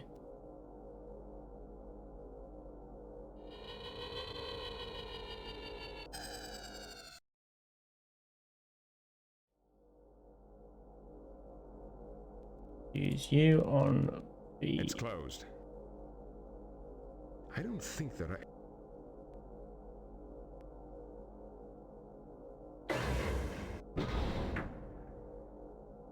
It's closed. It's closed. I know it's closed. Come trying to get you back over here. Right.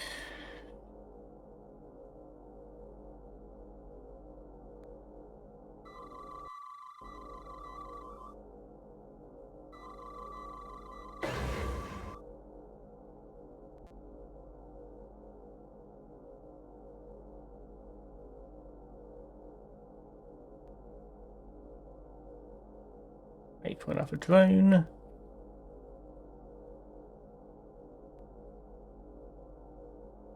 There you are.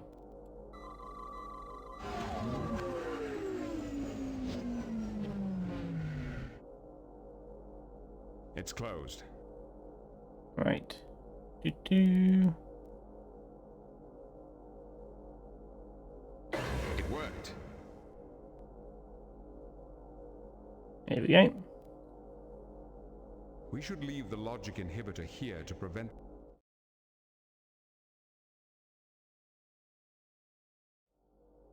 Fine.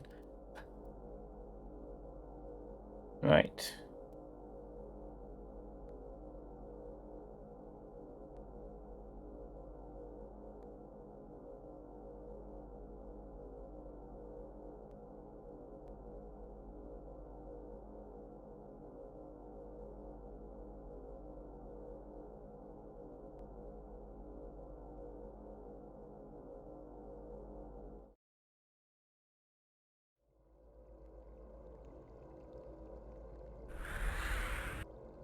There.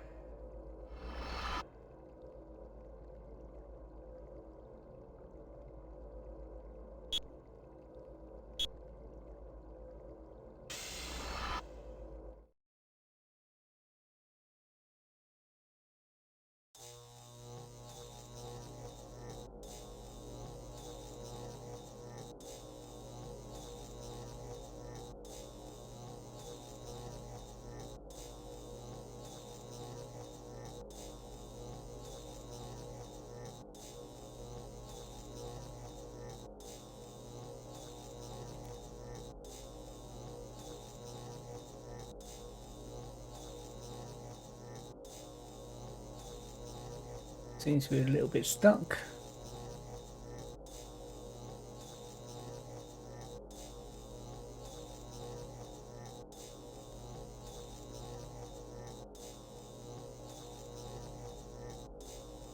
Hmm.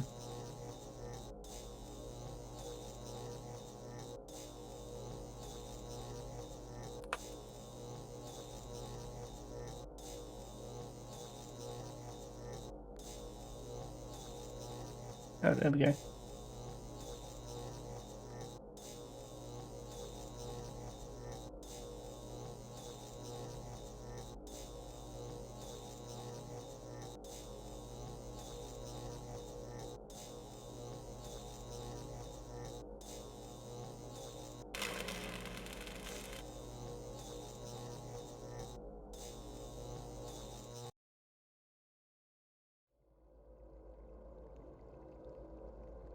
It appears to be a...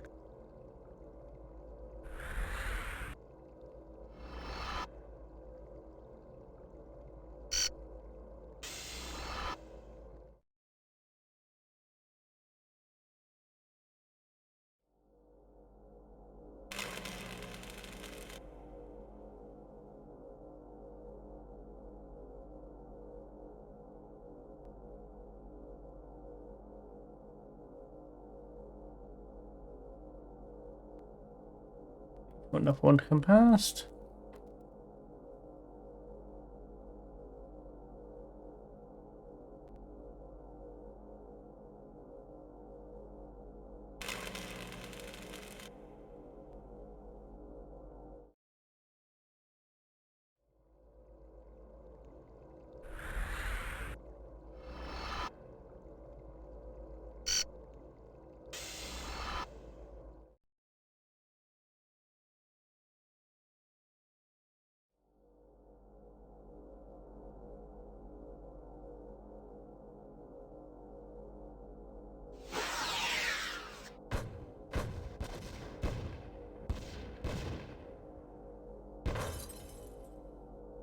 Yep, that's I missed it. I'm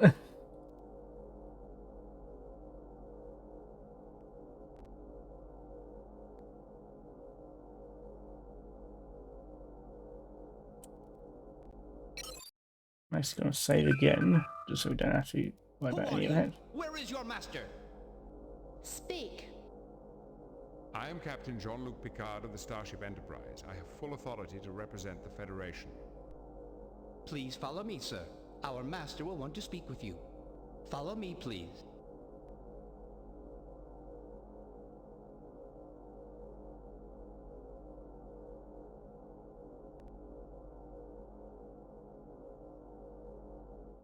There we go.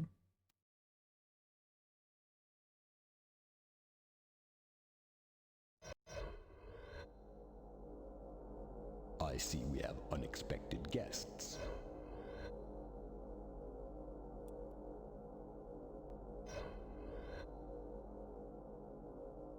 Greetings. Please do not be alarmed. Our intentions are peaceful. Visitors are not shunned. Who are you? I am Captain Picard of the USS Enterprise. I represent the United Federation of Planets. How did you get here? We detected no other ships in the system. We have always been here. We are the caretakers of this planet. Caretakers? We thought this planet was abandoned long ago. We are the descendants of those who survived the Civil War. You are Chodak? You have heard of us. What is the purpose of your visit?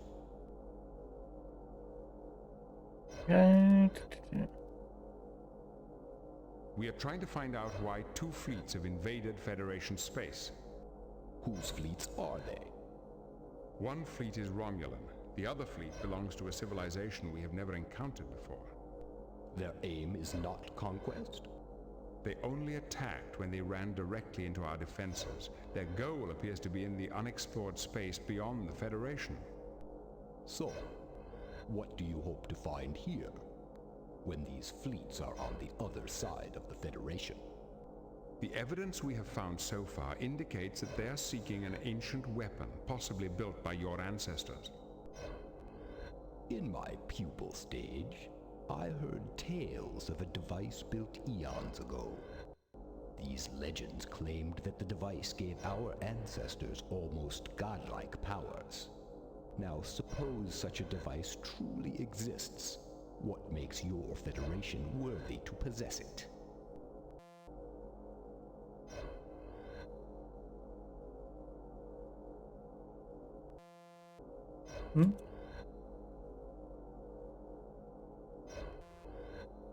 We only want to prevent such a powerful device from falling into the wrong hands.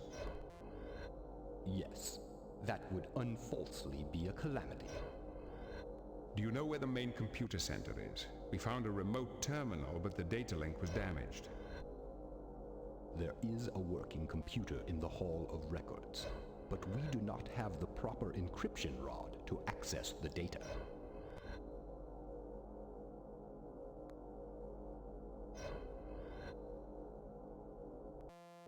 We have not found any such rods, but this Hall of Records you mentioned would seem an excellent place to begin our research.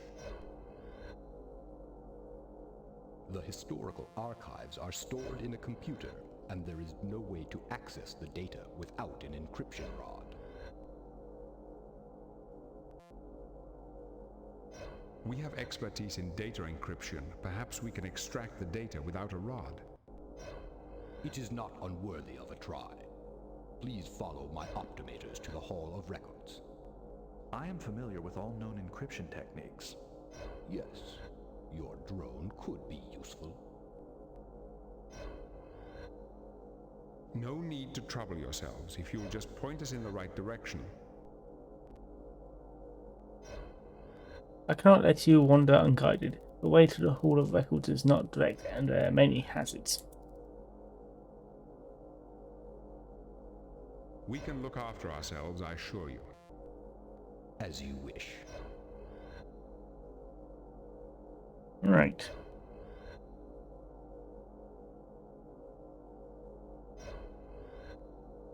And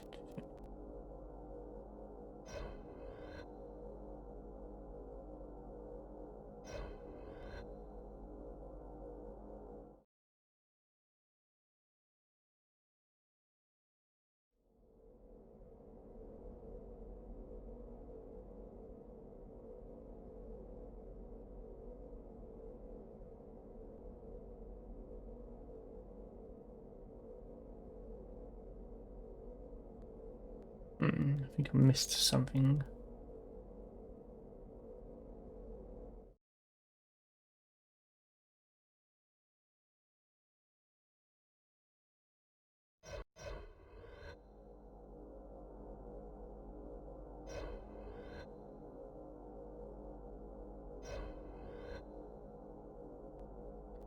There you go there. 40 there. The insignificant ensign there.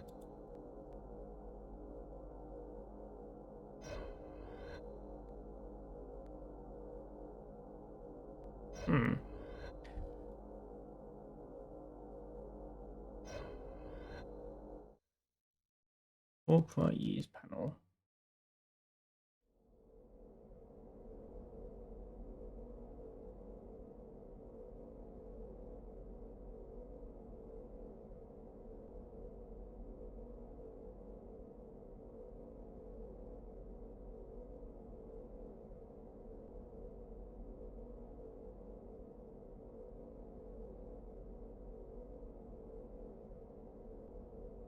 This world is a store. This is a Chodak transporter. It seems to be in working order. There it This is. is the control. There we go.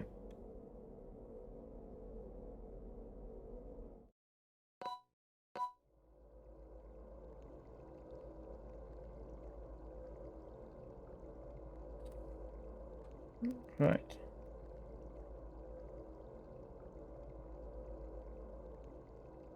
Bottom panel on the left side.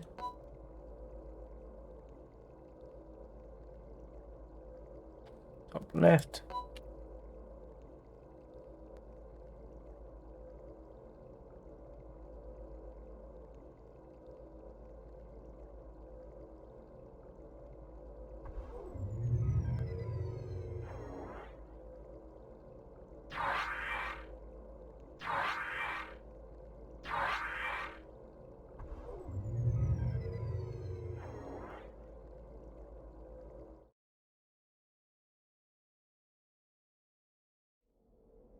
Ooh.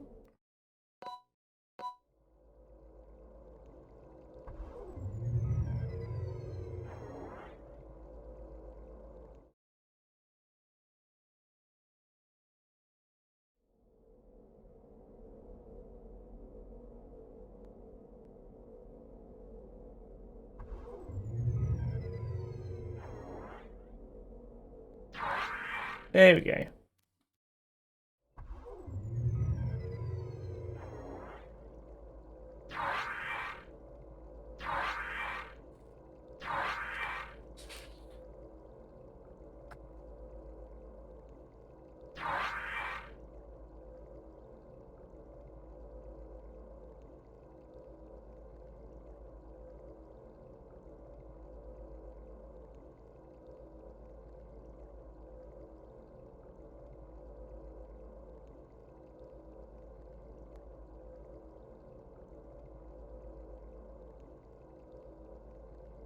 That's what it is.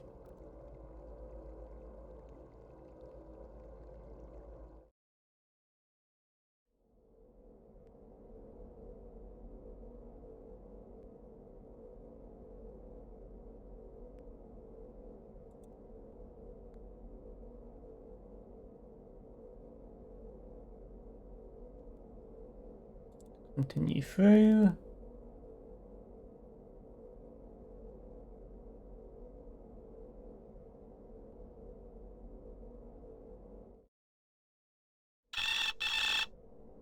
No one move.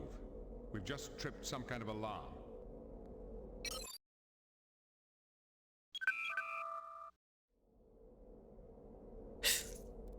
God, don't move, don't go back over it. Thank you. Use that on light. These are some kind of sensors. These are some... It's some kind of directed energy weapon.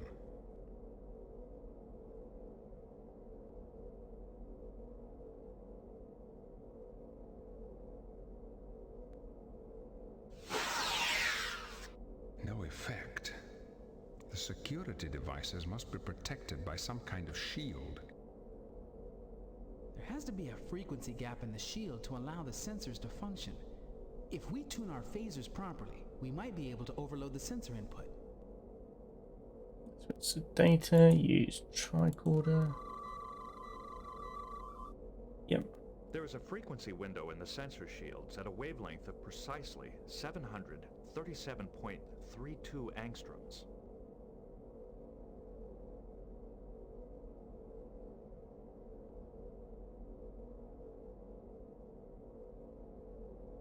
Right.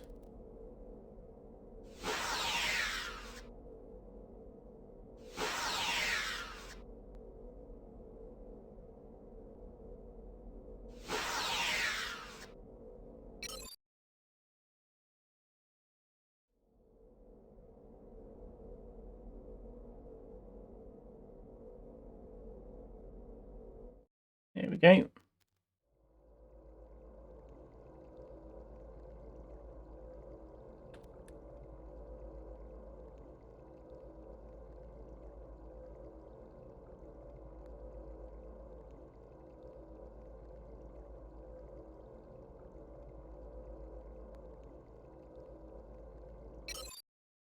I'll save again, so I don't have to deal with that.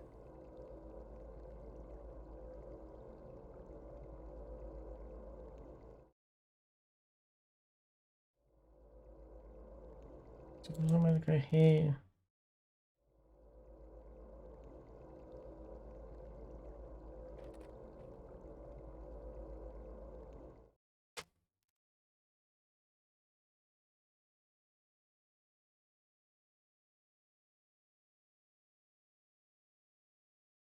Come on, game. Come on. Don't crash now.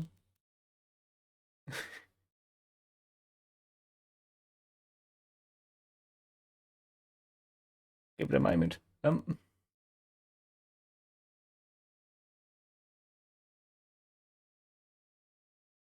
Nearly at the end. Be annoying if we crashed now.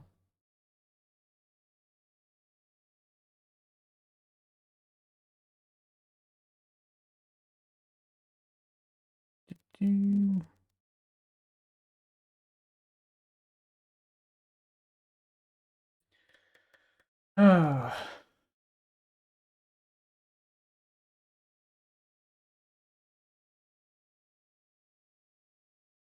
It's a good thing I did save then.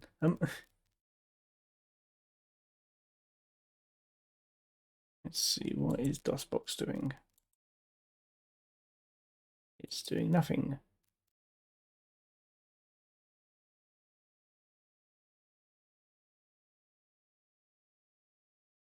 Let's see if restarting the game will help. That's TIE Fighter, not that one.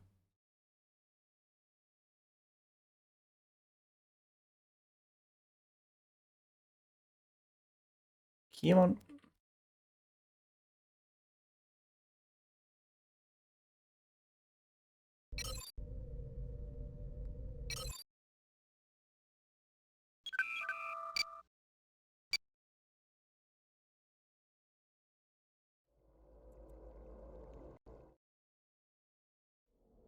There we go.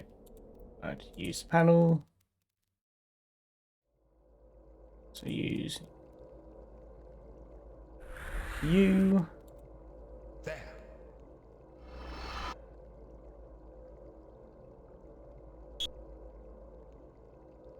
Computer, search subject, Unity device.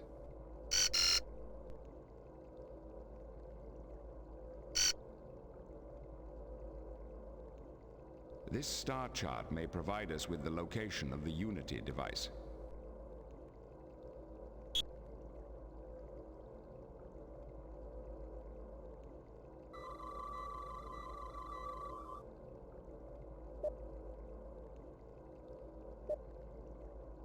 So, you have an encryption rod after all. Good. It has saved your lives.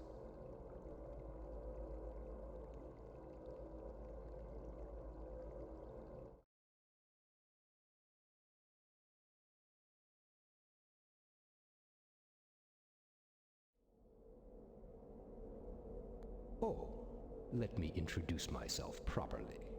I am Admiral Broadnack, Master of the 9 Challenges, bearer of the 15th shell of the Chodak Empire, Commander-in-Chief of the Chodak Starfleet. Thank you for saving me a great deal of time. If they cause any trouble, eliminate them. Yes, sir.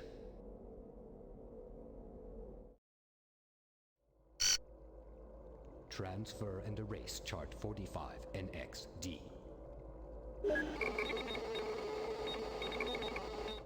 Now, play the Unity device file for our guests.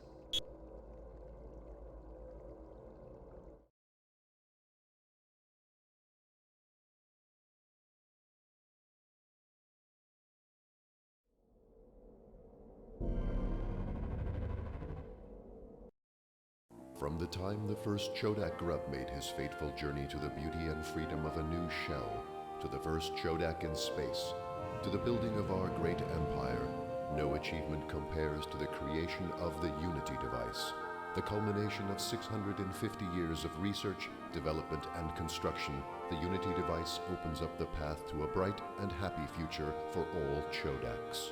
It's really quite simple. We de-randomize a quanta of subspace. The resulting predictability is then cascaded to a usable volume with a positive feedback loop. At that point, the hyperwarp accelerator speeds this quanta all the way to warp 17. At that point, of course, the quanta is exactly as large as the universe. It then takes only a minute change in subspace to affect a large and predictable change in real space. The Unity device is already being used to make the universe a better place for Chodaks. It has pacified regions of the Empire facing civil unrest. It has prompted many other races out of ignorance and into full second-class membership in the Empire. The Unity device, newest wonder of the universe, paving the way to a better and brighter future.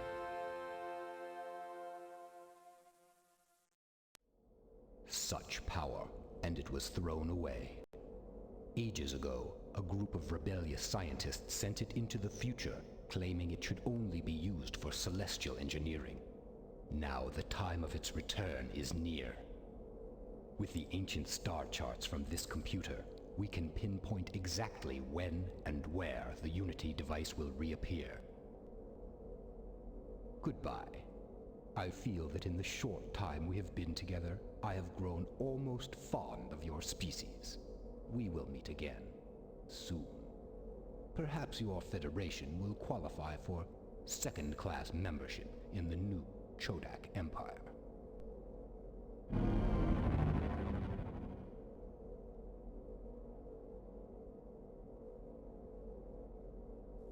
The Chodak took the isolinear rod and rod programmer with them. Look at this. Yes, we did get it.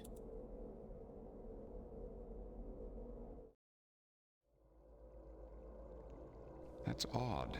This panel appears to be active even though there's no isolinear rod.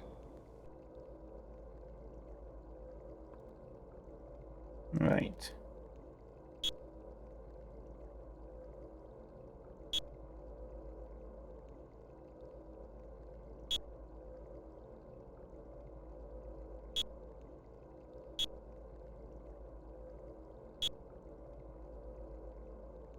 My fellow Chodak, I represent a group of concerned scientists who have seized control of the Unity device to prevent further abuse of its powers. Many of you will doubt our motives, but what we do for the Chodak race. We shall not judge our bureaucrats and admirals too harshly, though their acts threaten the existence of the universe itself. Their minds were insufficient to grasp the danger they caused. We are taking the device to a place in time where they will never be able to reach it. Every 456,000 Balchaks, the device will reappear in the normal space-time continuum. Once the Chodak race has developed the necessary intelligence and wisdom, it can reclaim the device. Gut Gimlash out.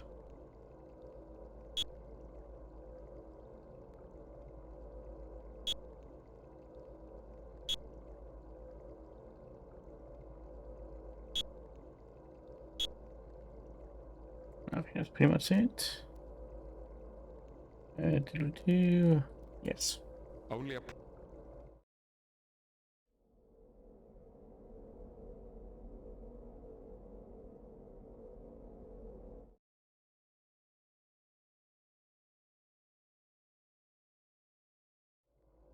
Why the delay, Optimator 1? Sir, the security rod is stuck in the panel. We must leave now. But... Now. Yes, sir.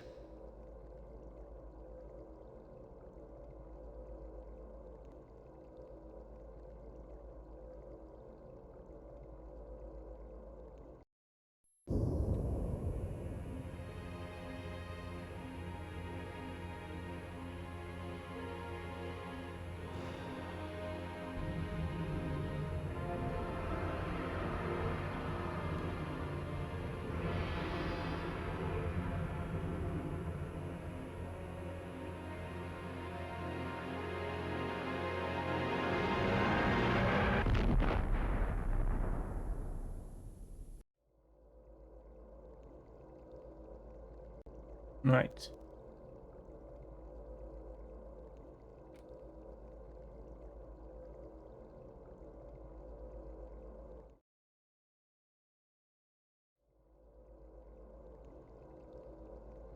It did not work. It appears... Hmm.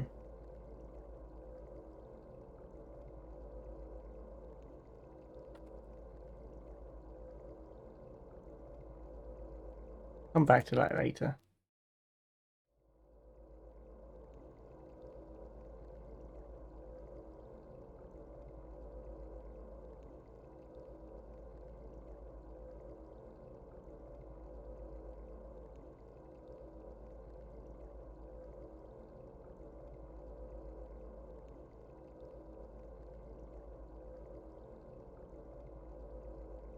That's for an optional thing to do.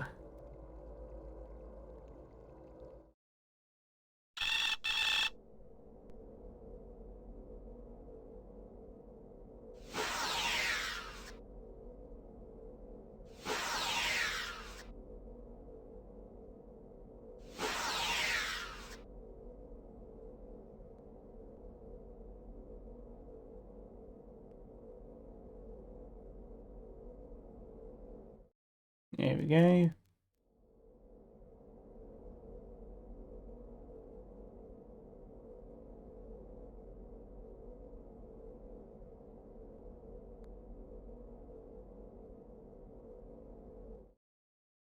Nearly at the end.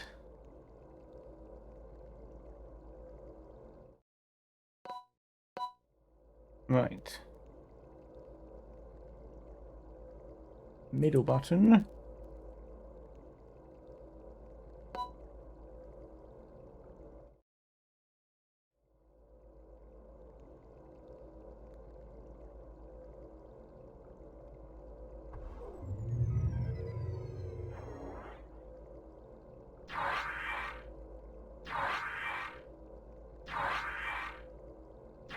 Well, yeah, I worked out how to use it.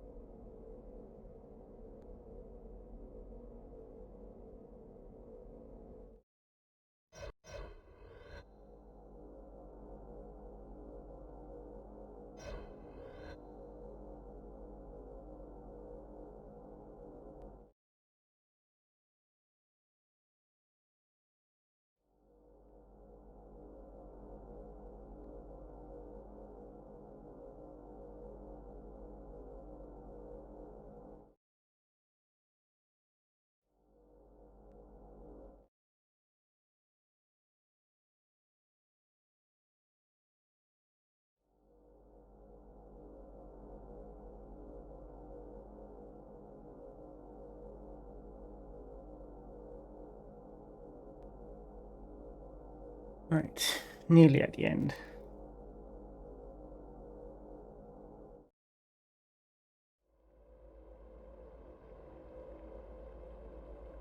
Oh, wait.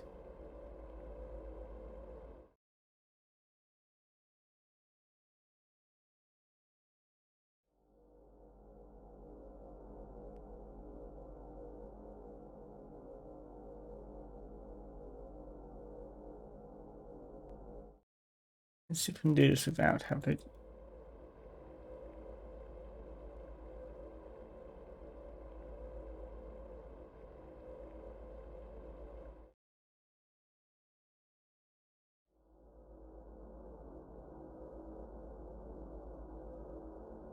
Implementing dispersal.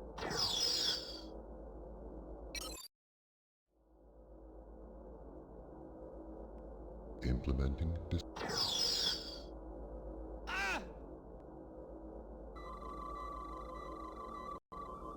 Implementing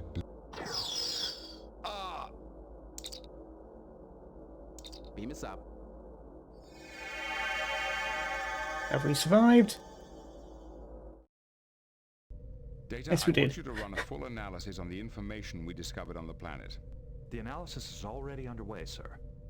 Sir, a ship was detected leaving the planet's surface.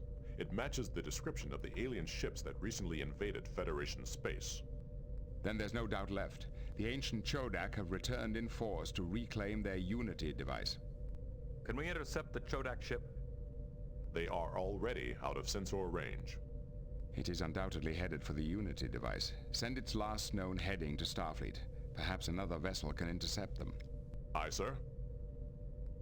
Captain, our long-range sensors are picking up a sporadic gamma particle trail. It appears to be headed in this direction. Could it be a cloaked Romulan vessel? That is the most probable cause. If we assume it's a warbird, how long do we have before it arrives? It will enter the system in approximately 9 minutes. We've got to get out of here, sir. You're right, number one. Take us back into Federation space. Engage. I'm not doing it for that one.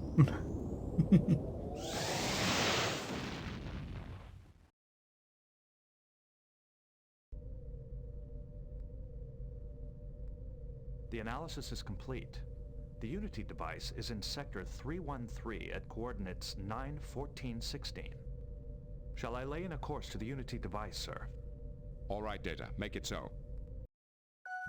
Engage. Entering Federation space.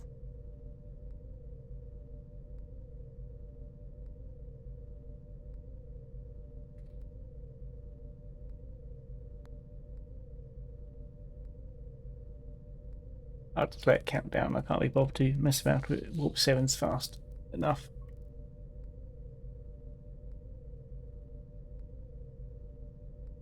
Captain, I'm still a little uncertain as to the original purpose of the Unity device. It seems to have been a tool for engineering on a cosmic scale. We've done our own experiments with terraforming, but creating multiple star systems? Not just creating, the device has the power to destroy as well. With all that power, I wonder what went wrong.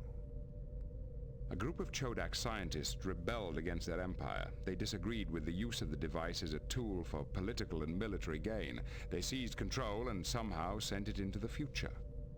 Time travel? Is there anything this device can't do?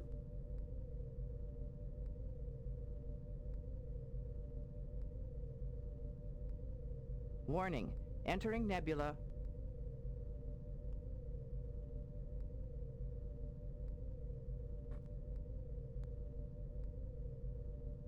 Ooh, nearly there.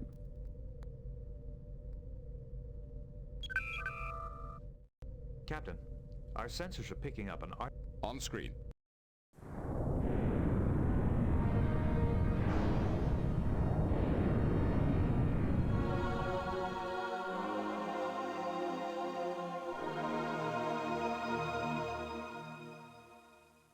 Analysis?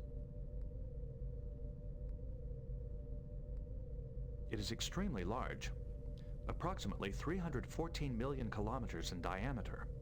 Material composition, unknown. That's incredible. Could it be a Dyson sphere? I don't think so. I believe we found the Unity device. Take us in, number one.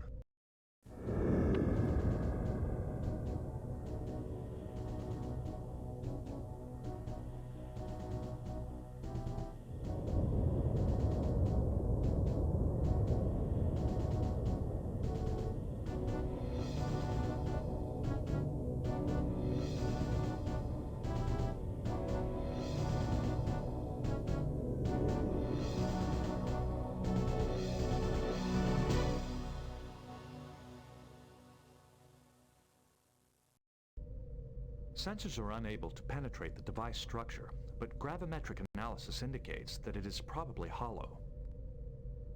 Can you find a suitable location to beam an away team into the device?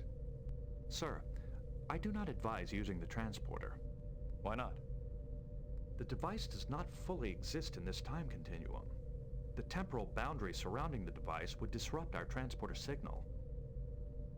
Keep searching. There must be some way into the device.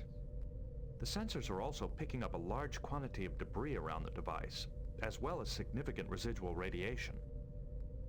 The debris appears to be the remnants of several Romulan and Chodak vessels, possibly the result of a battle.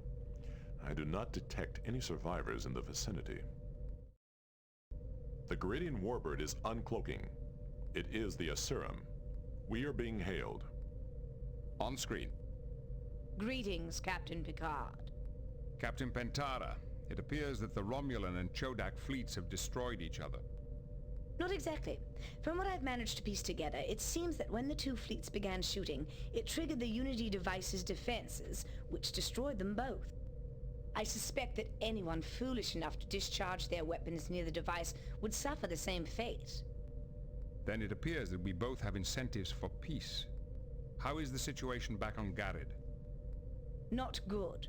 Revolutionaries have seized control of Garrod in the name of the Fifth Scroll.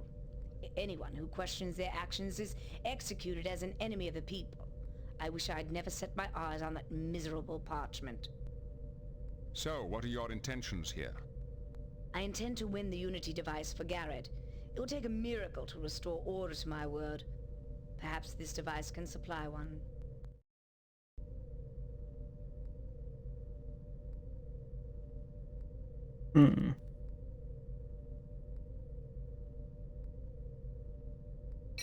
We'll save. Mr. Data, any suggestions?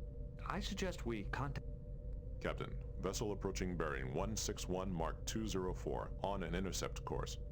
It is a Chodak dreadnought. Shields up. Red alert. We are being hailed. On screen. Well, Captain Picard, you humans are more resourceful than you appear. Prepare to die. The dreadnought is arming weapons. They have locked onto us. They are closing. Evasive maneuvers. They did not fire. I do not understand. Sensors indicate that their systems are functioning normally. I sense hostility, but also deception. Were they bluffing? Trying to get us to fire first?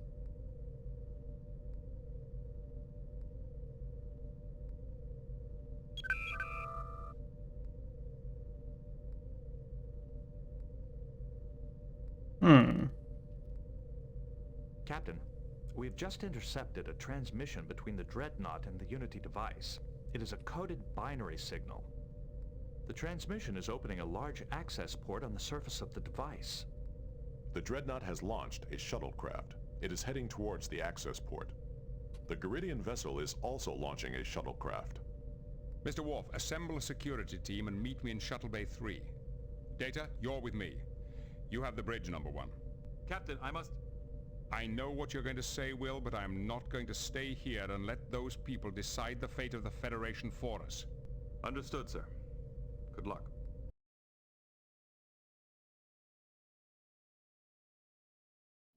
Right, here we go. And nice little animation of a shuttle going down.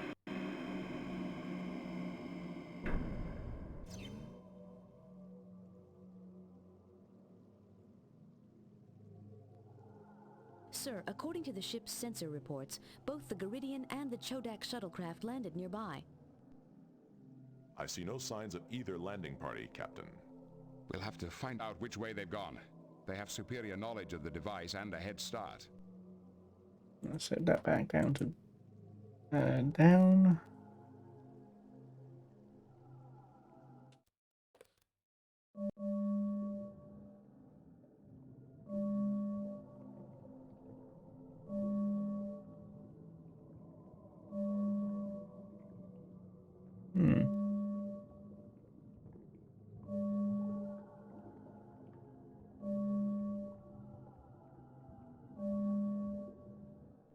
It looks like part of the life support system. Stop. That circle on the floor looks suspect. You are correct. The pad is the focal point of a transporter. Anyone stepping onto the pad will be beamed to a receiving station elsewhere in the device. I should go first in case the Garidians or the Chodak are waiting in ambush.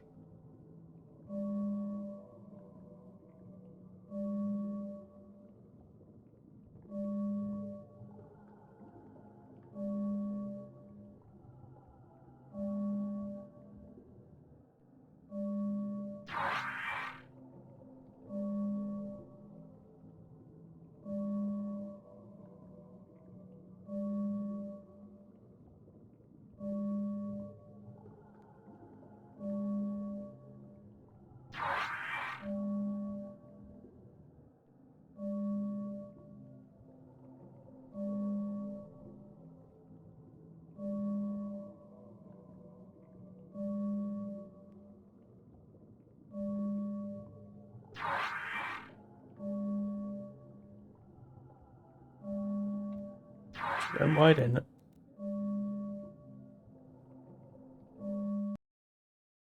Here we go.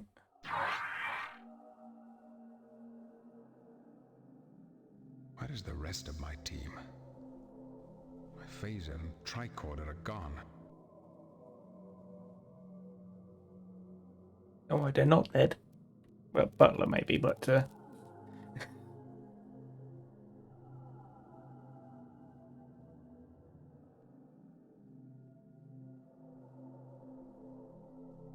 Welcome, Jean-Luc Picard, chosen representative of the United Federation of Planets. You have done well so far. If you prove yourself worthy in these final tests, the Unity device will be yours.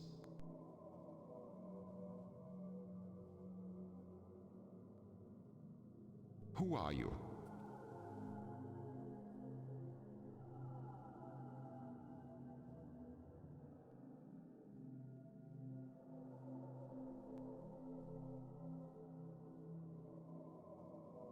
Whoever it was.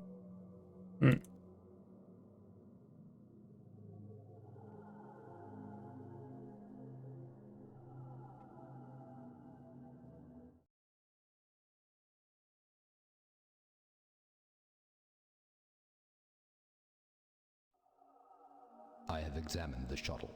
It will only launch with 3 passengers. Captain Picard.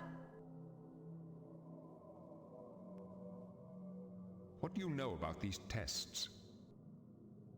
The Chodak rebels who sent the Unity device into the future set up a number of tests to ensure that whoever found the device was worthy of its power. It appears that we have been chosen to compete for the device. Neither the Garidians nor the Federation has any claim to the device. It rightfully belongs to the Chodak. We shall see. It seems to me that we are all on an equal footing here. For the moment.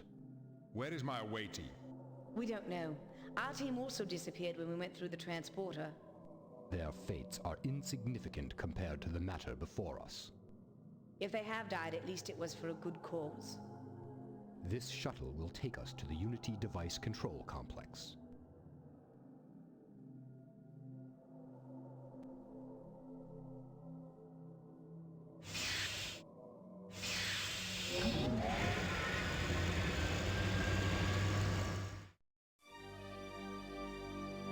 And another cutscene.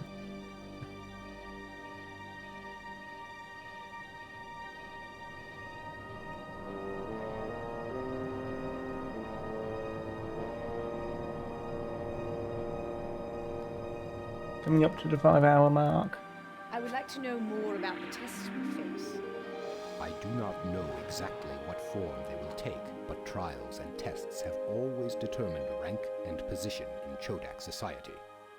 How powerful is the Unity device? It can alter physical reality anywhere in the galaxy. The wreckage of the Romulan and Chodak fleets clearly demonstrates its potential as a weapon. Its capabilities are infinitely greater. Theoretically, the Unity device could be used to unmake the galaxy. Then it would indeed be a catastrophe if it fell into unscrupulous hands. Unscrupulous or incompetent, even a well-meaning master could wreak havoc with its power. What do you intend to do with the device, if you should get it? The ancient Chodak Psychedelic. brought this power into the universe, and we accept that responsibility. We will rebuild the Chodak Empire and control the Unity device ourselves.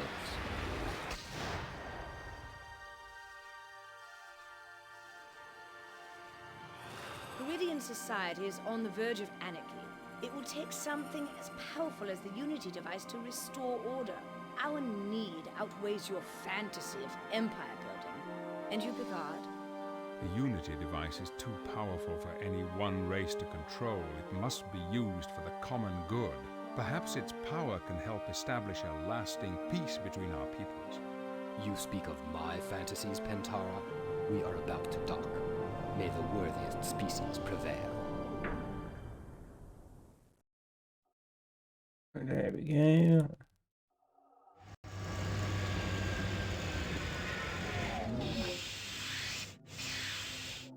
I will check the far door. You two check the others.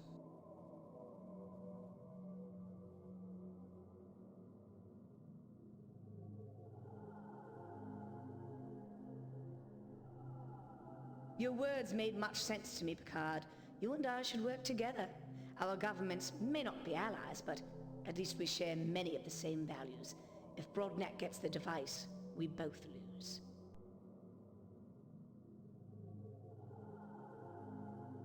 Agreed. Perhaps our governments can share the power of the device.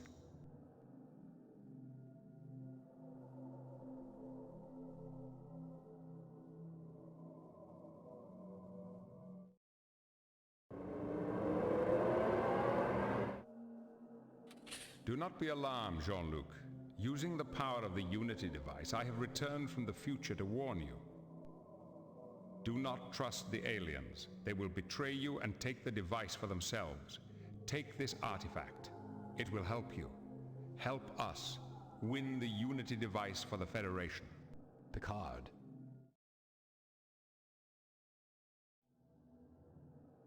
Picard. Yes, let's get on with it. We're surrounded by force fields. This is some kind of a trap. The force field will lower when one of us passes this test. What is the test? This table is the apparatus for the second challenge, one of the oldest of the Chodak tests. What is this second challenge? It is a test of stamina and cunning given to Chodak youth. It is used to cull the weak and feeble-minded before resources are wasted on them. How does it work? You will find out once the test begins. That is hardly fair. The Chodak have spent many millennia preparing for this day. I have spent my entire life getting ready to pass these tests. Is it fair that I give up the advantage I have earned? If you are truly the most worthy, then explaining the test to us won't put you at a disadvantage. It will make your inevitable victory all the more noteworthy. Very well. Pick up these semicircular blocks. When it is your turn, place one or both blocks in the receptacles. Picard, your left receptacle targets me. The right one targets Captain Pentara. Then push the button. A jolt of energy will be delivered to one or both of the others. The last one standing passes the test. When will the test begin? Right. Momentarily. It is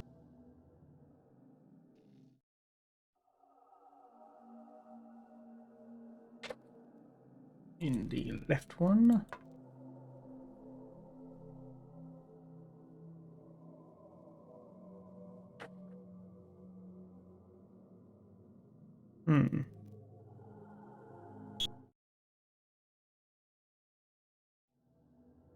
Give up, Admiral. Pentara and I have agreed to join forces. You cannot withstand both of us. Come now, Picard. The test has barely begun and you claim victory already?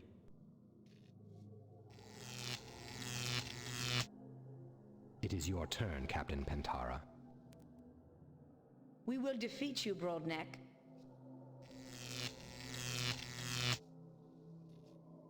You are both weak.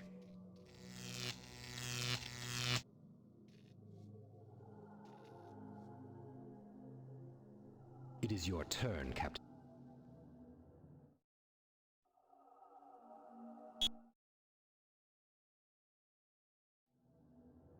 You're losing, Admiral.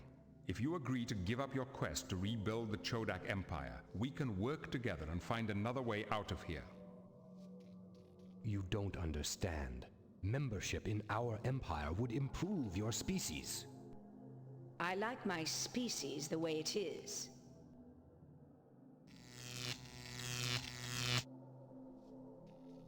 Every Garidian will be dead before the first Chodak steps on Garidian soil.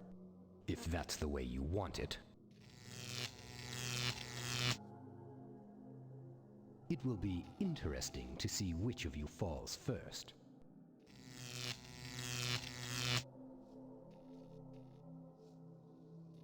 It is your turn, Captain Picard.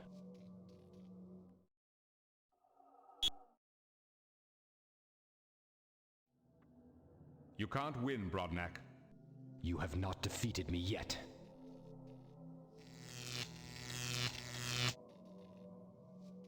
We will defeat you, Broadneck. I have sworn to regain the Unity device for my people. It is the destiny of the Chodak race. But I have failed. Before you kill me, promise that you will use the power of the device wisely. I have no desire to kill you, Admiral, but we cannot allow you to rebuild the Chodak Empire by conquest. But our intentions are benign. You would be happier under our leadership. Finish him now, while we have the advantage.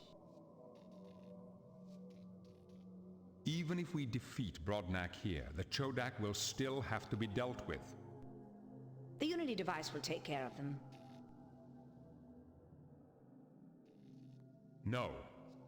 Everyone, including the Chodak, must be protected from the misuse of this power. A council representing all civilizations should be created to control the device. We need you to convince your people of that. Will you help us?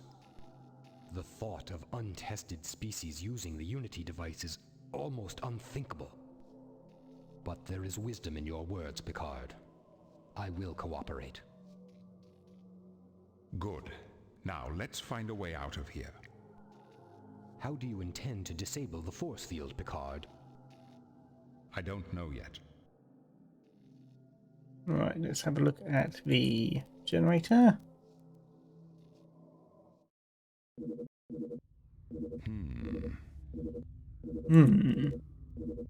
Right.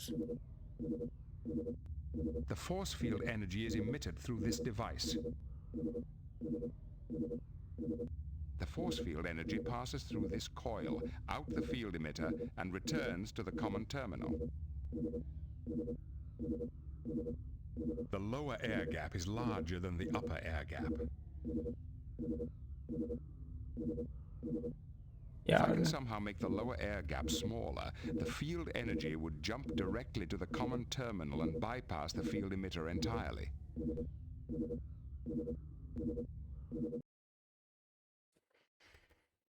Right. Use the table.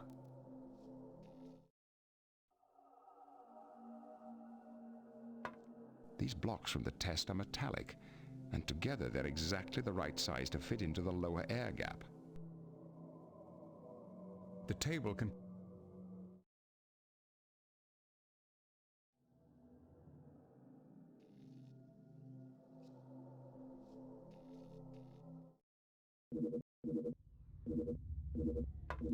The blocks fit, but it will take all 3 sets to disable the force field.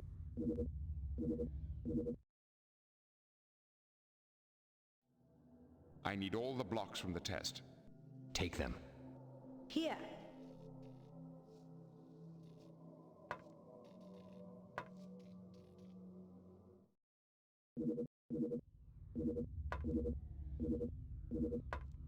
It worked. The field energy has been redirected to the common terminal.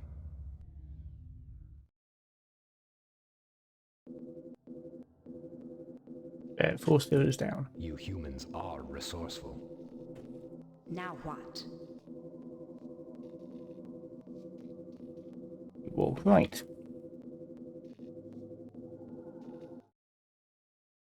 I believe that symbol on the pedestal is the key to the door leading to the control center. Use the artifact I gave you, Jean-Luc.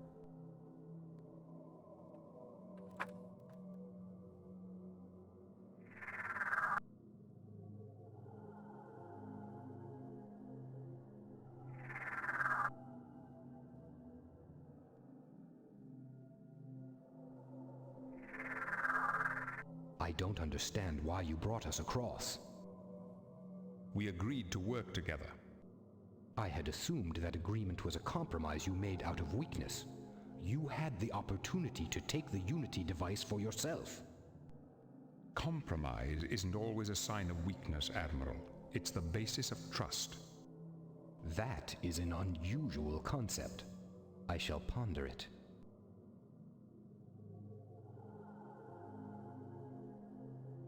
There we go.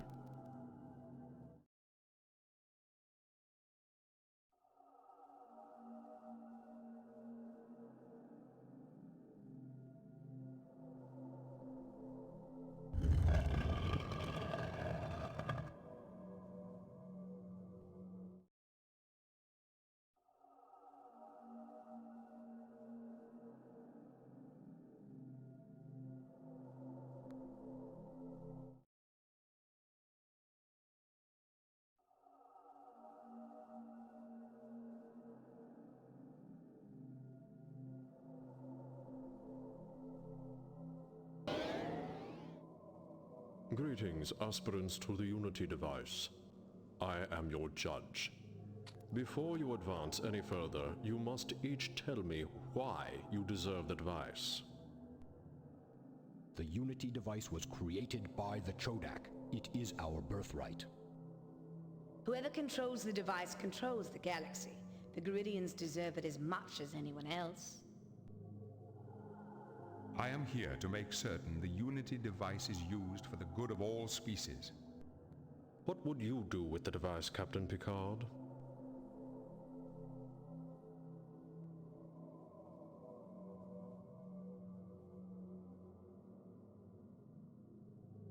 The Unity device should be used for the good of all. What do you consider to be the ultimate good? I don't believe there is one ultimate good, but I do believe that each culture, each individual being has the right to determine what is good for themselves. What good can the Unity device do for Jean-Luc Picard? Perhaps make up for a father's disapproval, a brother's resentment. Ooh, very... What do you know about my family? Very personal questions. I know all about you. I know a cadet who betrayed the honor code of the Academy. I know a lifetime of regret for a love thrown away from fear. I was young. Those were the mistakes of a youth. What about the mistakes of a man? I know the captain of the Stargazer, his ship destroyed, his dead crew drifting in space. I did the best I could. It was an unprovoked attack. The crew of the Stargazer depended on you and paid with their lives. But that was a small matter compared to your betrayals of the Federation. Betrayals? I know Locutus of Borg, who oversaw the destruction of 39 Federation starships and their crews. I know a broken man ready to give Gul Madred the secrets of the Federation's defenses. Do you think you can use the Unity device to erase a lifetime of betrayal? I wouldn't want to. I have never willingly betrayed anyone or anything in my life. I've acknowledged my failures, learned from them, and moved on. That's the best anyone can do. Failure is an inevitable consequence of being human, and I accept that. Admiral Brodnak, failure is what you fear most, is it not? I have never failed before today. Of course, you never failed. You always took the safe, certain path. I consider that a virtue. You do not even know what virtue is. As Master of the Nine Challenges, you condemned countless Chodak for the smallest mistake. Chodak are not allowed to fail. The challenges were meant to improve the Chodak, so that you would be worthy enough to reclaim the Unity device. But instead of mastering yourselves, you merely mastered the challenges. You have wasted 1,000 millennia. Perhaps we have dealt with form before substance. However, all meaning resides in form. Substance is but chaff. I cannot even trust my own people to use the Unity device wisely. We must all go together. You have proven yourselves worthy.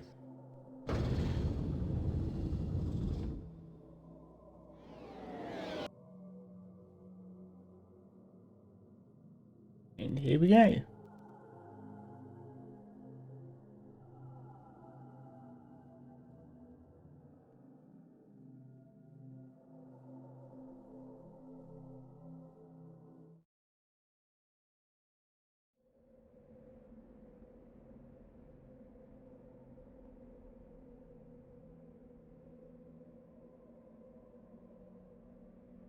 Nearly at the end.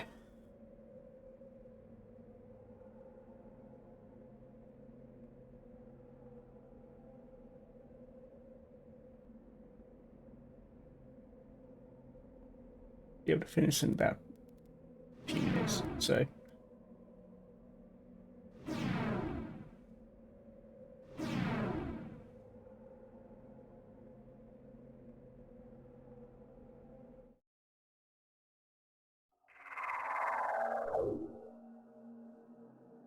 Congratulations, you have proved yourselves worthy of your species. The Unity device is yours. And now that we've got it, what do we do with it? We must contact our governments and inform them of our arrangement.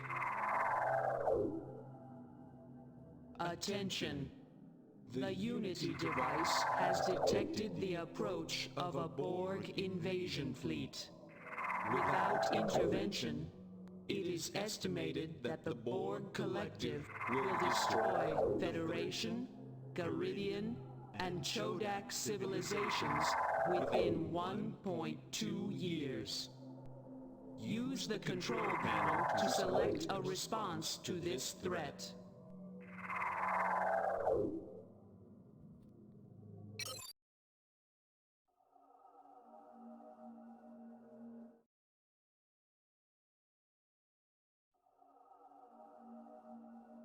Destroying their invasion fleet will force them to the negotiating table. As you said, Picard, the Unity device should be used for the good of all, even this Borg race.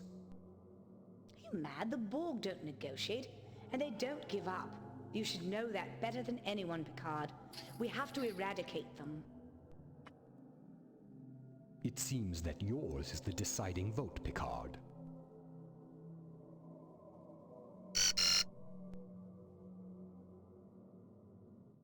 There we go.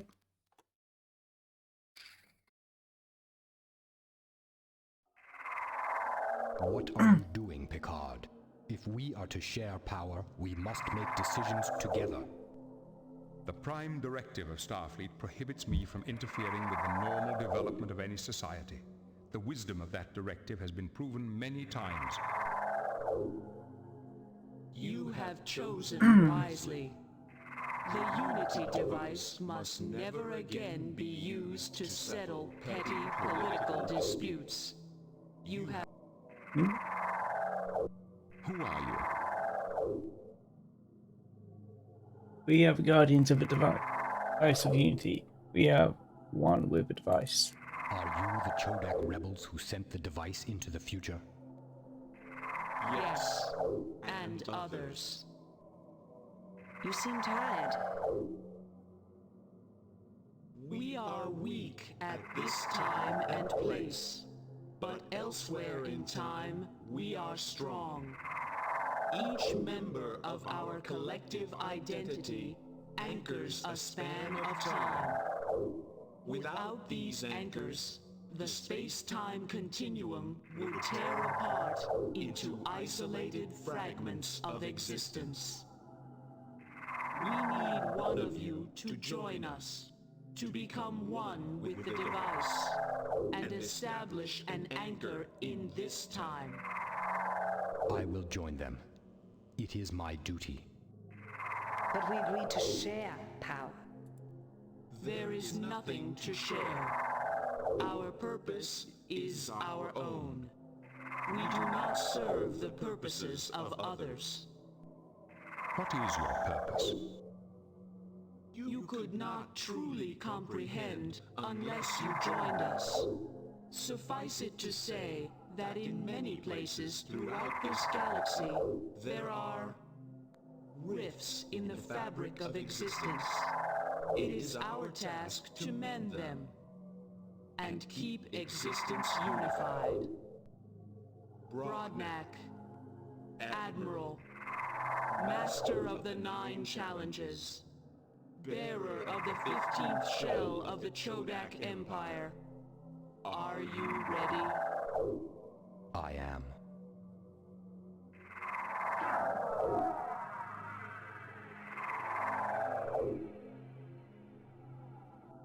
Without your help, he who was Broadnack would never have accepted this union.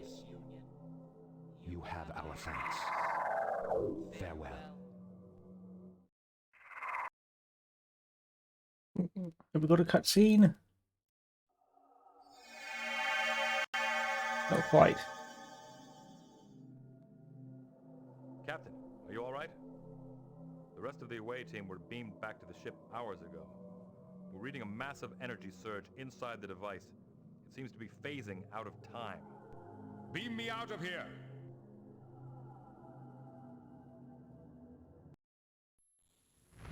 Cutscene. Ooh, damn.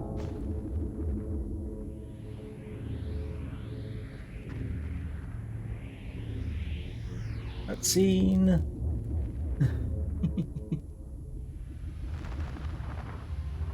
Do we have the captain aboard yet? Negative. We have lost contact again. We are encountering temporal distortion waves. The energy buildup inside the device is critical. If we do not withdraw... We can't leave without the captain. Help! Plot an escape course, 50% impulse.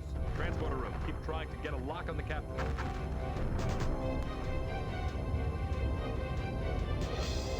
Commander, we cannot escape.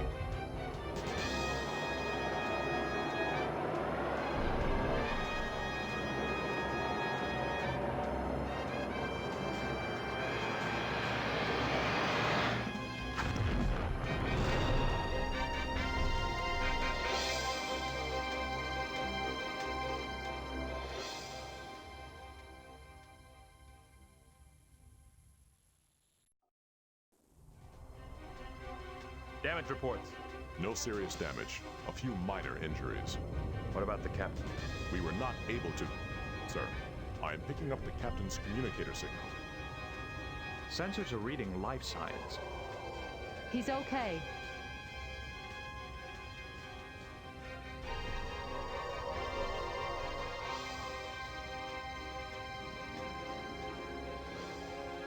Captain's log, stardate 47205.3. The Enterprise has weathered the temporal distortion caused by the disappearance of the Unity device. All that remains are questions. Brodnak joined the device to enable it to continue its mission, mending rips in the fabric of existence. If he fails, the consequences could be catastrophic, but somehow I feel certain he will prove equal to the task. I can't help but wonder, if someday the Federation is able to create another Unity device, will we also have the wisdom to use it well? All systems operational, Captain. Very well.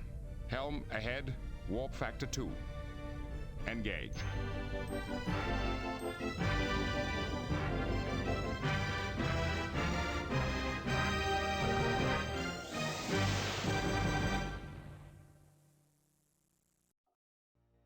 Right, ooh, and that's a bit big.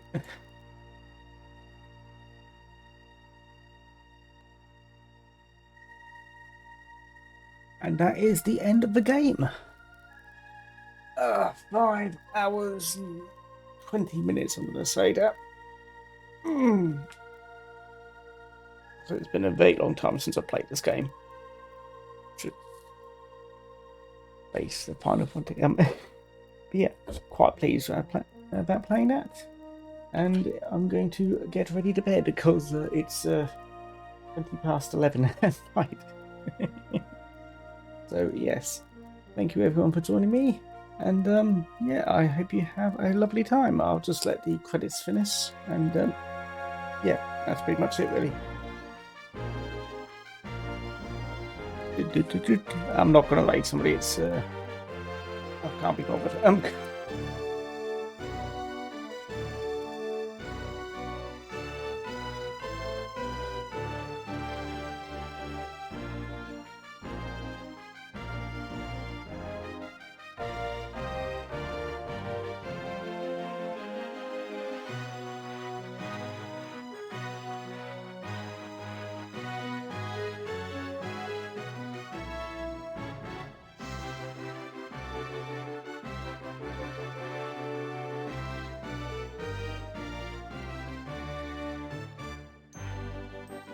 Streamlabs said, "Thank you for following Clyde the Otaku Zero."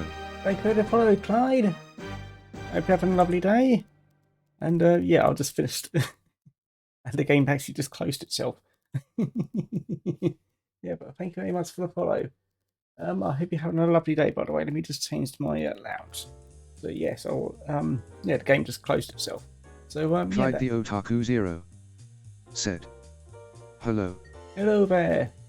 Yeah, you just caught me when I'm just finishing up. So yeah. How are you today, by the way?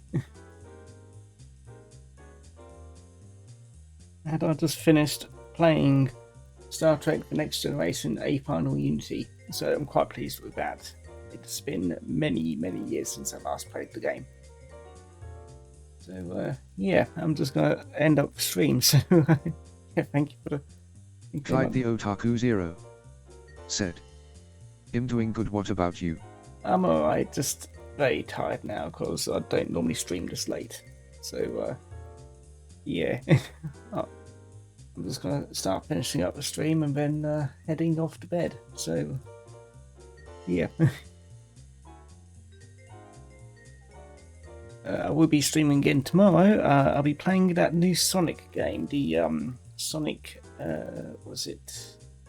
Sonic visual novel game, the Murder of Sonic the Hedgehog. That's what I'm playing tomorrow. It was free, so I might as well. But, yeah, that's pretty much it, really. I'm also just finishing up typing up my end of stream Twitter post. So yeah. So yeah, I'm gonna end up the stream now. So I hope you join me tomorrow where I'm playing the new Sonic game, and yeah, I hope you have a lovely morning, evening, or night, whichever time of day it is. So yeah, thank you very much, and see you again next time. So take care now. Bye bye. Where's the button? There it is.